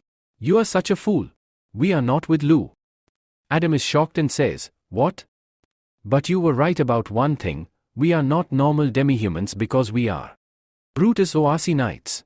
Adam is completely shocked and yells, hurry. Everyone, run away. Just then, someone stabs Adam from behind. Everyone is shocked and screams, Lord Adam is dead. Bela shouts, kill them all today. Then they begin massacring everyone. Avery says to Bela, you are taking such a big risk by attacking the strongest knight? Are you doing all this for Bele? Bela replies, hey, what nonsense are you talking about? I just wanted a warm-up before the big battle. Now Lou must have realized my strength. This way, he'll take even better care of Bele in the future. Avery asks, so, is that your only motive? Bela laughs and says, you know me, don't you? Then she adds, you were the one saying we could never fight against the Land of Curses army. But now, we know everything about human weapons and horses. Don't you think we have a great opportunity now? Avery says, you are just like Lord Duke. Hearing this, Bella gets very angry and says, don't mention that man's name. Avery replies, Lord Duke sacrificed his life for the country. He is a hero in all of Brutus. Bella responds, a hero never dies. Avery thinks to herself, I know you not like that. You know that the Land of Curse is an extremely dangerous place, yet you still want to go there? Meanwhile, Belle arrives there in no time and, shocked, says, she's gone. Lou says, hey, Belle. Belle says, ever since I came to the Orc Kingdom, I've been eating a lot of food and playing all the time. Many people have tricked me and sold me multiple times, but Bella always saved me. But this time, why did she leave me? Was I becoming a burden to her? Is that why she left me? Lou starts laughing upon hearing this. Belle yells, hey, stop laughing. Lou replies, your elder sister was right, you are really stupid. Think about it properly. Your sister wiped out a group of knights just to show her strength. She did all of this to send a message, don't mess with Belle and take good care of her. Belle, your sister loves you very much. Then, while patting her head, he says, besides, every elder sister protects her younger sister. And when younger ones grow up, they protect their elders. Belle asks, can I help my elder sister? Lou says, yes, absolutely. Belle replies, all right, I will give my all and work hard. Then, Lou returns to Yag City and announces, I have something important to tell you all. Everyone listens to Lou and is utterly shocked, saying, do you want to send the army out? Lou says, absolutely. I've already made this plan. If our army goes out, our city's reputation will rise even higher. This will attract many people to join us. Since Omar has been captured and Adam is dead, his father, Count Pully, will definitely take revenge on us. So, we must be prepared to defeat Pully. Ben says, no one is stronger than Master. Lou says, we must increase the strength of our people even more. Iron and weapon production must be sped up. Mina declares, I will kill Count Pully. Lou lightly taps her from behind and says, don't worry. Nothing will happen to me. Just then, Nicole arrives and says, hey Master. I've made some liquor. Do you want some? Lou grabs her and says, hey, what's wrong with you? Come and sit. Here. Nicole says, Master, you are so kind. You always praise me. Lou replies, looks like she drank too much. Then, after tasting it, he says, wow, this is really good. Annie says, so, we can produce a lot of it and sell it to nobles. Lou says, no. If we start making this, it will consume too much wheat. Winter is coming soon, and our city has a large number of demi-humans. We need to stockpile food for them. At that moment, Nicole says, Master, I feel really hot. Lou quickly picks her up and says, I'll take Nicole to her room quickly. Annie thinks to herself, Nicole has become very weak, so Master had to carry her to her room. If I drink this too, then. Just then, she notices Mina reaching for the bottle. Mina smirks and says, hey Annie. You want to drink this so that Master will carry you to his room, don't you? Am I right? Annie says, what nonsense are you talking about? I just want to test it. Mina replies, you do know this isn't for kids, right? That's why your chest is so flat. Annie retorts, Mina, you seriously so old. I am not a child. Then, she starts drinking it, and after a while, she collapses unconscious. Mina sighs, that's why I told you not to drink it. But then, Mina also drinks it. A little later, Lou arrives and says, it's really difficult to carry a drunk person into a room. Mina looks at him and says, Master, you must be really exhausted, right? She then hugs him and whispers, how about we sleep together tonight? Lou is completely shocked and exclaims, what? Just then, Annie grabs Lou's leg and says, "Master, I want to sleep with you too." Lou sighs, "Hey, why did you both drink so much?" "Well, how about I take advantage of this situation?" At that moment, Panda arrives and grabs Lou's leg. Lou yells, "Hey, Kaiser. Did you drink too?" "What?" "Whatever, a good person doesn't take advantage of situations like this." So, he carries them all into the room and puts them to sleep one by one. Lou is completely exhausted, so he ends up sleeping with them as well. In the next scene, we are shown young City. The boy says, "Dad, hurry up. If you don't go, I'll go by myself." Solo replies, "Yes, I am coming. There's too much snow. Sending a child alone would be extremely dangerous." Then, he thinks to himself, "I hired so many teachers, but he scared them all away. And now, he wants to study in school. It seems like kids grow up really fast." Gul thinks to himself, "Today is going to be fun." Teacher Viva will tell us the next part of the story. Just then, Viva arrives and says, "Hey, Gul and Mr. Solo." Solo asks, "Teacher, what are you doing here?" Viva replies, "It's snowing heavily, so I came to inform you that the school will be closed today. You won't have to attend school for a few days." Gul asks, "What about the rest of my story?" Viva pats his head and says, "Once the snow clears, school will reopen, and I'll tell you the rest of the story." Gul nods, "Alright." Solo lightly taps Gul's head and says, "Now I get it. You're only going to school to listen to stories." Gul, pretending to cry, says, "Ouch. That really hurt." Solo smirks, "Well, it's good that the school is closed. This time, your sister is coming, so we'll go pick her up." Gul, shocked, exclaims, "What? That devil, my sister is coming here?" Meanwhile, Viva asks, "Has every student been informed?" Ruma replies, "Yes, absolutely. Besides that, we also informed the orphanage that the school will be closed." Bafu adds, "Last year, this heavy snowfall destroyed many homes. A lot of people had no food and froze to death. But now, everything has changed. We eat well and have proper shelter. All of this is because of our Lord. I am really glad that Lu Fang is our Lord." A while later, Viva reaches the castle and looks around, saying, "Where is Master and everyone else?" Then, she enters a room and asks, "Master, are you here?" As she steps inside, she is shocked to see Lu Fang sleeping with everyone. Just then, Lu wakes up. Lu thinks to himself, "When did I fall asleep here?" Viva apologizes, "Sorry. I am leaving now." Lu suddenly yells, "Hey, wait." Viva stops, "What is it?" Lu says, "You came at the perfect time. I want to take you somewhere." Then, Lu takes Viva to a place. Viva asks, "Master, what is this?" Lu replies, "Come inside and see." When Viva enters, she is shocked to see an abundance of vegetables. She exclaims, "Wow, how is this possible? It's winter season, so how can there be so many fresh vegetables here?" She wonders, is Master some kind of magical immortal?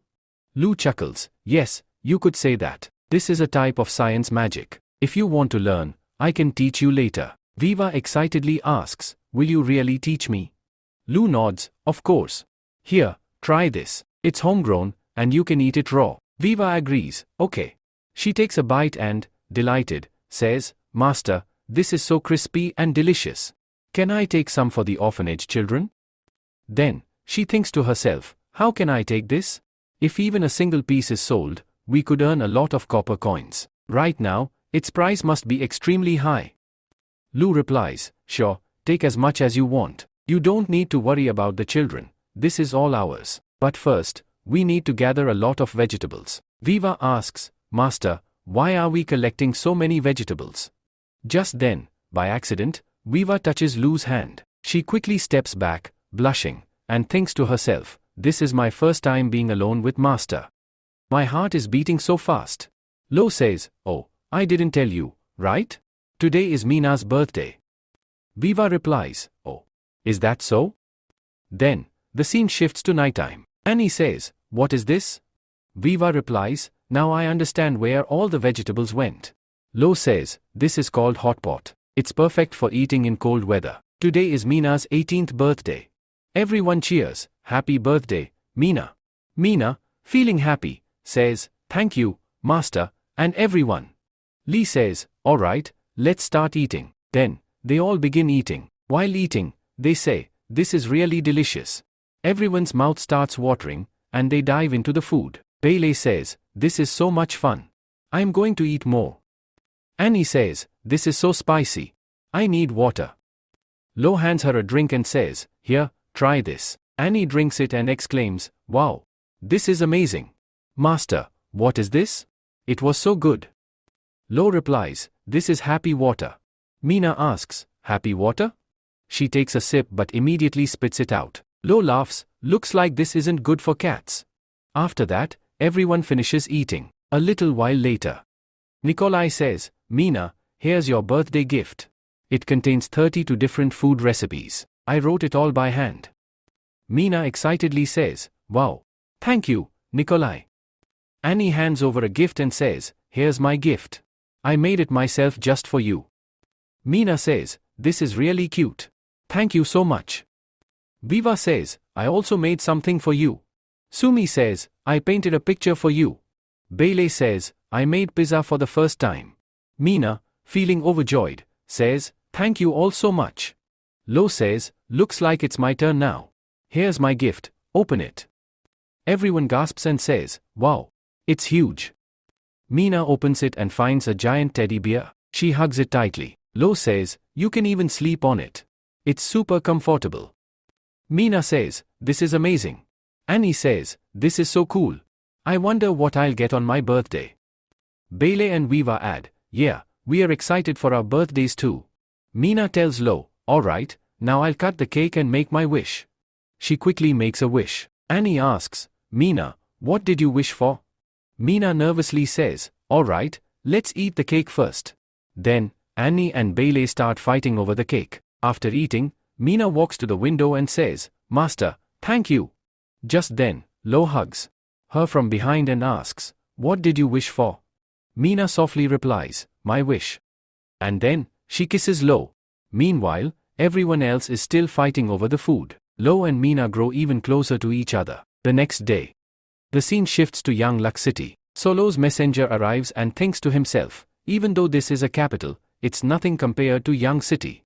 You even have to pay a toll fee to enter. If you don't pay, the guards won't let you in. Normal people here can't afford it and end up spreading filth everywhere. Compared to Young City's nobles, these people are nothing. After living in Young City, seeing such a dirty place makes me feel like I'm dying. But I can endure all this just to see Miss Dalina. Just one look at her, and I'll be fine. A little while later, he reaches the castle. The guard takes the letter and says, "Alright, I'll deliver it to the lady. You may leave now." He reacts in shock. What just happened? This is a huge betrayal. Catherine says, "Hey Dalina, don't you like my brother? He has both courage and talent, and that's extremely rare." Dalina replies, "I don't understand why you bringing this up." Catherine responds, "I don't want to talk about it either, but my father has cut off my money. I can ask my brother for money by sending him a message, but I'll have to do something for it." Darlene says, "But you'll get a lot of money if you agree to the fourth prince's proposal." Catherine, fuming, snaps, "Don't even mention him. I will never marry that fool. He knows nothing about melody." Darlene cautions, "Hey, calm down. This isn't your duke's mansion. You know, walls have ears, so be careful." Catherine smiles and says, "You, so much younger than me, yet you, incredibly sharp." Darlene replies, "You already know my father isn't in the capital. If I were immature, would he have left me alone? But you didn't just come here randomly to meet me. Am I right?" Catherine laughs, "You really know me too well. There's a new musical instrument on the market. If I get my hands on it, everyone will be obsessed with me next year." Darlene remarks, "So you want to buy it, but you don't have the money, right?" Catherine softly admits, "Yes, but I know you'll lend me the money, won't you?" Darlene smirks, "Absolutely not." Catherine playfully says, "Hey Darlene, you, incredibly beautiful. Your business in the capital is the number one in the entire Union Kingdom. Don't you even have enough money to buy a flute? It won't cost much." Darlene takes a deep breath and replies, "Catherine, you, one of the 5 most beautiful women in the capital. And no one in the world plays the flute better than you, so why do you need a new one?" Just then, a girl enters and says, "Hey, Miss Darlene. The Lord has sent some goods for you." Catherine eagerly asks, "A letter? And what is all this?" Katrin starts eating a lollipop and then says, "Hey darling, what's wrong with you?" Darling replies, "My father has called me to Young City." Katrin, surprised, asks, "What? Young City?" In the next scene, we see Young City, where some men are fighting. Bafu informs Lu about this. Lu asks, "Where are they now?" Bafu replies, "As soon as we try to catch them, they run away." Lu thinks and says, "In winter, everyone has a lot of energy, but these people can't get anything done. This idea might work. Alright, you go ahead, I'll handle it." Annie asks, "Master, what's your plan?"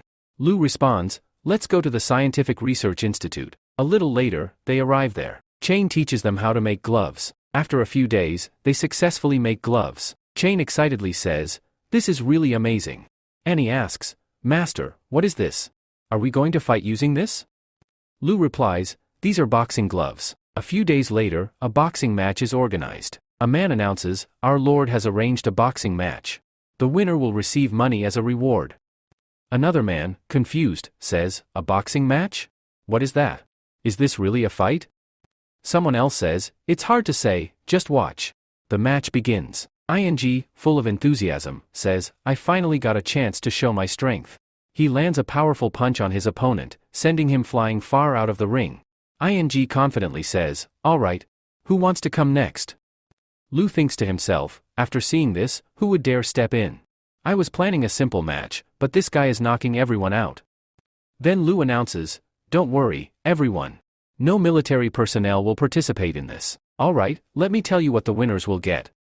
Rewards for the third place is 100 copper coins, for the second place is 1 silver coin ANF, for the first place the reward is 10 silver coins and a trophy." Upon hearing this, everyone gets excited and starts shouting, 10 silver coins. I want to sign up too. Lu thinks to himself, now, this is what I wanted. A little later, the match starts. Solo asks Lu, "Lord, who do you think will win? Who do you want to bet on?" Lu responds, "I think it could be number 7 or number 10. Their hairstyles are very different from normal people. Number 17 also looks strong." Solo calls out to someone, "Hey Luffy, come here." Luffy replies, "Yes, I'm coming." Solo says, "I want to bet on the top 3. Luffy, surprised, says, "Wow. Lord Solo wants to bet 1 silver coin?" Solo replies, "Yes, I don't want to bet too much." Solo signs a receipt and says, "This looks exactly the same." Luffy explains, "Yes, you're absolutely right. Oh, and by the way, our Lord has invented carbon paper. This way, we can keep the original copy with us and give the duplicate to others." Solo, shocked, exclaims, "What? Carbon paper?" Then he asks Lu, "Lord, when can we buy carbon paper from the trade market?" Lu replies, "It's still in the experimental phase, it will take time before it's available for sale." Solo eagerly asks, "Lord, can you sell it to me? This is extremely important for me. I am willing to pay any amount for it." Lu thinks to himself, "I was tricked by a foreign trader. They charged me double. If I had carbon paper, this would never have happened." Lu finally says, "Alright, I'll arrange for carbon paper to be made." Solo, overjoyed, says, "Lord, thank you so much." At that moment, Toady says, "Lord, I need it too." Lu responds, "This is really expensive." Toady, shocked, asks, "What? 1 gold coin?" Solo says, "I need 10 boxes of it." Lu thinks to himself, the real price of carbon paper might be just a few yuan, but here, it's worth a gold coin. Truly, making money from rich people is way too easy. Then Ben says, "Alright, the result is out. Our champion is this 80-year-old old man." Toddy, shocked, says, "How is this possible?" Solo says, "How can an 80-year-old old man win?" Lu thinks to himself, when a punch is landed in the front, only then do they get a score. It took them so long to understand this, that's why they lost. But I never thought an 80-year-old old man would win. My comic is going to be really funny. On the other side, Avery is walking and looking at the map, saying, "If I keep walking on this path, I'll reach Blade City in no time. It's said that there is a fox oasis in this city. I hope I find the princess here." After a while, she reaches there and says, "This is Blade City. A man speaks to all the demi-humans, the powerful ones, quickly come with me." They all start following him. Some people talk to each other, saying, "Yesterday, we took 100 people from here, and today we, retaking 300. Those who left here haven't come back yet. Are they selling them?" Another man says, "Those people's children died this morning due to hunger. Then Avery starts chasing them and thinks, this is really strange. Why aren't these people going to the city? And why did they bring so many people into the jungle? They look around and say, what are we supposed to do here?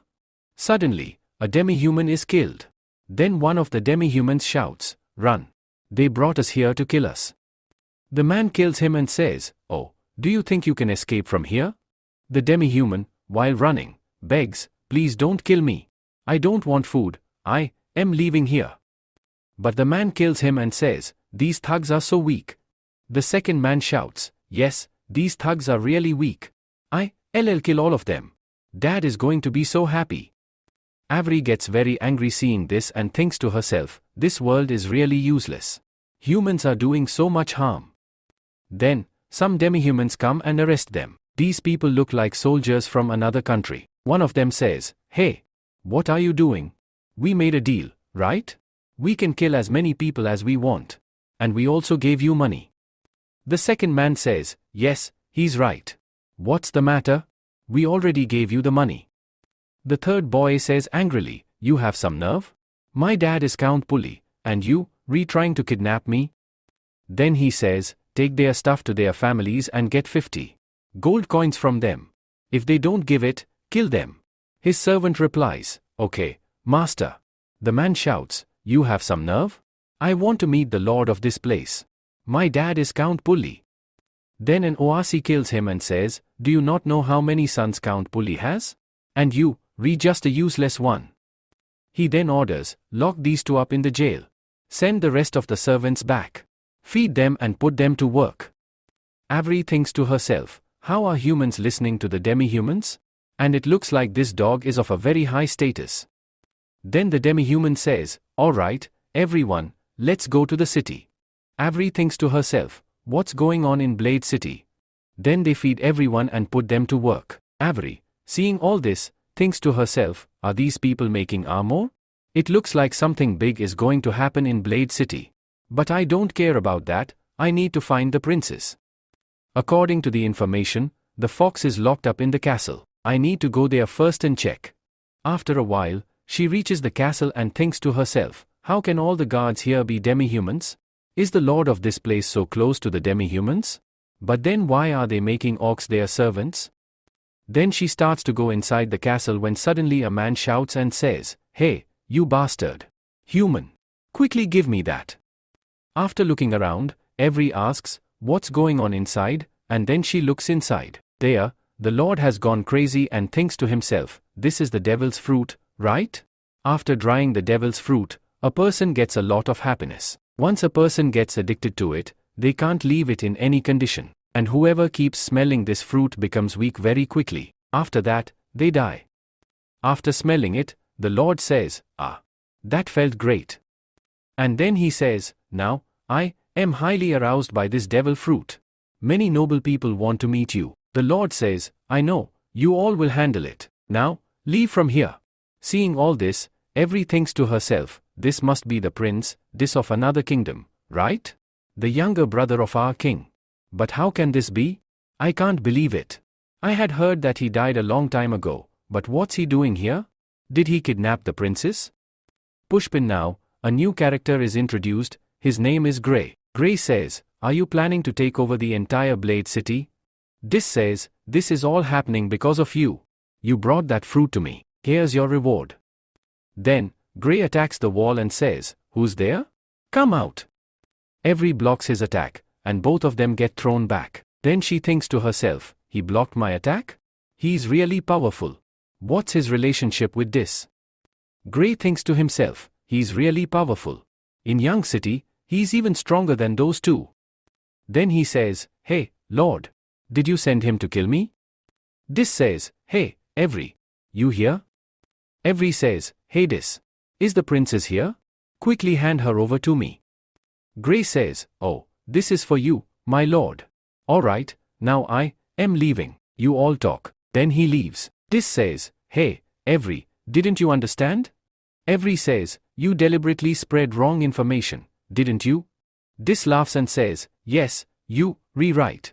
I just spread this information like that. I didn't think you would believe it. Now stop the nonsense and give me the map quickly. I want all the treasures. Every thinks to herself, how did he find out about the map? Our king already knew he wouldn't be able to save Brutus. That's why he moved all the treasures during the snow season. Then he made a map of that place and gave it to his daughter. Well, it's good that Dis doesn't know about it.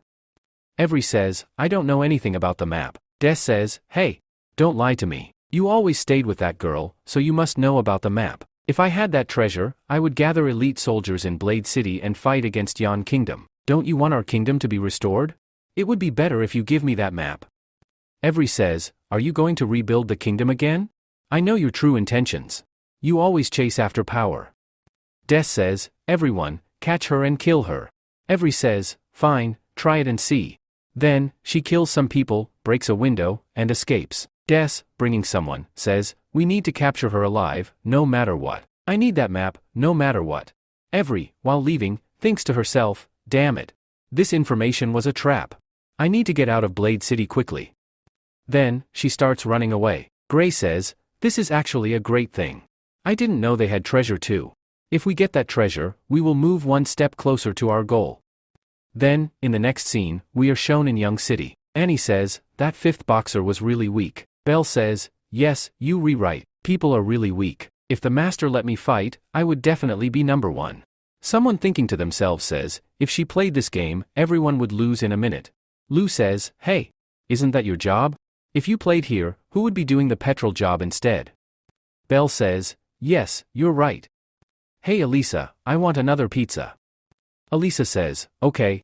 Then she thinks to herself, the Lord of Young City is really different from other nobles. Here, demi-humans and humans live in a much better way. Should I reveal my true form?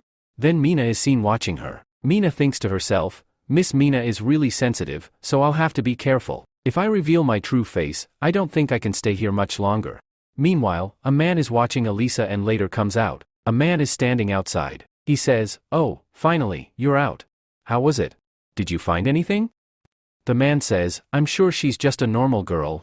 Eris says, you were never wrong before, but this time, you're wrong. We never lost track of our target, but this time we missed it. Eris, while hitting him, says, shut up. Young City is not a normal place, so be careful.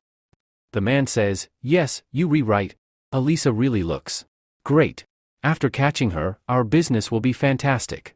But Belle's worth is huge. After selling her, we'll make a lot.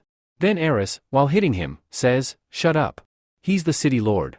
If we capture him, what do you think? Will we survive? Tell everyone, we'll leave the city tonight. Staying here any longer will be a huge problem for us.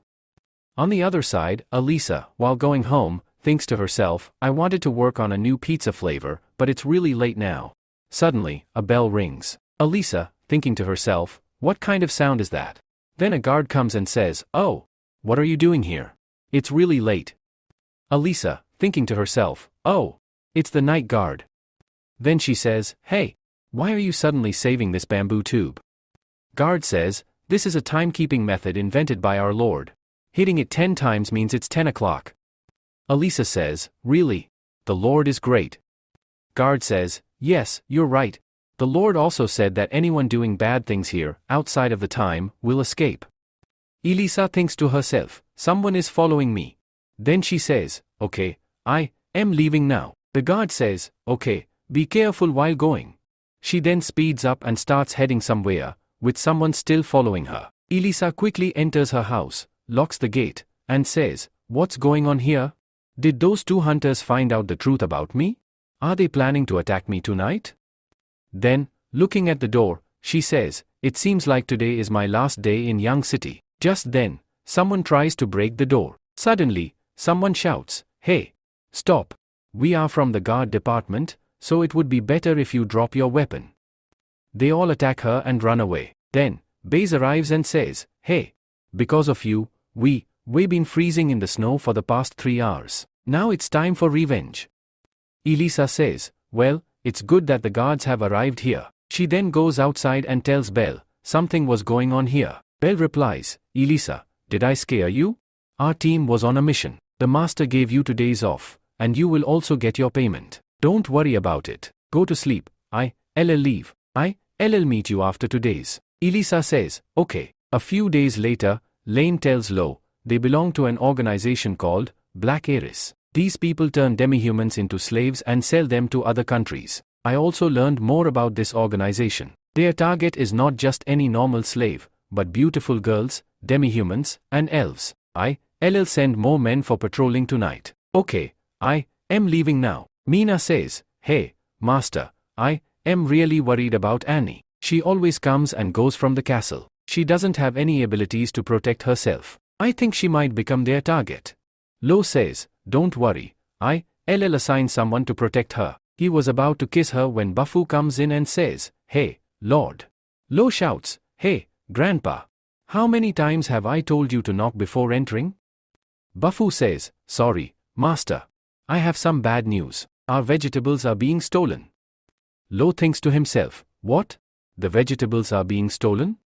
After a while, he reaches the place. A girl named I says, there are guards here, but still, I don't know how. Lo says, Aunt, don't worry. I'll find out what's going on here. Then he goes to Ben and says, Uncle Ben, did you find out? Ben says, the thief broke the fence, entered, and stole some cucumbers. The footprints show that it's only one person. He cut the wood with a long sword. He's no normal person, master. Could it be that others found out we are growing vegetables here? Are they stealing and selling them elsewhere? Lo says, it's not clear yet, but I think he will strike again tonight. Please send New to guard here and catch that thief as soon as possible. Ben replies, okay, young master.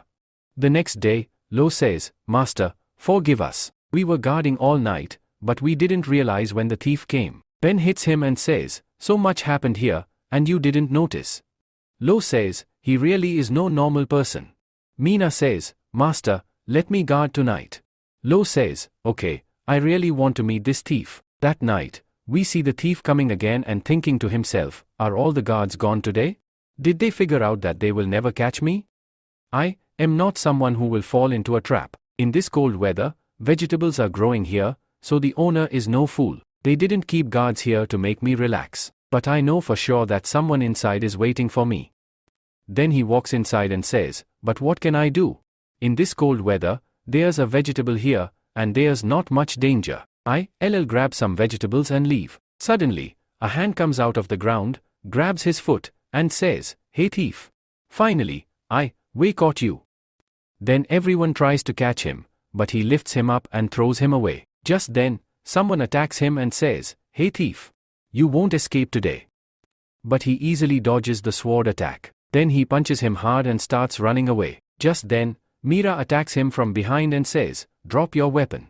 You won't escape from here. He's about to attack Mira when suddenly someone arrives with light and says, here's the thief. Catch him. Mira says, wait. It's you, right? You came to save Viva, didn't you? Avery says, hey. You are the same cat. Then both of them speak together. Hey. What are you doing here? Mira says, you were stealing my master's things. Avery replies, I'm not stealing. I just borrowed them. I'll give you the money later. Just then, Lou arrives and says, oh. This seems right, since you are going to give the money. Avery, looking at Lou, thinks, human. Lou says, but this cucumber is very expensive. I don't know if you can even afford it. Avery angrily says, I'm a royal knight. I can afford this much. Lou says, alright. But the stuff you've stolen recently is worth 30 silver coins. Avery, shocked, says, what? 30 silver coins? How can this cucumber be worth 3 silver coins? Lou replies, have you ever seen vegetables in winter? These vegetables are very rare, and their value increases significantly. A cucumber costs 100 copper coins. Mira thinks to herself, his account is back on. Avery, hearing this, is shocked and thinks, oh no, I don't have that much money. Mira says, hey master. Avery helped us save Viva's tribe. Lou says, okay. Since you helped us, we forgive you for the vegetables you stole. Now, you can leave. Avery angrily says, I've told you, I didn't steal. And I'm not leaving. I just borrowed it. I'll give you the money. Lou says, do you have 30 silver coins? Avery replies, not right now, but I'll give them to you later. Lou says, later? When you leave, where should I find you for the money? You don't have the money now, so how about you stay here and work with me? Avery says, work? I won't bother weak people for you. Lou replies, no, I need a bodyguard. I want you to save some people. Avery thinks to herself, you can never trust humans. But I don't have any other choice. Then she says, all right. On the other side, Belle says, I am really hungry. Annie says, until the master arrives, you cannot eat. Avery says, wait, give this sound. Then she breaks the door and enters, saying, Princess, is that you? Henry quickly goes to Nikolai and says, this is a ghost. Master, please help me. Avery says, Princess, it's me, Avery. Annie says, you are lying. Avery died a long time ago. Then we are shown what happened earlier. Avery says, Princess, stay hidden here. Don't make any noise. I will somehow get rid of these people. I will come back to get you. Annie says, all right. After a while, Annie thinks, why hasn't Avery arrived yet? Let me go and check where she is. Then she hears someone laughing. She goes and sees many demi-humans lying dead and some have been captured. They are talking, let's sell this one. We'll make a lot of money. Annie, panicking, says, there are humans here. This means Avery must be dead. Then she runs away crying. Avery says, Princess, I was not dead. It took me a long time to fight the night. I got severely injured, and when I came back, you weren't there. I have been alive all these years just because I had to find you. I thought I would never see you again. Then Annie hugs her and, crying, says, Avery, is that really you? I missed you so much. Avery says, Princess, yes, it's me. Don't worry, I am back now.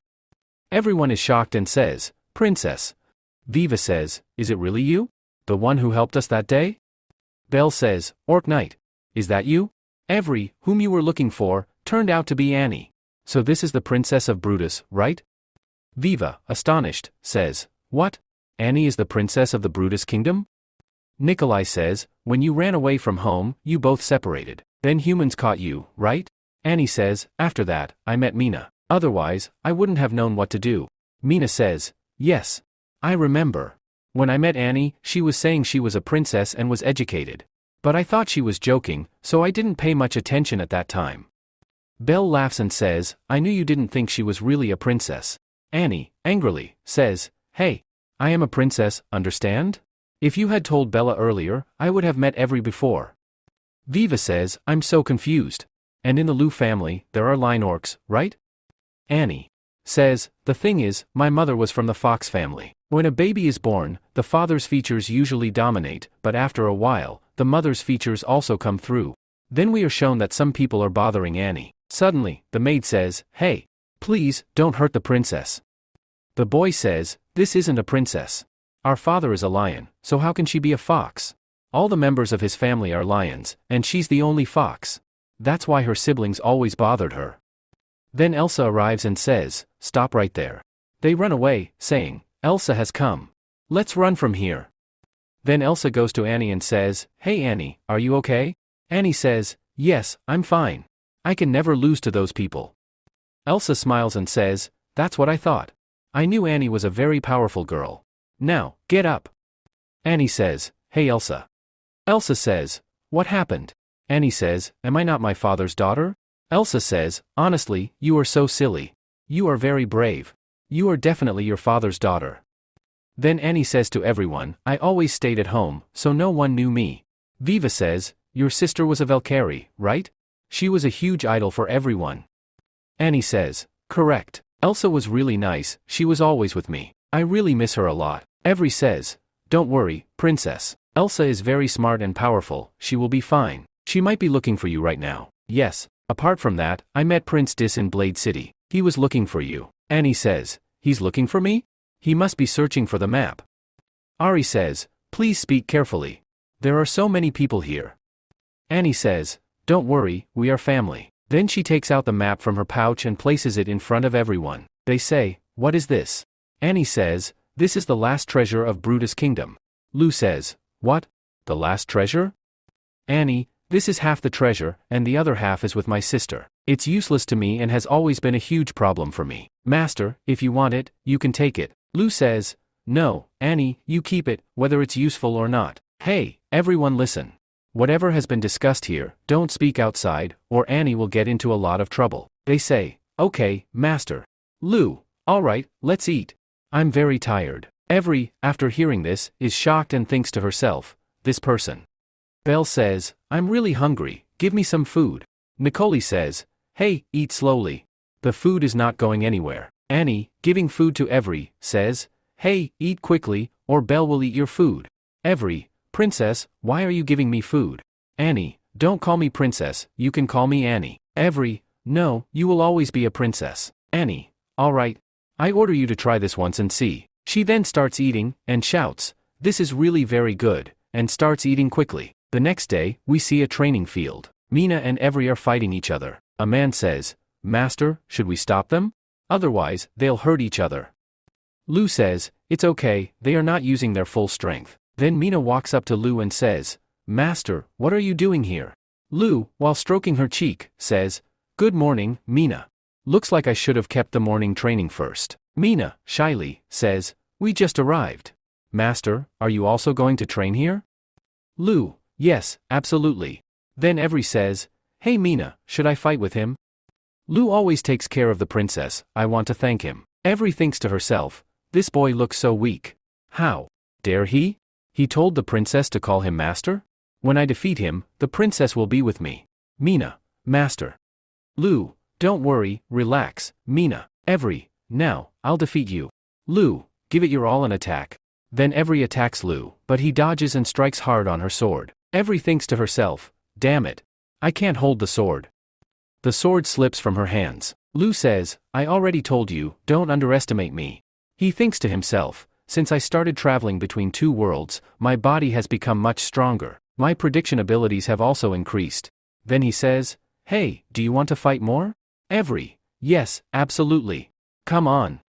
Then Lou defeats her again and says, you're hitting very hard, but if someone is faster than you, this attack won't work. Then he defeats her again and says, hey, you're using too much strength, that's why you're struggling to make another attack. If you miss it, you'll be knocked out like this. Ae says, once more. On the other side, the soldier says, hey, Miss Mina. When we compete with you, we don't attack with all our strength. Mina says, because the master knows that there is doubt about his strength. Ae says, because he is very concerned about Annie's safety. That's why the master is showing her his strength, so she understands that he can save her. The soldier says, now I get it. On the other side, Lo says, hey, we will practice the next day. Today, I'm very busy. Every thinks to herself, I'm really shocked. Lo is so powerful. I need to work harder to get stronger. If I were stronger, I could have saved the princess. Then Lo says, Every, right. You are strong. Your job is to save Annie. Every says, of course.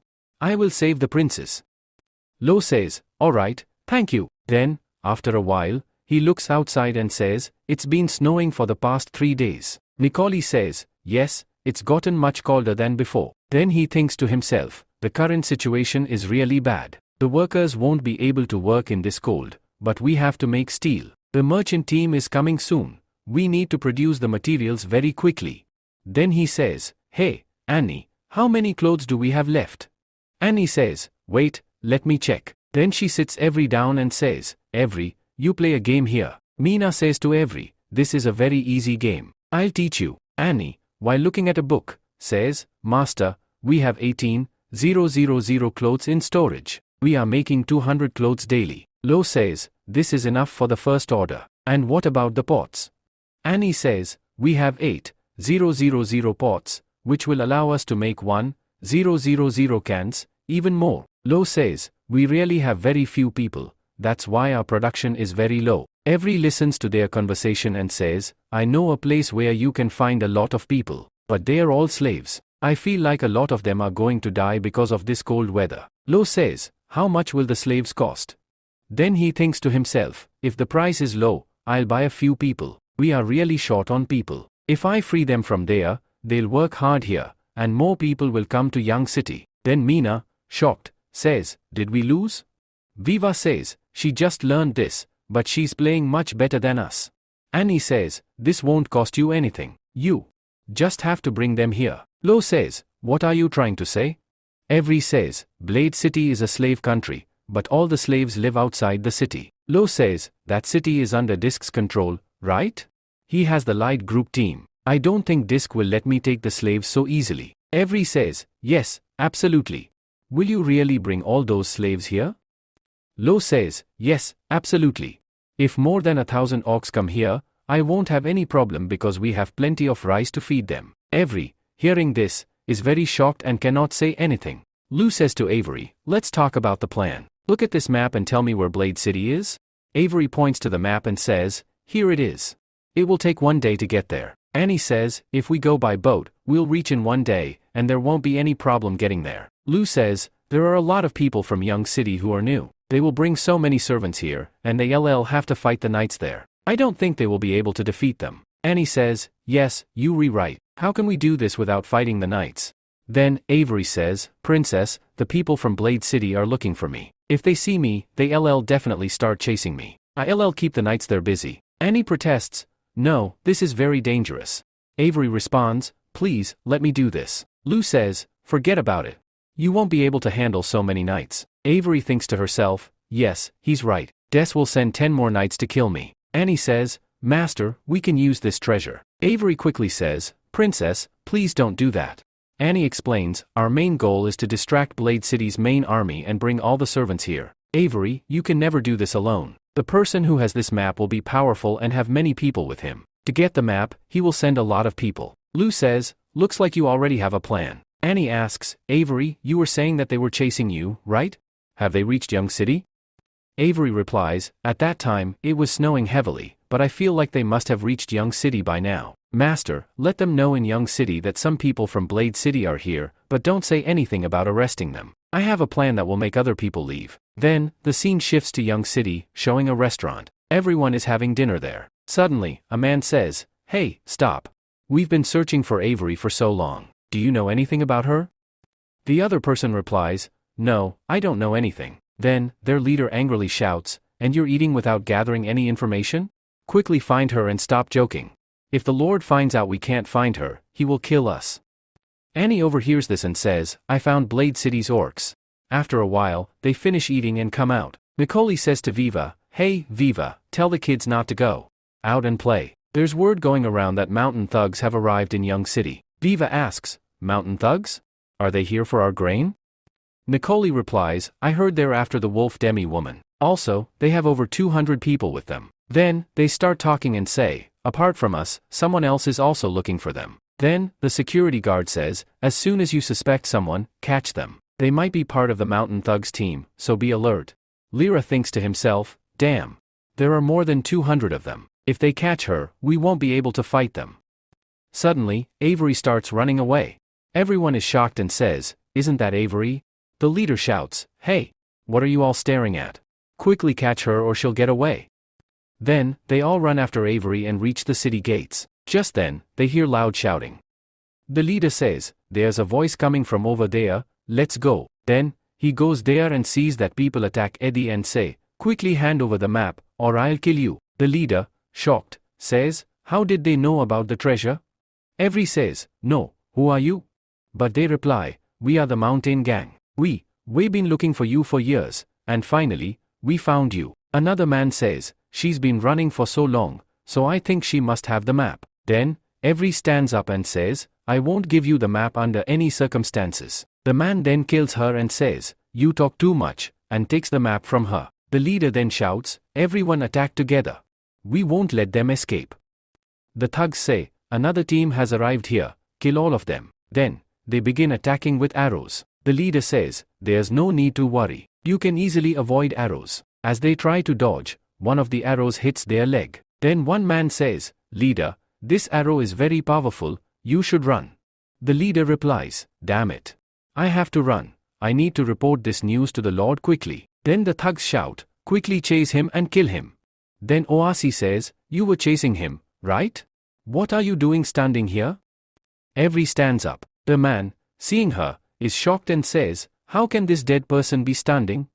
Avery replies, hey, can't you see? I'm not dead. This tomato ketchup is really good. Really, Lou and Princess Annie's plan was great. Due to some rumors, these people were fooled. He says, but this will be difficult, we have 200 people. Miss Avery, quickly finish them off and come with us. Avery replies, alright, you guys go ahead, I'll finish my work and join you. They look at Avery, shocked, and say, we are doomed. Avery says, Aren't you enjoying chasing me? Then, she kills them. Meanwhile, the leader says, there's no commotion here, I think they must be resting. These dogs have been chasing us like mad for 2 days. Then his servant says, Elder, you might be misunderstanding. Captain replies, hey, what are you trying to say? You are nothing but a dog. The captain beats him and says, you are brave to joke with me in such trouble. The servant, crying, says, Captain, I think the treasure map is real, that's why the mountain thugs are coming here to kill us. The captain says, tomorrow we'll reach Blade City, then they won't be able to kill us. On the other side, all of Lu's soldiers are eating. One boy says, this military food is very powerful, just a little and we are full. This is also our Lord's new invention. Another man says, hey, you guys talk too much, just eat quickly, tomorrow is our important mission. Then one man says, Captain, we've made a cave. The captain says, good job, everyone, come quickly and eat, we have to get up early tomorrow. Then another man says, I'm full, I'm going to sleep. This sleeping bag is really magical. I slept in a cave yesterday but didn't freeze to death. I think Lord is playing a joke on us. This sleeping bag is very light, it's easy to carry. Do you know when this will be on sale? He asks. He says, it's being said that only 20 sleeping bags have been made so far, and they've said that if we can't bring them with us, we'll have to destroy them. So, I don't think it will be available for sale. Then they all take out their sleeping bags and sleep. The next day, we are shown that there are many people walking, and the sound of their footsteps is heard. Upon hearing this, the captain wakes up and says, hey, get up quickly. They are coming after us, and in just 2 days, their numbers have increased a lot. Has their army arrived here? We should leave this place. With the help of a telescope, he is watching when he sees that those people are running away. He tells everyone, hey, everyone get ready, and remember that you need to make a lot of noise so that they think there are many people here. The others reply, okay, we understand. Just then, the sound of many people walking is heard. The captain says, hey, hurry up. They are very close now. After crossing the jungle, we will reach Blade City. Then, they are attacked with arrows. Somehow, they manage to reach there. Dis says, you couldn't catch Avery, but the treasure map was also stolen from you. Seriously, you re completely useless. The captain replies, those mountain thugs are very powerful. They've been after us for the past 2 days, trying to kill us. They are still outside the city. Dis asks, how many people are with them? The captain replies, there are about 200 of them. Dis says, first, fix your village and take 250 knights with you, and get the map at any cost. The captain says, okay. They were watching the outside of the city. Then, they see the captain bringing a lot of people along with him. He thinks to himself, they are really coming. They've fallen right into our trap. He tells his companions, they are bringing more than 200 knights with them. Everyone hide and follow our plan. Today's mission is extremely dangerous, so be careful. No one can die here. They all shout, okay, we understand.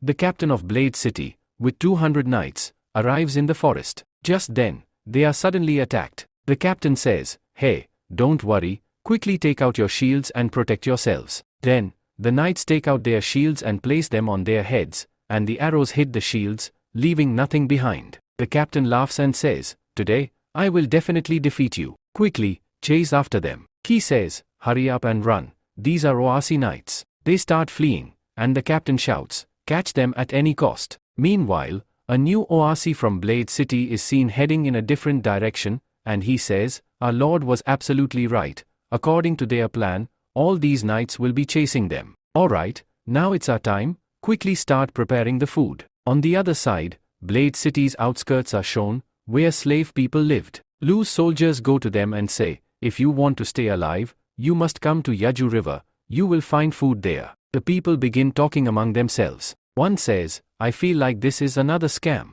Anyone who goes there will never return. How can there be food there? Another demi-human says, we have been starving for days, we are about to die anyway. Let's go and check. If there is food, it will be great for us. They start heading towards the river. Just then, they see that food is indeed being prepared. New arrives and says, come here, food is ready for everyone. They quickly reach there and say, I need food too. The soldiers there say, don't worry, there's enough food for everyone. They serve food to everyone. They eat and say, this is really great, we are eating after so long. New says, what is the situation here? Another man replies, after receiving this news, everyone had arrived. The cold weather has really gotten worse here. If the Lord hadn't sent us here, these people would have died from the cold. Suddenly, someone is heard screaming. Hearing this, New quickly runs inside and says, "What's happening here?" A girl kills someone and says, "Did you come to take our food?" New replies, "No, we didn't." The girl attacks him. New screams, "Hey, stop." He thinks to himself, it seems like something is hidden in her clothes. The girl grabs his sword from her bandage and throws it from his hands. Kim says, "Hey, girl, stop. We came here to give you food." The girl says, "You are lying." Kim responds, "I'm not fooling you, you can go and check." He thinks to himself, this girl doesn't realize how strong I am. The girl says, "What do I have to give for this food?" He replies, "You don't need to give anything for this." The girl responds, "In this world, nothing comes for free, you have to give something for it. My sister says that anyone who helps only looks for their own gain." New asks, "What's your name?" The girl replies, "My name is Efari." On the other side, Blade City's knights surround another knight and attack him, saying, "Quickly give us the map, or I'll kill you." They strike the knight's stomach, and just then, the map falls from his bag. The captain grabs the map and says, "I've got the map now, kill these people." They flee, saying, "Life is very important, let's get out of here." After a while, the captain speaks to Ki, "You really scared me, that was a big risk." Ki replies, "This was the only chance we had. He'll never realize the map is fake. Let's go back to our base." Lu's soldiers, along with the servants, head from Blade City to Young City. Kim tells Efari, "This weather is really cold, go inside, or you'll catch a cold. I've translated the cleaned up text into English for you. Let me know if you like to make any changes or need further assistance." Frey says, "I am perfectly fine." New says, "How did you become a slave?"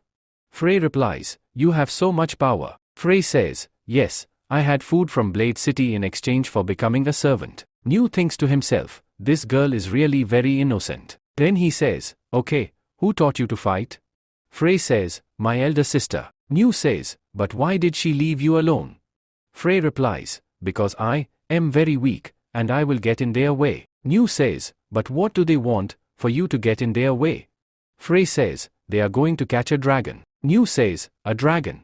But I don't think there's a dragon here." Then, Frey gives him a letter. New takes the letter and gets shocked after reading it. It mentions that other people had seen a dragon, about 10 meters long, with a very large mouth and sharp teeth, walking on both feet. In return, you will get 10,000 to 30,000 gold coins. He thinks to himself, these people don't even know if it's a beast or a dragon. Frey says, "Will your lord tell me what I have to give to eat? I only know how to kill people. If I kill people, will I get food?" New says, "Hey, don't worry, you won't need to give anything for this." Frey says, "That's impossible, this can't happen." New says, "Just smile." Frey, showing her teeth, says, "Should I smile like this?" New laughs and says, "Hey, are you joking?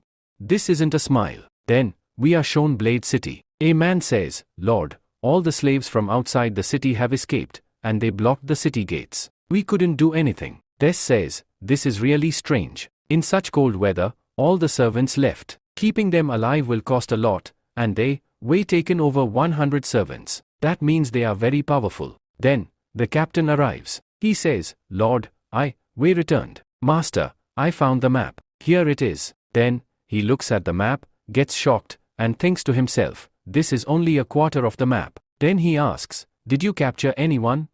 The captain replies, "No, they all escaped, and we lost 30 soldiers." Hearing this, Des gets shocked and says, "What? You lost 30 knights and couldn't capture even one?" The captain says, "Master, the enemy was very strong. They suddenly attacked us with arrows, and we couldn't even react." Hearing this, Des gets angry, kicks him hard, and shouts, "You lost so many knights, and all for a quarter map. It would be better if you search for the rest of the maps." The captain says, "Lord, please forgive me. Please give me another chance, I won't fail again." Des thinks to himself, "My brother, you divided the map into 4 parts, so Elsa must have one. We already taken one from Avery. I have one now." Then he says, "Go, send people to find Elsa and get her out, and figure out the mountain thugs." The captain says, "Okay." Then, we are shown Young City. Toddy says, "It's really very cold. Dad said we are going to do a big deal here, but why haven't they arrived yet? I am freezing." He says, "Well, they came." Then he goes to check and gets shocked, saying, "What? Dad isn't here? They even sent these Lu Knights to save them." Suddenly, his dad speaks from behind, "It's really cold. I didn't think it would be this cold in this weather. Toadie shouts, Dad, it took you this long to get here? Then, seeing them, he gets even more shocked. They start talking while looking at Young City. One man says, really, the roads here are so smooth, and the houses are really beautiful. We should ask the Lord about this. The second person says, the road here is very wide, and the houses are also very beautiful, but compared to my city, this is nothing. Tofi speaks softly, Papa, what are these people doing here? Tofu replies, everyone has heard a lot about Young City, so they have come here to explore. Then we are shown around the castle. Nikki says, this bamboo liquor is really very good, we don't need to keep it for long, and its taste is also amazing. On the other side, Bailey brings Eliza to the castle. Nikki asks, Eliza, what happened? Is there any problem in the shop? Eliza replies, no, there is no problem there. Bailey says, I brought Lisa here to eat with us. Lo says, you came at the perfect time. Try this new type of liquor and let me know. Then Mina and Annie say, Master, I will try it too. Lo shouts, you two don't even touch it. Then Eliza and Bailey start drinking. Eliza says, its taste is really amazing.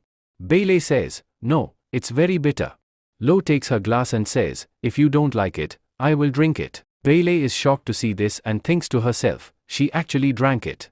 Lo says, Eliza, how does this liquor taste to you? Eliza replies, this is way better than the other liquor, its taste is really great. Nikki says, try this, it's a new bamboo liquor. Eliza, while drinking, says, this is really good, its smell is much better than before.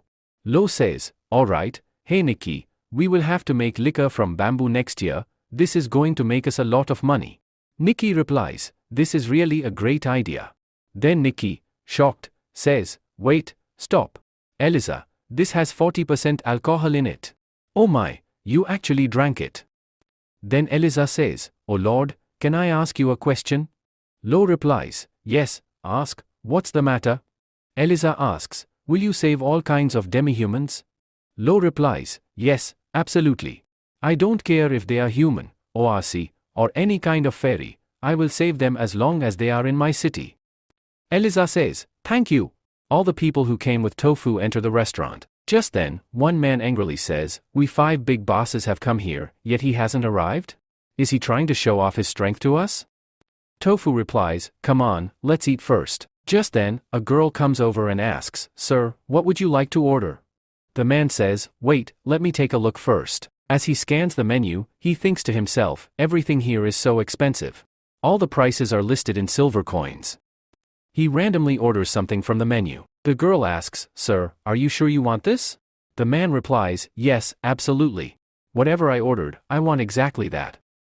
A little while later, his order arrives. He yells, what is this? There's only soup and vegetables in it. Are you trying to fool me? Tofu responds, but you were the one who ordered it.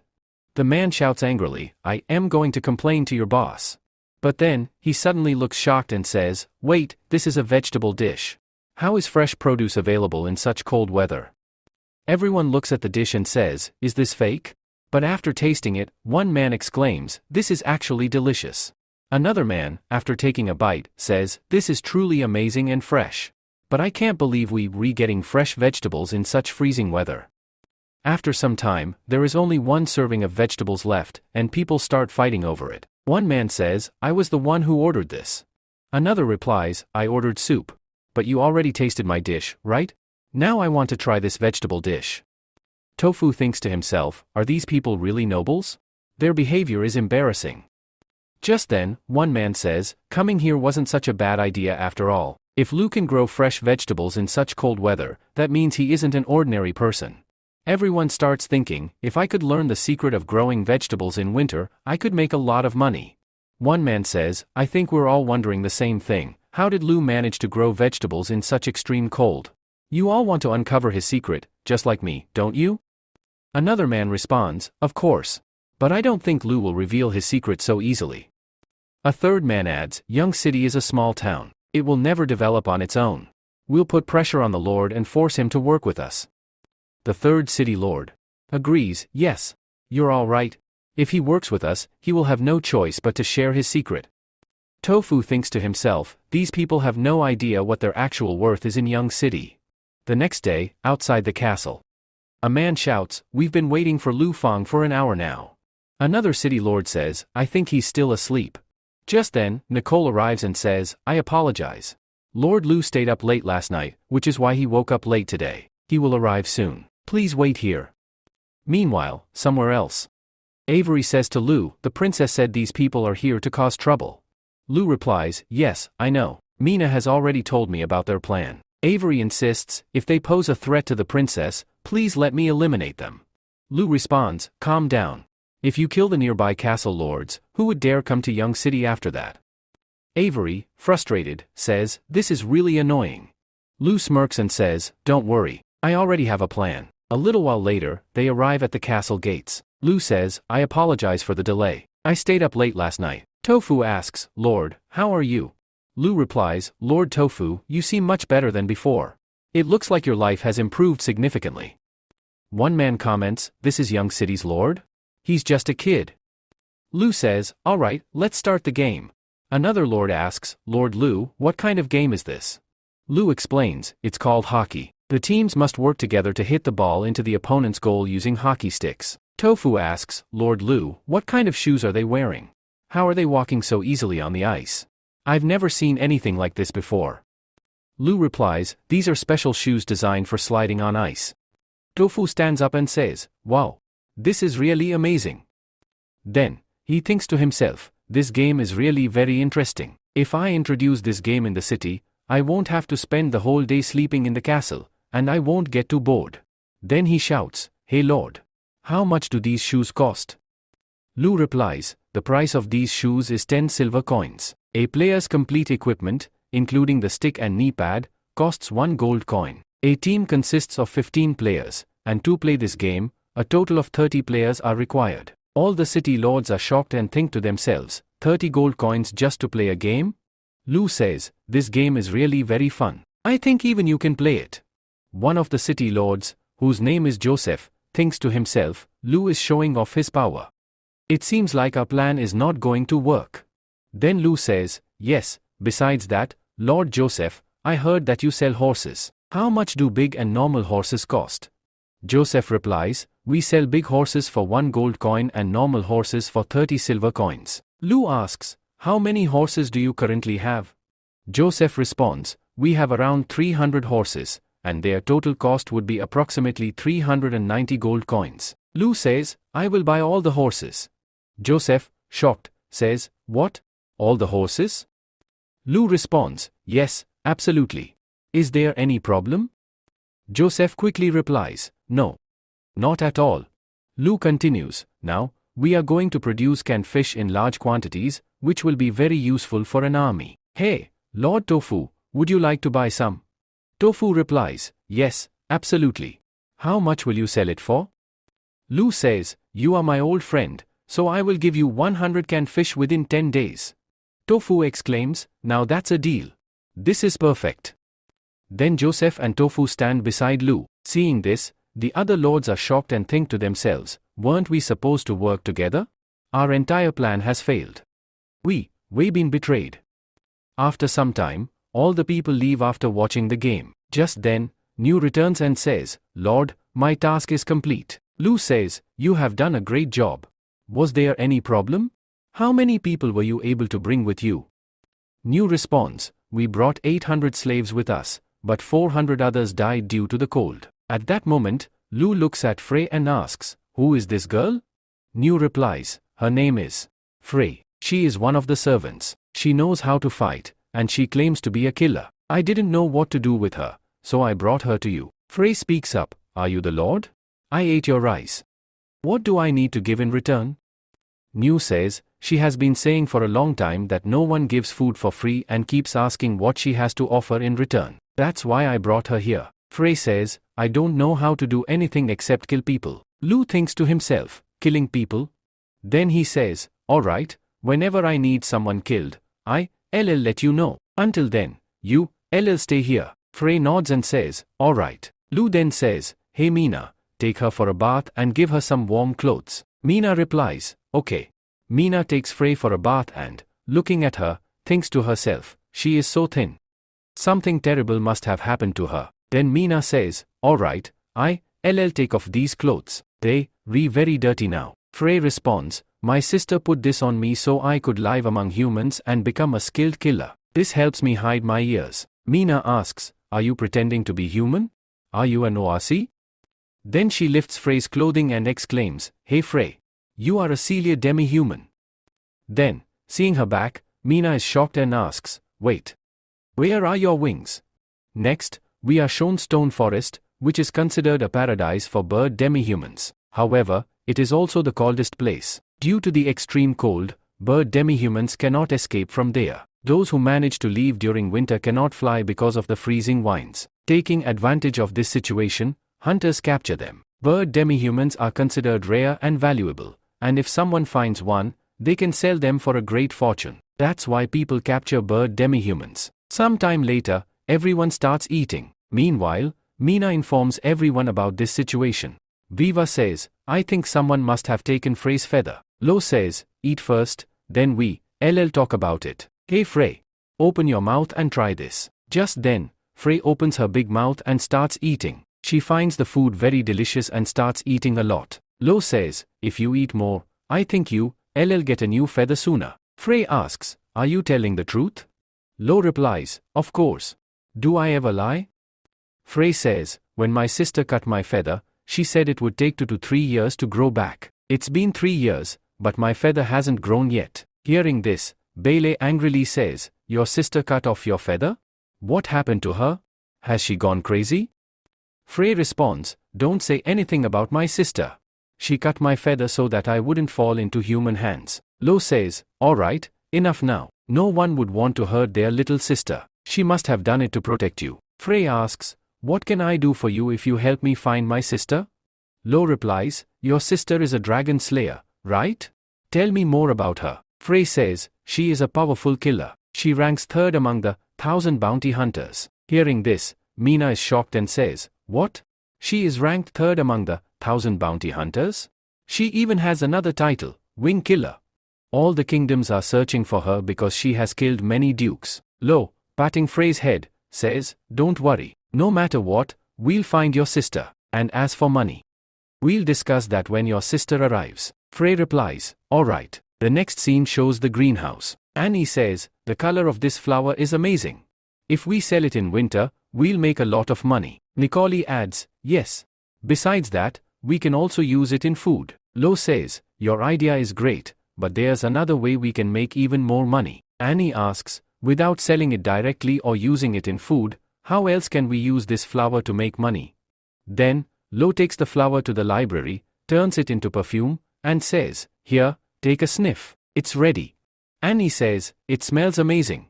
And we can store it for up to 6 months. This is way better than the one I used before. Lo asks, Annie, compared to the perfume you used before, how does this one rank?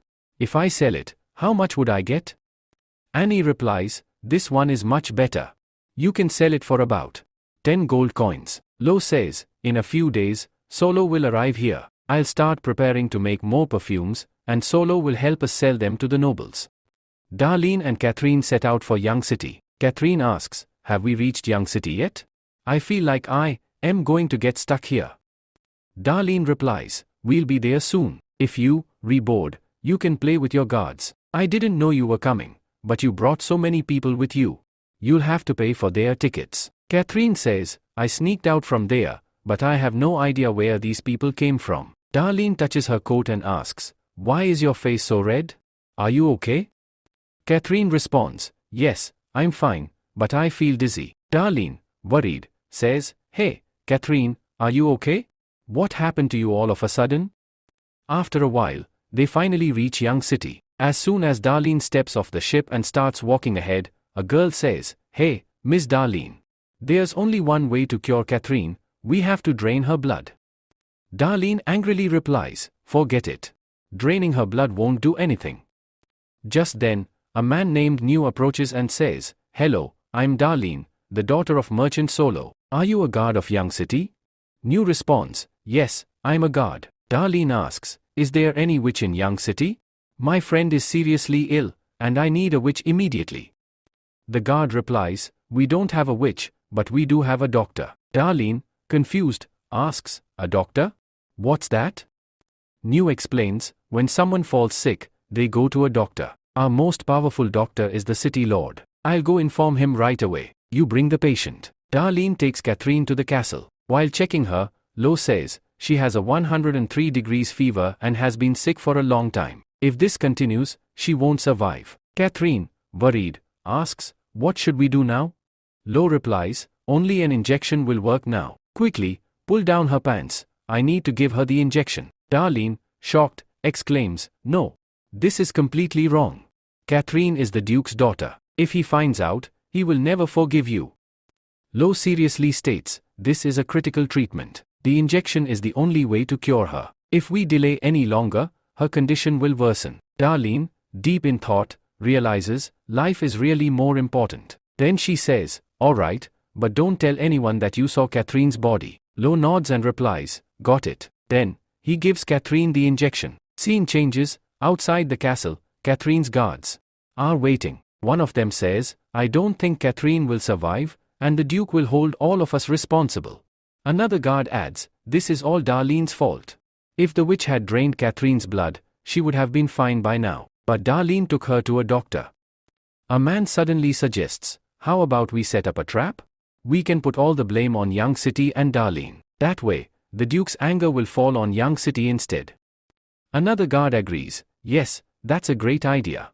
Let's do it. As they try to enter the castle, a guard stops them and says, I already told you, no one is allowed inside without permission. One man angrily shouts, Miss Catherine is inside. I'm her friend, so why can't I go in? Your lord has killed our Catherine, that's why you are stopping us from going inside. The castle guard tries to stop them, you may be nobles, but I'm just doing my duty. Just then, someone else arrives and sternly asks, who is causing trouble here? A nobleman furiously responds, we are nobles from the capital. Your lord has killed Miss Catherine. We demand an explanation. Key says, I don't know if any noble has come here from the capital, and you people are causing trouble in Young City. Now, you will regret this. Then he attacks him. After killing them, Key says, lock all of them in the guard department. I will inform the lord about this. After a while, Mina comes and says, hey, master. Darling wants to meet you. Lu says, alright, send her in. Darling enters and says, Lord Lu, thank you. You saved Catherine. She has woken up, but she is having a hard time getting up. On her behalf, I sincerely thank you. Lu says, alright, sit down. I need to talk to you. You are Solo's daughter, right? Does anyone here build ships? Darling replies, yes, we have such a person. Lu says, to be honest, I want to build a shipyard for some large ships. That's why I need an experienced builder. I am ready to offer a high salary for this. Can you send someone to handle this task? Darling thinks to herself, Young City isn't even that big, so what will he do with so many ships? Then she says, alright, I will arrange it, but we only have ships between 12 to 30 meters long. Besides, I have seen that there are already ships in Young City. Lu says, we currently have 12 ships, but that is not enough for the long term. They are too small. Large ships should be at least 50 meters long. Darling replies, are you joking? A 50-meter long ship is extremely expensive. Besides, no one builds them because they are highly accident-prone. A single mistake can destroy the entire shipyard. Lu says, don't worry. I have already planned everything. Once the ship is built, you will see. I will pay each worker 500 copper coins per month. I hope you will agree to this. Darling thinks to herself, 500 copper coins. That's twice the regular salary. Does he really have a plan? Does he seriously think that with just a few workers, he can build such a massive ship? Whatever. I'll agree to it. I know his plan will fail. Then she says, alright, I agree. I will inform the workers about this. Lu says, Miss Darling, thank you. Just then, Solo arrives and says, hello, Lord. Oh, Darling, you are here too? Darling replies, Father, I'm sorry I couldn't meet you earlier. Solo says, no problem. Lord Lu's men have already informed me about this. Well, it's great news that Catherine has been saved. Lu says, I invited Solo here because I want to discuss a business partnership. You must know, Mr. Solo manages our clothing business, and he only wants 1% of the profit. Darling is shocked upon hearing this and thinks, 1%? That's way too low.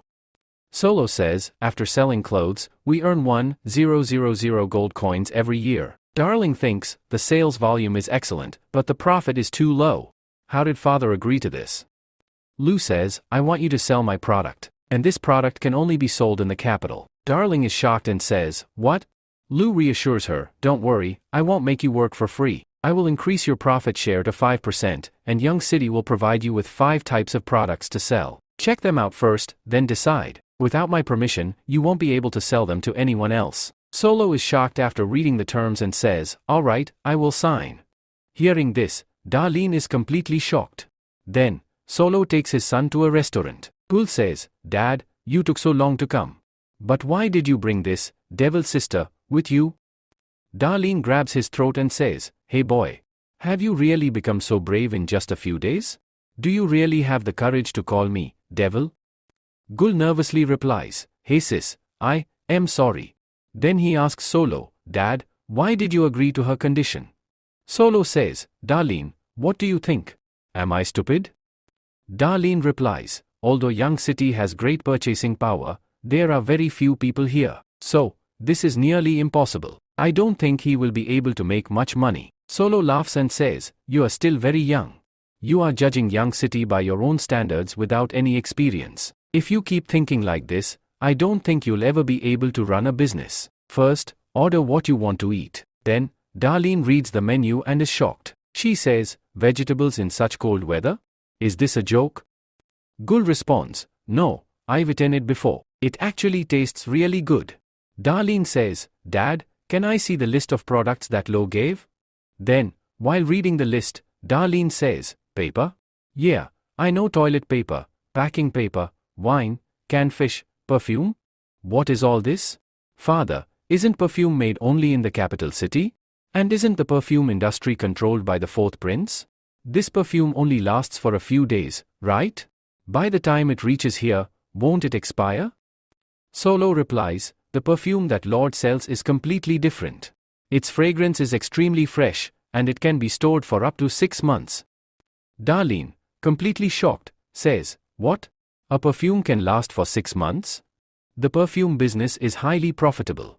And there are so many nobles in the capital. Even with just a 5% profit, we can still make a lot of money. Now I understand why you agreed to this. Honestly, this lord is like a magician. Solo jokingly says, hey, are you impressed by Lord Lo? If you are not in love with someone else yet, then Lord would actually be a great match for you. You're smart, and he's smart too. You two would make a great pair. If you don't try, he might become someone else's husband. Darlene shouts, Dad, stop talking nonsense. A little later, their food arrives. Darlene says, Dad, I am going to the castle to see Catherine. Solo replies, all right. Then Darlene shouts, hey Gul, read carefully, or you'll regret it. Gul responds, all right, I got it. As she leaves, she sees Elisa working. In her mind, she thinks, this girl looks just like Elisa. Whatever, I need to go meet Catherine. Catherine wakes up and says, where did darling go? I am feeling really hungry. Just then, she hears the sound of the gate opening. She mutters to herself, oh, finally, you're back. You've been missing for so long. Now, I'll scare you. Then she suddenly stands up, shouting, hey, darling. Where have you been? Lou is shocked to see this and says, what? Catherine says, oh, Lord Lou, it's you. I'm sorry, I thought you were darling. Lou replies, no problem. Well, it's good that you're feeling better. I brought some food for you. Wait, let me check if your fever is gone. Catherine thinks to herself, this lord is really very handsome. Lou touches her forehead and says, it's still a little warm. When I go back, I'll bring some medicine for you. But first, eat this. Catherine replies, all right. Just then, Darling enters and says, Lord Lou, you're here? Lou says, Miss Darling, you're finally back. Catherine is already much better now. Let her rest, and she'll recover quickly. Saying this, he leaves. Darling asks, why are you just sitting here? Be careful, or you might catch a fever again. Catherine says, Darling, I met my prince. He is so handsome and so intelligent. Darling responds, how many times have I told you not to read too many of Princess Lucy's novels? Even after getting sick, you're still dreaming. Then she adds, besides, you know what? I saw a girl in a shop who looks just like Alicia. Isn't that really strange? Catherine says, Alicia? But Todd said she was heading south. What is she doing here? Darling replies, I'm not sure either, but that girl had gray-colored hair, and she was talking nicely to everyone. Catherine says, I'm feeling fine now. How about we go there tomorrow and check it out? Darling replies, all right, but first, eat this. Catherine eats it and says, wow, this is really delicious. The next day they head toward the shop. Looking around, Catherine says, "Wow! The atmosphere here is amazing. Orcs and humans are talking to each other so nicely. This place is really wonderful." She continues, "This was exactly the scene in Princess Lucy's novel. She would absolutely love Young City." Darling says, "Young City is truly a great place. When we go back, we'll tell Princess Lucy everything about it." A while later they reach a restaurant. Darling says, "Look over there, it's her." Then she walks up and calls out, "Hey, Alicia." Catherine says, "I'm sorry about that. I was looking for someone else." The girl replies, "It's all right." Darling says, "I think I made a mistake. Maybe Alicia had already gone south a long time ago." Catherine says, "Don't be so sad. You know she's strong, so nothing will happen to her." Suddenly, Alicia appears and says, "Hey, Darling." Catherine and Darling look at her in shock and say, "Alicia? I can't believe it's you. How are you?" Alicia replies, "It's a long story. But what are you two doing here?" Darling says, "I came here for business, and Catherine just tagged along." Catherine says, "Hey, Alicia. Why are you wearing such strange clothes? You look so different." Alicia whispers, "There are too many people here. Let's go home and talk about this." They reply, "All right." A while later, at Alicia's house, Darling, shocked, says, "What? You want to live in Young City? That's way too dangerous.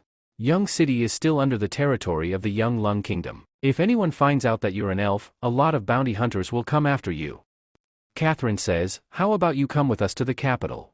Alicia says, "I am really lucky that I met you guys in the capital. Otherwise, I would never have been able to leave that place. Young City is very different from other cities. Here, orcs and humans live together peacefully. No one cares about which race someone belongs to, and the Lord of Young City's castle is truly a very good person. He has promised me that if any race comes to Young City, he will protect them." Darlene says, "Yeah, I know. Lou is very different from normal people, but he has a lot of work. He can't always be there to protect you, right?"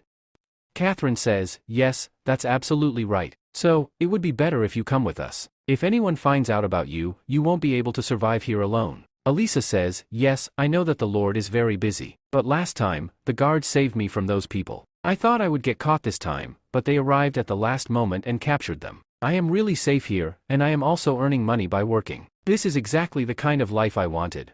Darlene says, "All right, since this is your decision, we can't say much about it. But if you ever need our help, just let us know." Alicia says, "All right, thank you for that. Anyway, it's already quite late. How about you guys stay here tonight and tell me what's going on in the capital?" Darlene says, "Seriously, your room is really nice." Alicia says, "Lord Lou built this place. It's like a hotel, but it's very cheap, and there are night patrols as well, so no one faces any trouble. This place is completely safe." Darlene says, "Hey Catherine. Let's rent a place here and stay too." Catherine, shocked, says, "But why?" Darlene says, "You re the Duke's daughter. You can't stay in a stranger's house for too long. So, tomorrow, you'll have to say goodbye to him." Catherine says, "All right." The next day at the military department, everyone is training hard. New says, "Hey everyone. Give it your all and work hard. I am telling you in advance, whoever fails to complete this test within a month will have to leave and find work elsewhere to earn their food. You will not get free food here." The soldiers shout in response, "Understood. We will give our best and train with all our might." Just then, New sees Lou and walks up to him, saying, "Master." Lou asks, "How's everything going here? How many people have given up so far?" New replies, "Not many. We still have 350 people with us." Lou says, "Good. Keep training them. The horses will arrive in 6 to 7 days, then start their horseback riding training." New says, "Don't worry, Master. I will handle everything." Lou, thinking to himself, says, "These people will become the main force of Young City, with more than 400 soldiers. Even though they won't be the best warriors in the world, they will still be strong enough to defeat 1,000 knights with ease if they wear the armor I designed. Apart from that, I also have to prepare the ships. The people of these castles are really troublesome to deal with. Negotiating with them is extremely difficult." Then, he asks, "Has the wood we collected dried yet?" New replies, "Yes, it has dried. In 2 days, we will send people to the Forbidden Mountain to gather more wood." New, shocked, says, "Master, are you sure? If they do this, they will be extremely exhausted." Lou says, "Yes, for now, that's what they will do. Besides, we will need a lot of wood to build the shipyard." New says, "Master, your plan is really brilliant. Training and work will happen simultaneously." Later, Lou returns to the mansion and asks, "Hey, Annie. How much gold do we have right now?" Annie says, "Wait, let me take a look." Then, after checking, she says, "Master, we currently have 223 gold coins. Even if we consider all the expenses and salaries, we will still have some gold coins left. But when Joseph's horse arrives here, we will have to pay a lot of money for it as well." Lou thinks to himself, we can earn a lot of money, especially next spring when we sell our goods in the market. But right now, we are neither able to save money nor earn enough. Just then, the others say, "Hey, Master." Lou asks, "What happened?" Annie says, "Master, I have 22 silver coins. When will I buy a lollipop from you to save money?" Nicole says, "I also have some silver coins. If that's not enough, I'll borrow from my father." Base says, "I've already spent all my money." Mina says, "I can take on a hunting mission. It's been a long time since I last hunted someone." Avery says, "I'll take on a hunting mission too." Lou says, "All right. But it's not like we are out of money. You guys can keep your money and buy things for yourselves." Annie says, "But..." Lou says, "Hey, Annie, have you forgotten about our restaurant's profit?" Annie says, "Oh, I totally forgot about that." She quickly opens the ledger, starts reading, and is shocked. She exclaims, "How is this possible? We are earning 7 gold coins in just 3 days. If this continues, we can increase our revenue and reduce expenses. But if Darlene's people don't arrive on time, we won't be able to cover our costs." Lou says, "No worries. If they manage to sell in the capital, it will be great." Annie says, "But this stuff is very expensive. What if something goes wrong?" Lou says, "Don't worry, Solo will take care of everything." Just then, Avery says, "If there was an auction here, it would be amazing. I would steal money from rich people." Annie says, "Master, that's a great idea. If we organize an auction here and invite merchants, I can sell my exclusive lollipops in the auction." Mina says, "I can sell all my cooked food too." Nicole says, "I only have 1 bottle left." Base says, "Yeah, me too." Avery says, "I already drank everything." Lou says, "Hey, stop it, you guys. You're acting like I've gone bankrupt." Lou continues, "The auction idea is really great, but we won't host one just yet. Instead, we will participate in an auction first." Hearing this, everyone is shocked. They ask, "Participate?" Lou calls both of them and says, "I need your help with something. Can you both try this wine and tell me how much it might be worth?" Both of them look at the wine bottle and think to themselves, "This black bottle, is it made of glass?" Then, they start drinking the wine. Catherine says, "This is really amazing. Its taste isn't too strong, but it's both sweet and sour." Darlene says, "This is the first time I am drinking such fine wine.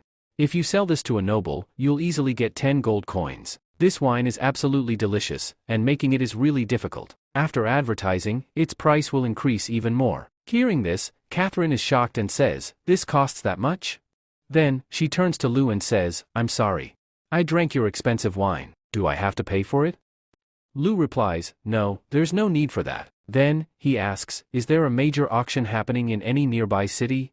Darlene responds, "If you leave now, it will take you 7 days to reach there. You'll find a city named Tanjing City, where 20,000 people live. The lord there is Tingy, and he holds an auction once a month. You only have 11 days left to participate in the next auction. Are you planning to go there and sell this wine?" Lou says, "Yes, you're right." Catherine asks, "Lou, can you come with us?" Lou replies, "All right, thanks for inviting me." Blushing, Catherine says, "It's no problem." Seeing this, Darlene is shocked and thinks to herself, has Catherine fallen in love with Lou? If the Duke finds out that his daughter is in love with a regular noble, then? I really need to talk to Catherine. If I take Elisa's mother's help, convincing her will be much easier. At the Young City Guard Department, all of Catherine's guards have been captured. A guard says, "Hey, wake up quickly. Your punishment is over. And remember, behave properly when you're outside. If you cause trouble again, you'll end up right back here. Now, get out of here fast, or I'll send you to the mines." As they leave, they think to themselves, "Lou, how dare you? You put us in such a bad situation. No matter what, I will get my revenge on you." Meanwhile, Lou asks, "Miss Darlene, do you have something to say?" Darlene replies, "Lord Lou, we want to leave the castle now. Catherine has completely recovered, so there's no reason for us to stay here any longer." Nikolai asks, "Why? Do you want to leave? Staying in the castle with us is a great opportunity." Lou says, "Yeah, she's right." At that moment, Annie whispers to him, "Catherine is the Duke's daughter. If she stays here, rumors will spread." Hearing this, Catherine stands up and says, "Staying in the castle is really nice, and Nikolai's cooking is excellent. I don't want to leave." Lou responds, "I understand. If bad rumors spread, we won't be able to do anything about them. All right, where do you plan to stay?" Darlene replies, "Thank you for understanding. We'll rent a house." The houses here are really great. Lou says, hey, Annie, give them a room key. Annie replies, alright. Lou adds, if you both ever want to visit, you are welcome in the castle anytime. Darlene says, thank you. Outside the castle, all the guards arrive at the castle gates, and a man says, hey, my name is Viscount Jesse. Go and tell your lord that I wish to meet him. The guard replies, the lord is very busy right now. If you want to meet him, come back tomorrow. Annoyed, the man says, you're just a guard. How dare you? His companions stop him and say, hey, calm down. Don't you remember? We were locked up for days because of this exact situation. Thinking to himself, the man says, if we take Catherine's dead body to Lord Duke, he will take our revenge for us. Then, he calms down and asks, so, when will the castle lord be free? Just then, Catherine arrives and says, Viscount. What are you doing here? Viscount thinks to himself, how is this possible? How can Catherine be alive? Well, this is great. She's still alive, which means I still have a chance to become her husband. Then he says, Miss Catherine, it's so good to see you. We are here just to meet you. The second man says, yes, he is right. That's why we are here. Darlene says, I know why you all are here. Stay away from us. A guard says, Darlene, what are you talking about? Everyone was really worried about Miss Catherine, hoping she would recover soon. Catherine yells, you were worried about me recovering? I know exactly what you were planning. You were going to put all the blame for my death on Darlene, weren't you? I have no connection with you people. Get out of here. When I go to the capital, I will tell my father everything about this. Hearing this, Viscount thinks to himself, if she tells her father about this, my life will be over. Then he incites everyone, saying, hey everyone, look at this. This is not Catherine. Miss Catherine was very sick. Our witch doctor had said that even if she recovers, she would need to stay in bed for a long time. So where did she suddenly get so much strength? The young city lord and Darlene are working together. To escape from this situation, they have brought some other girl here to pretend to be Catherine. The people murmur among themselves, yes, he is right. She recovered too quickly and started walking within a few days. She is definitely not Catherine. Darlene, furious, says, hey, what are you doing? She is the Duke's daughter. Don't you have any respect for her? Just then, a man pushes Darlene aside and says, you are also working with the castle lord. When we go to the capital, you will regret this. Everyone, kill this fake Catherine. The city guards shout, hey, what are you doing? Catherine's guards start fighting back. On the other side, as someone tries to attack Catherine, he says, Catherine, die now. But just then, Catherine and Darlene grab each other and scream, somebody help us. At that moment, Lou arrives and attacks them all, saying, capture these four and lock them in jail. A guard responds, yes, my lord. Catherine looks at Lou and thinks to herself, he looks so handsome while fighting. Lou walks up to them and says, I am sorry. You had to go through all this. Are you hurt anywhere? Catherine replies, no, thank you. If you hadn't arrived on time, we would have been killed here. Then she thinks to herself, my heart is beating so fast. Is Lord Lou my prince? Later that evening at the castle, Annie asks, why hasn't Uncle Ben come here? Lou replies, Uncle Ben is sick, so he's at home right now. Is there any problem?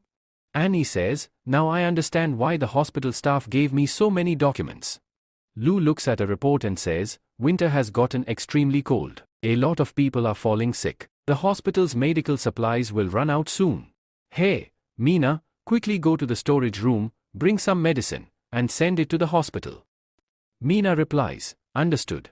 Lou continues, and tell the doctor that if the number of patients keeps increasing, he should inform me immediately. Annie says, isn't this normal? A lot of people fall sick in winter, so why are we worrying so much about this? Lou responds, yes, I know there's no need to worry too much, but the situation can get worse quickly. If this illness turns into the flu. Annie, confused, asks, flu? What is that? Just then, Viva and Sumi arrive. Sumi says, Viva, I'm feeling really cold. Viva replies, alright, come with me. I'll give you warm water. Lou says, the cold weather has really increased. We haven't gone to the hot springs, right? Let's go there. Inform everyone that today, we are going to the hot springs. Then, they all head to the hot springs to bathe. At night, Lou goes to another hot spring to bathe alone. Just then, he sees Fre in the water and asks, hey, what are you doing here? You should be on the other side, right? FRE replies, there are too many people over there. Lu then shouts, hey, you guys don't need to worry, FRE is with me. Hearing this, the others think to themselves, FRE is really sneaky. Lu asks FRE, so, how are you feeling? Have you ever tried this before? FRE responds, no, I don't like water because once we get wet, we can't fly. Lu asks, besides your sister, is there anyone else with them? FRE says, yes, they live on Pillar Mountain. Lu says, Pillar Mountain? That's really far from here, right? FRE responds, it takes a whole day to fly there from here. Lu says, wow, that's really far. Do you want to go there? FRE replies, absolutely not. If I go there, I will waste food. Lu says, no problem, you can stay here. I have plenty of food. Let's play a game. FRE asks, a game? Lu explains, whoever can hold their breath underwater the longest will win. Then, he goes underwater. After a while, he comes back up and exclaims, wow, that was so much fun.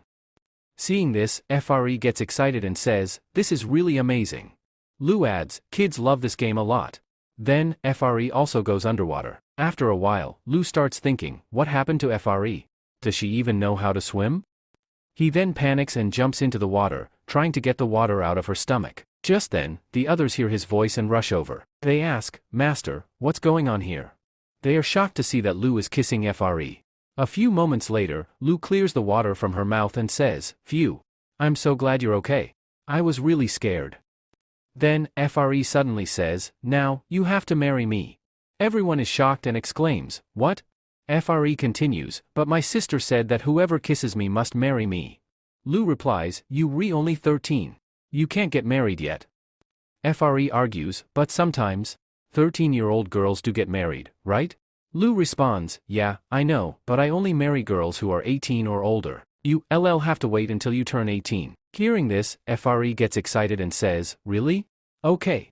I'll wait until I am 18. Everyone hears this and reacts, 18 years. Mina and Viva think to themselves, I am already 18. Annie and Nicole think, I am about to turn 18 soon. The next day, Lu is seen leaving for the auction. He tells Annie, it's really cold outside. You all should go back. We'll return soon. And there's no need to cry. I want you all to stay safe here. Annie replies, okay. We'll wait for your return. Avery and Dees, you two are now responsible for protecting Young City. They reply, don't worry, Lord. We will keep Young City safe. Lu says, alright, I am off now.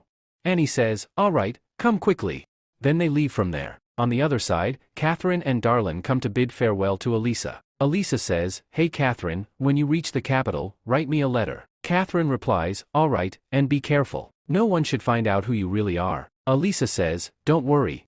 If that happens, I will come to the capital to seek your help. Darlin says, that would be an easy task for Catherine. Alright, you both go and take care of yourselves. Then they bid her goodbye and leave. After a while, they reach Lu. Just then, a man says, hey, Lord. The ship design you gave us is truly perfect. We are facing no issues building it, and everything is going smoothly. Lu asks, alright, and how long will it take to be completed? The man replies, with the help of your soldiers, we are getting wood from the Forbidden Mountain. By next spring, one ship will be ready. Darlin thinks to herself, a new ship will be ready so soon? That means he wasn't joking at that time. Just then, Lu asks, hey, what happened to you? Darlin replies, nothing happened. Then they start heading towards the auction city. Suddenly, Catherine shouts, I caught another fish. Darlin says, hey Catherine. Calm down, you scaring away all my fish.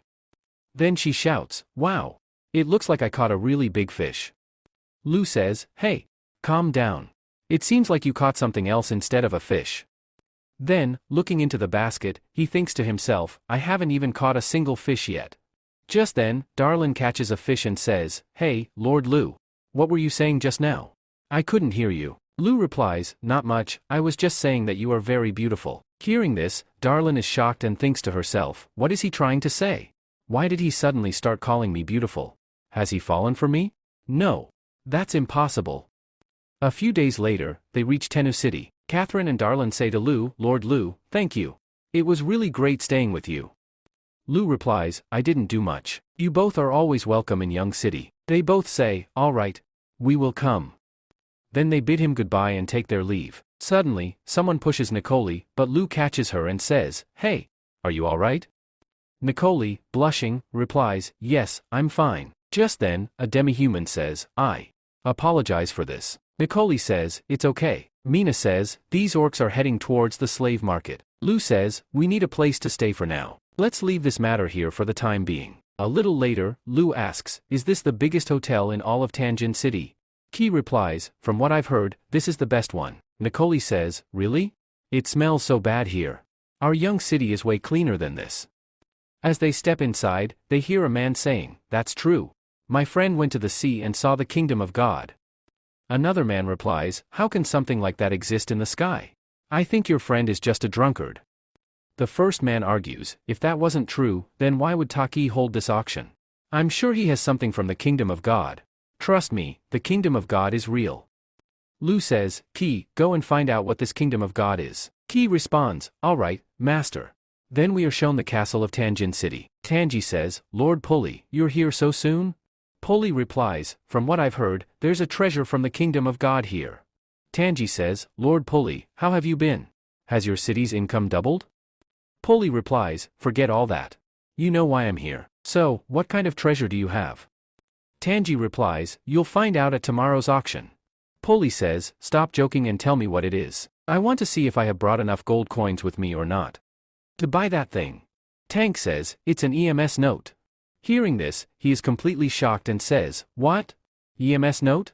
Are you joking with me? Tangi says, I have already seen it. That EMS note is real. Pulley says, don't put it in the auction. Tell me its price. Tell me, how much do you want? If you help me get the throne, I will at least make you a Grand Duke. Tangi says, but I won't be able to do it. This news has already spread. If I cancel the auction, my reputation will be completely ruined. Pulley says, all right. I am leaving for now. I need to arrange more money for this. Then he leaves. Tank tells his servant, the news of the EMS note should reach every corner of the city by evening. Guard says, all right, sir. Meanwhile, on the other side, Lou sits back and says, the food here is the best. Waiter says, yes, you are absolutely right. Lou says, take all of this away. I don't want to eat anything. But I will still pay for it. Then, the waiter takes away all the food. Nicole says, Master, should we cook our own food? Lou says, all right, I'll make instant noodles. Within a short time, he prepares the noodles and tells Mina, hey, eat slowly, there's more food coming. Nicole says, Master, these noodles are really amazing. If we start selling them, they will become very popular. Lou says, really, Nicole? You have such a business mindset.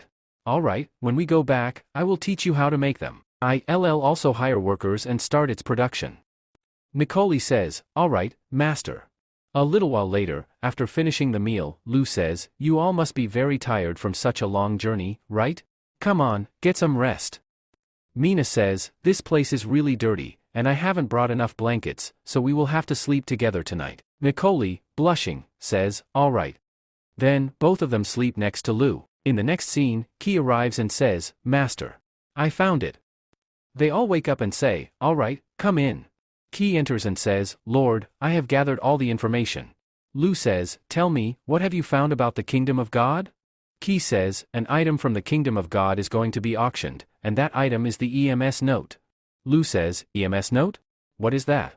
Key says, it is said that there was a great knight named EMS who went to the Forbidden Mountain in search of the kingdom of God. Whatever happened there, he recorded it in his notes for 3 years, and that is how it got the name EMS note. Lou says, do any of you know about the kingdom of God? Nicole says, I have lived in Young City with my father since childhood, so I don't know much about these things. Mina says, yes, I know about it. When I was little, my mother told me a lot about the kingdom of God. She said that many people have seen a huge mountain in the sky, with giant birds flying around it. Nicole says, really? That sounds amazing. Key says, a boatman told me that he saw the kingdom of God near the sea. There was a shadow of a mountain in the sky. Lou, thinking to himself, says, this is just a mirage. Mina asks, hey master, what do you think? Do you believe the kingdom of God is real? Lou says, if I am not mistaken. Then, Nicole says, but master, I trust you. Mina says, yes, me too. Lou says, all right. Hey, tell me, what are the rules of the auction? Someone responds, the auction is divided into 2 parts. The first part is held by the Lord of Tanging City's Young City, where all the items are brought. In the second part, other people can bring their items and place them in the auction. If you want to enter the auction, you have to pay a little more. In the second part, the auctioneers are not responsible. Fake items are also sold there, and every year, some people face losses, while others make a profit. Lou says, the rules of the second part of the auction are perfect. We can earn a lot of money without revealing our identities, and I've even found a great way to sell my red wine at a really high price. Then, Key gathers all his people. The disguise that the Lord taught us is really excellent. I don't think even my mom would recognize me. It feels like I've become a completely different person. The soldiers start talking among themselves. With this technology, no one will ever recognize us. We can easily spread that rumor. Enough is enough. The Lord has more magic than we thought. Our task today is to spread the rumor about the god of wine. Everyone agrees. All right. Then, Key enters the bar and says, hello, knight. Can I ask you some questions? One of the knights asks, who are you? Key places some money on the table and says, you can call me Mr. Key. You were just talking about the Ames note, right? I need to know something from you. The knight asks, what do you want to know? Key responds, I want to know about the kingdom of God. My lord has learned that another item from the kingdom of God is coming to Tanjing City. If you tell me about it, I will reward you handsomely. The two knights are shocked and say, another item from the kingdom of God? Key smirks, oh, so you guys don't know? All right then, I'll be leaving. The knight quickly stops him and says, Mr. Key, please don't go. This wine is on me. Please have a drink. What do you mean by a second item from the kingdom of God? Will you tell us about it? Key nods, all right, I'll tell you. But this information must not leave this place. Then, he tells them about the god wine. Slowly, the rumor spreads throughout the city, and even Tang gets to know about it. Tang is shocked and says, what? God wine? A soldier reports, yes, Lord. The rumor about god wine has spread throughout the city. Tang thinks to himself, I wanted to spread the news about the Ames note all over the city so that I could eventually become a duke. But where did this god wine rumor suddenly come from? If this spreads further, the value of my Ames note will drop significantly. In anger, he shouts, who dared to do this? Strengthen the gates of Tanjing City even more. Capture anyone who seems suspicious. Now go and stop the spread of the god wine rumor. The guards leave, saying, understood, Lord. The next day at the auction. Then, Lou and Nicole enter, disguised. Seeing them, people start whispering among themselves. One man says, it looks like he's a prince from some country. His clothes are incredibly luxurious. Even the knight's armor is shining. Another man says, yes, you're right. He truly looks like a noble. And the girl next to him might be a princess. A few days ago in Young City, Tenji says to Lo, welcome. I am Count Tenji, and I have organized this auction. You are most welcome here. Chan says, I was just passing through when I heard about the Ames note. I hope this information isn't false. Tenji responds, not at all. This news is absolutely true. Then, he thinks to himself, I feel like this guy is a prince of some kingdom. Then he speaks aloud, please, follow me. We have prepared a special room for you. Meanwhile, Mina arrives in disguise. She notices that another person has also arrived. That man notices Mina and thinks to himself, I never expected anyone else to come here besides me. Looks like she's also here for the divine wine. If I kill her now, it will cause a huge problem at the auction. I'll wait. But if she tries to ruin my plan, I will kill her instantly. Mina thinks to herself, Master told me that no matter what, we must sell this wine. If I attack him now, it will completely ruin my master's plan. Just then, Puli arrives and says, sorry, I am late. May I know who you are? Oh, you, Ria Prince. I am Count Puli. I never expected to meet such an important person at this auction. Lo replies, it's a pleasure meeting you as well. Then, he thinks to himself, Count Puli. He's Omar's father. Nicole, laughing to herself, thinks, whenever someone calls Master a prince, he responds so casually. These people are such fools. After a while, the auction begins. Tenji announces, this sword was crafted by a legendary master. It has a history of over 100 years. The starting price is 30 silver coins. Bidding begins, and the sword is eventually sold for 40 silver coins. Puli asks, Prince, are you not interested in anything at this auction? Lo replies, everything in Young City is far superior to this. This auction is just for ordinary nobles who have no experience in such matters. Puli, thinking to himself, a prince from a small kingdom wouldn't have such opinions. This means he must be from a powerful kingdom. A little later, Tenji announces, and now, our final item, the Ames note. I I'm sure everyone here already knows about it, so I won't waste time explaining. There are doubts about whether this is real or not. So, to prove its authenticity, I will read the first page aloud. Then he reads aloud, "Today is day 170. I have been searching for Olympus Mountain. Today, I witnessed a miracle, a multicolored bridge. No one will believe that this bridge has 5 colors inside it. The topmost part is blue, beneath it is orange, then sky blue, green, and finally, yellow. There are many flowers here, but all of them have very unique colors. Tonight, I will rest here. I feel like I am very close to the God Kingdom." Hearing this, everyone is shocked and says, "This is truly an Ames note. No matter what, I have to buy it." Lou thinks to himself, a bridge with 5 colors? This must be due to temperature changes. This is all nature's power. But the people here don't understand anything, so they connect everything to God. Just then, Tingy says, "I will start the bidding for this Ames note at 300 gold coins." Then, everyone starts placing their bids. Polly turns to Lou and asks, "Prince, are you not interested in this?" Lou thinks to himself, if the prince wants to buy it, then I don't have enough gold coins to compete with him. Then, Lou says, "I want to buy it, but I haven't brought that much money with me, so I won't bid." Polly asks, "Prince, then should I buy it?" Lou replies, "All right, go ahead and buy it." Immediately, Polly announces, "I will buy this Ames note for 300 gold coins." Hearing this, everyone falls silent. Tingy says, "All right, 300 gold coins. Does anyone else want to compete?" When no one else bids, he starts the countdown. 3, 2, 1. Polly, congratulations. Finally, this Ames note is yours. Polly says, "Thank you." Tingy declares, "The first round of the auction is over. Now, the free auction will begin, so enjoy." Suddenly, darkness covers the area. Seeing this, everyone panics and shouts, "What is happening?" Polly also shouts, "Save me! And my note too!" At that moment, Mina arrives and says, "I am one of those who worship the gods. In this auction, I have brought divine wine." The people start questioning, "This is divine wine? How can we trust you?" Another man adds, "Yes, he's right. We won't believe it unless we try it ourselves." Meanwhile, a man who has been secretly watching thinks to himself, "So that means she has the divine wine? This looks like it came straight from the God Kingdom. I should have killed her earlier." On the other side, Mina says, "You can test it, but whoever tastes it must buy it." Then, she pours the wine into a glass. Seeing this, everyone is delighted and exclaims, "This is such a beautiful wine. This really is divine wine." Tingy thinks to himself, "Even this glass must be very expensive. The wine looks as deep as a ruby. This definitely came from the God Kingdom." Then he says, "This is so different from any other wine." Mina explains, "This wine calms the mind. It is excellent for the brain and heart, but most importantly, it will extend your life." Tingy thinks to himself, "It reduces aging and extends life?" Then, Mina declares, "The starting price for this divine wine is 300 gold coins." Immediately, Tang says, "400 gold coins."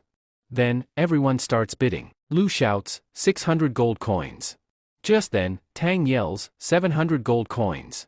Hearing this, the crowd stops bidding. Tang buys the wine for 700 gold coins, drinks it, and thinks to himself, "1 bottle for me, and the second bottle to strengthen my duke status." Then, after drinking, he exclaims, "This really is divine wine. And its taste is so much different from any other wine." Suddenly, a man shouts, "Catch that girl. Whoever captures her will receive 100 silver coins from me." After that, several people start making offers to capture her. Soon, many soldiers arrive at the scene. Mina says, "Seriously, humans are so greedy." Just then, she throws a smoke bomb, and the entire area gets filled with smoke. Seeing this, everyone is shocked and exclaims, "What is this? Damn it! My eyes are burning, and I can't see anything." Someone shouts, "She's a witch. Everyone, kill her." Then, the soldiers attack Mina, but she dodges their attacks and counterattacks. On the other side, Puli screams in panic, "Save me! And the MS note too." Then, he shouts even louder, "Who stole my MS note? Who had the guts to do this? No one should be allowed to leave. And whoever tries to escape, kill them." Meanwhile, Lou says, "All right, it's time to go home." Nicole responds, "Okay." At that moment, people are chasing Mina and saying, "Isn't she the one selling the god wine's divine wine? And she has 100 gold coins with her. If we catch her, those gold coins will be ours." Mina thinks to herself, "Damn it. There are too many of them." Just then, more people arrive, and they all attack the group, shouting, "Kill them all. If even one survives, they'll find out about the master." After dealing with them, Meena and her group escape. A little while later, Meena becomes alert and says, "Stop. Someone is following us." Suddenly, her group vanishes from the spot. Seeing this, a man is shocked and says, "Where did they suddenly disappear to?" Just then, Meena attacks him from behind, but he manages to dodge and says, "We've seen her before. She was in the bar." Another man interrupts, "Shut up and tell me, where did you get this divine wine?" Then, they attack him, but he easily dodges their attacks and says, "Wow, you're really strong. But you forgot that one of our men is still here." Suddenly, his allies attack from behind and capture him. Meena says, "I saw him at the auction too. Take him with us. Master will decide what to do with him." Then, they capture him and bring him to the boat. Lu says, "You guys did an amazing job. Did you face any trouble on the way?" Ki replies, "Any knights who were following us have been dealt with. One guy was claiming to be a member of the Bounty Club, so we captured him and brought him here." Lu reacts, "A member of the Bounty Club?" Meena then explains, "The Bounty Club is a place where bounty hunters and killers